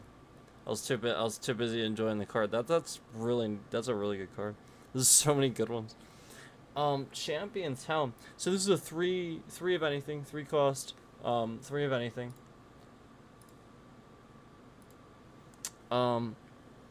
Artifact equipment.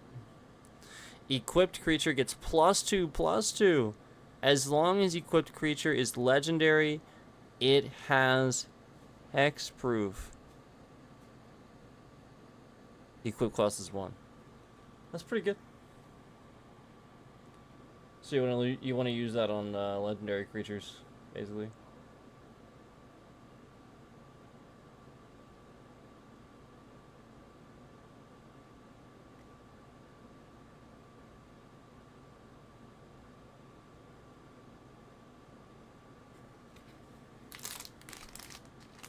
So we'll sleeve that. I think we got 1 card left. Oh, and then we got a booster. There's a booster here. I don't know that I'll be sleeving that stuff, though. Alright. Masterwork of Ingenuity. 1 mana. Costs 1. Artifact equipment. You may have Masterwork of Ingenuity enter battlefield as a copy of any equipment on the battlefield. So, an amalgamation of sorts. Yeah, that's really cool.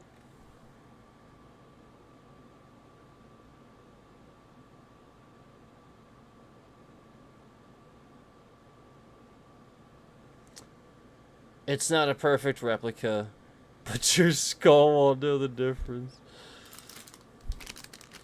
Masterwork of Ingenuity. Sleeving that, and that is the last one of the actual deck. Again, there is another booster pack over here that I can open up and look at, but again, that is the last of the actual deck, so I'm not really going to be sleeving anything else unless I plan to swap anything out. And honestly, this is awesome. I love this. So, let me go ahead and see if this with the sleeves, with all this, fits into the box they gave me with the sleeves.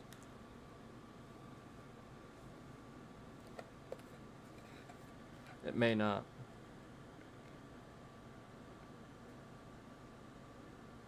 May not.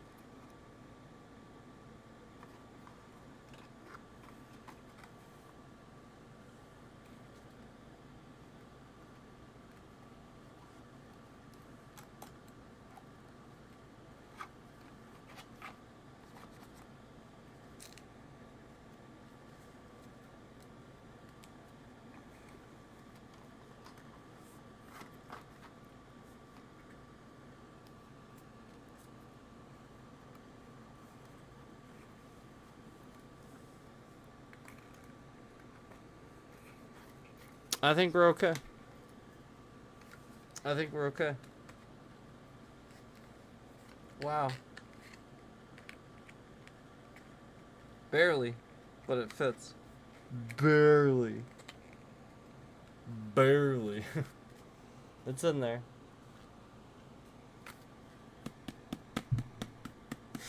It's in there. Barely, but it's in there. That's awesome. So it does fit.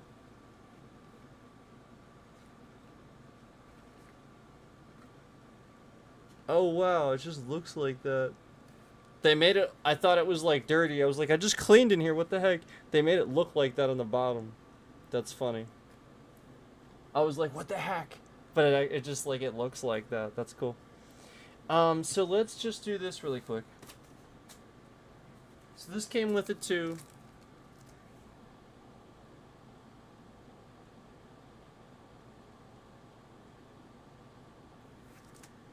So that came with it too.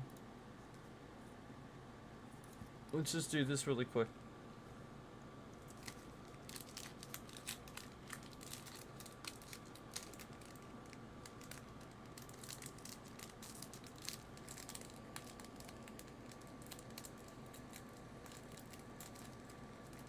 Trying to open it a certain way.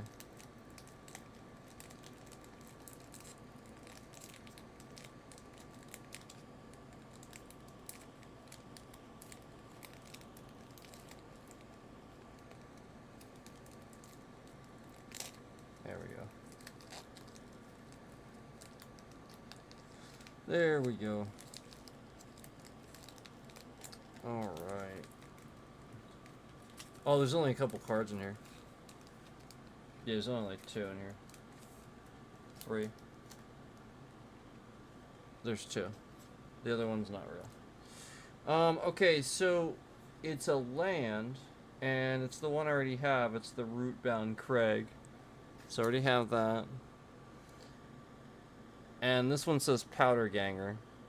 And it is a Fallout one that I don't have. So maybe I'll sleeve that and throw that in there. But I'll have to count and make sure it doesn't make it like, you know, like too many or something like that. Creature, human rogue. So it says Powder Ganger, 2 of anything and 1 mountain. 3 total. It's a 2/2. It says Squad 2. Don't know what that means. I have to see about Squad. I'm not sure about that. When Powder Ganger enters the battlefield, destroy up to 1 target artifact. So that's pretty cool. Here, let me see about Squad.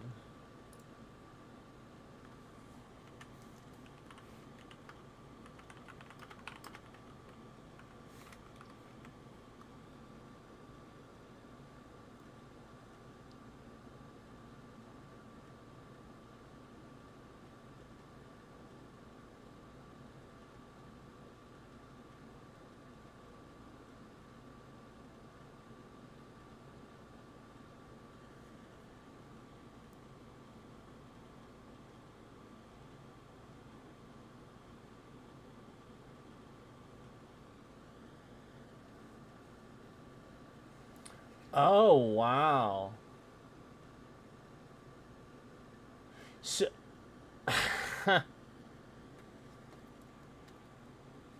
so what's the Squad 2? That's pretty good. So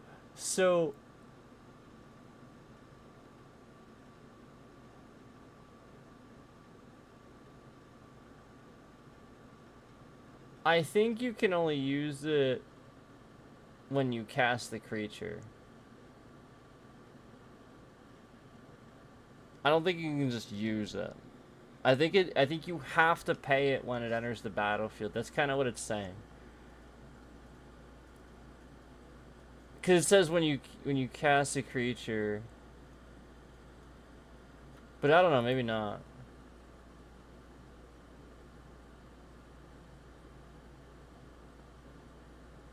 Oh no, I don't know. It is saying you can do it as many times as you want.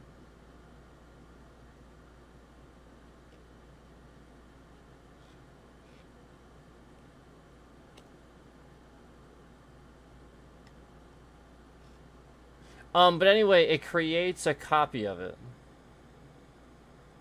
It creates a token copy of it.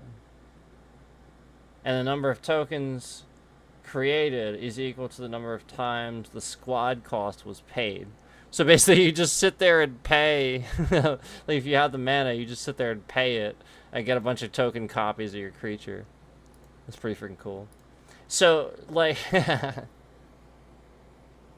that's what I was trying to see, if like you could just keep doing that, or if it's right when when it only enters battlefield. And I'm not really sure. I'll have to like look for clarification on that. I feel like it's only when like something else with squad enters, you know what I mean, like, because it was kind of saying something about that, but I'm actually not sure, because that's the first time I saw that, like I said. But that's what it does. It creates token copies of that creature. And then, like, for however many times you pay the squad cost is however many token copies it creates. It's pretty cool.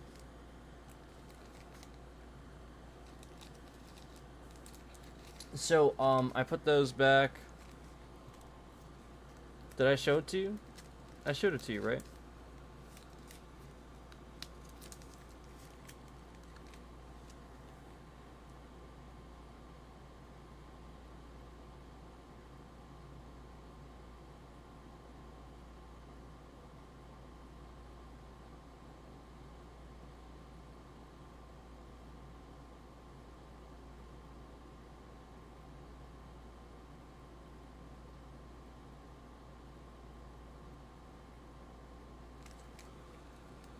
And like I said, the other one was the land I already have.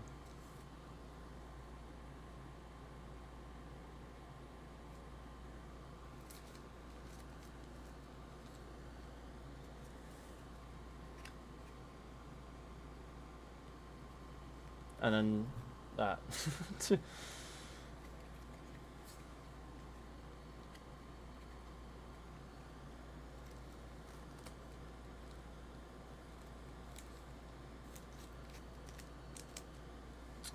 So that's cool. Got all that done.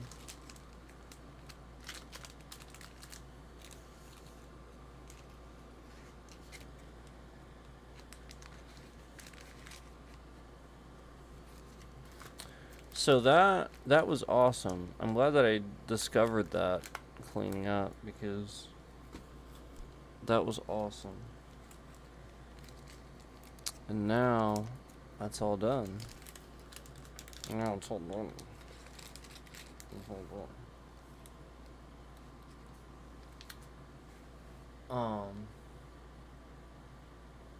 Put this somewhere.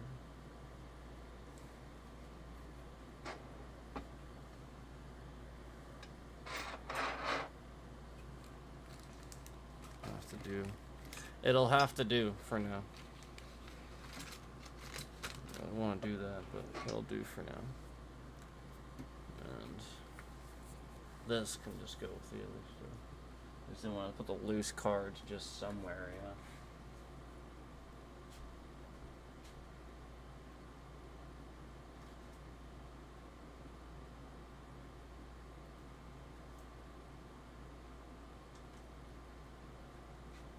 That's awesome. That's awesome.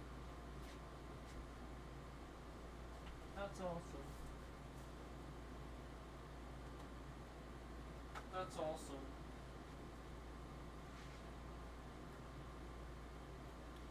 That's awesome. That's awesome. That's awesome.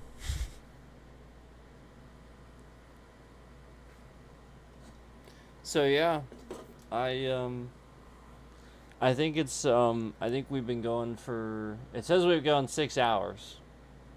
So we started this with cleaning, and then I found this when I was cleaning, and I was like, oh yeah. And so we did that, but yeah, that took a bit, and but that's okay, because that was amazing. That was fun. It was a lot of fun. It was a lot of fun. And I got all cleaned up. Oh, and by the way, I did put my Wii, like I said, on the shelf with the books and stuff. It's just that that wasn't going to take up very much space. So like the whole point was I wanted to use the space properly, and it's good. It's all cleaned up and used properly. I have that stored right now. It looks good. Um, like I said, the whole point is to was to unclutter things, so that way it was easily cleanable. So like I said, I'll probably do still something with the board games that I have here because they really shouldn't be there. They have a place. I'll probably do something with that. But so that way I can use the shelf for my notepads because that's where my notepads actually.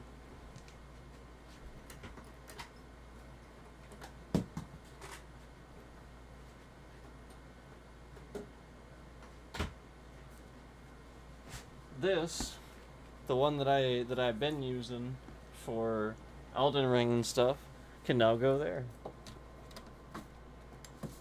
instead of where I had it. So that's one less thing in the correct, like one less thing in the incorrect place. You know what I mean? Like everything's supposed to have a place.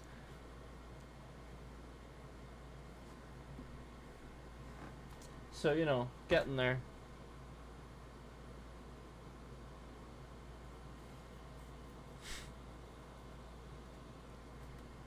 Getting there. But yeah, we've been going 6 hours, so I think it's kind of obvious that we should probably go ahead and we should probably go ahead and stop.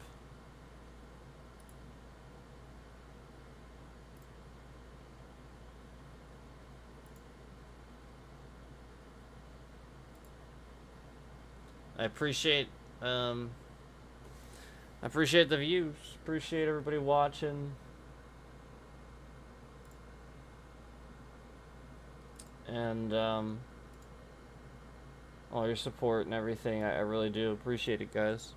And it was fun. It was fun going sleeving some Magic cards with you, looking at that, talking about that. It was a lot of fun.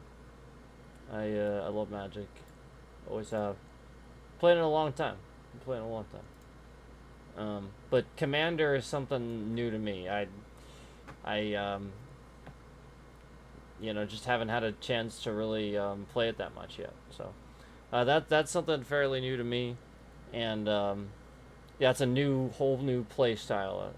In case you don't know, it's like there's some rules that are totally different. The deck is much bigger. It's almost twice the size. As you can see, it was massive, and like the whole mechanic, the concept of having a commander and a command zone and all that, like some things just work differently, and so yeah, it's just slightly different rules and stuff like that, but still really cool. It's still really cool. It's just an adjustment, but it definitely changes things up and makes things interesting. And then you can still play classic Magic the Gathering too. You don't have to play Commander. Obviously, you can still mix it up and play classic Magic the old school way too. But it's fun to do the Commander decks and stuff, and try it that new way. New to me anyway. It's probably not new, new to me. So yeah, like I said, it's about time to get off here.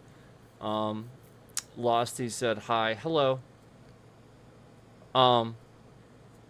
Yeah, appreciate all of you. And like I said, we started this with like cleaning and all that. So like if you're just joining us and you're gonna watch it again, you're more than welcome. I welcome that. Just be aware a good portion of the beginning of the stream was like cleaning up and doing all that, and then we through cleaning up found some Magic cards, and so decided to go through them and sleeve them and everything. So just a heads up in case you're just joining us. So I just wanted to let you know in case you decided to start watching it. Thank you so much. Thank you, everybody. We're getting off here. We've been on here over 6 hours. Over 6 hours. It's time to call this. It's time to call it. Time to call the stream. Thank you. Thank you again a million times. Appreciate that. Appreciate that. Appreciate that. Appreciate the support. Take care.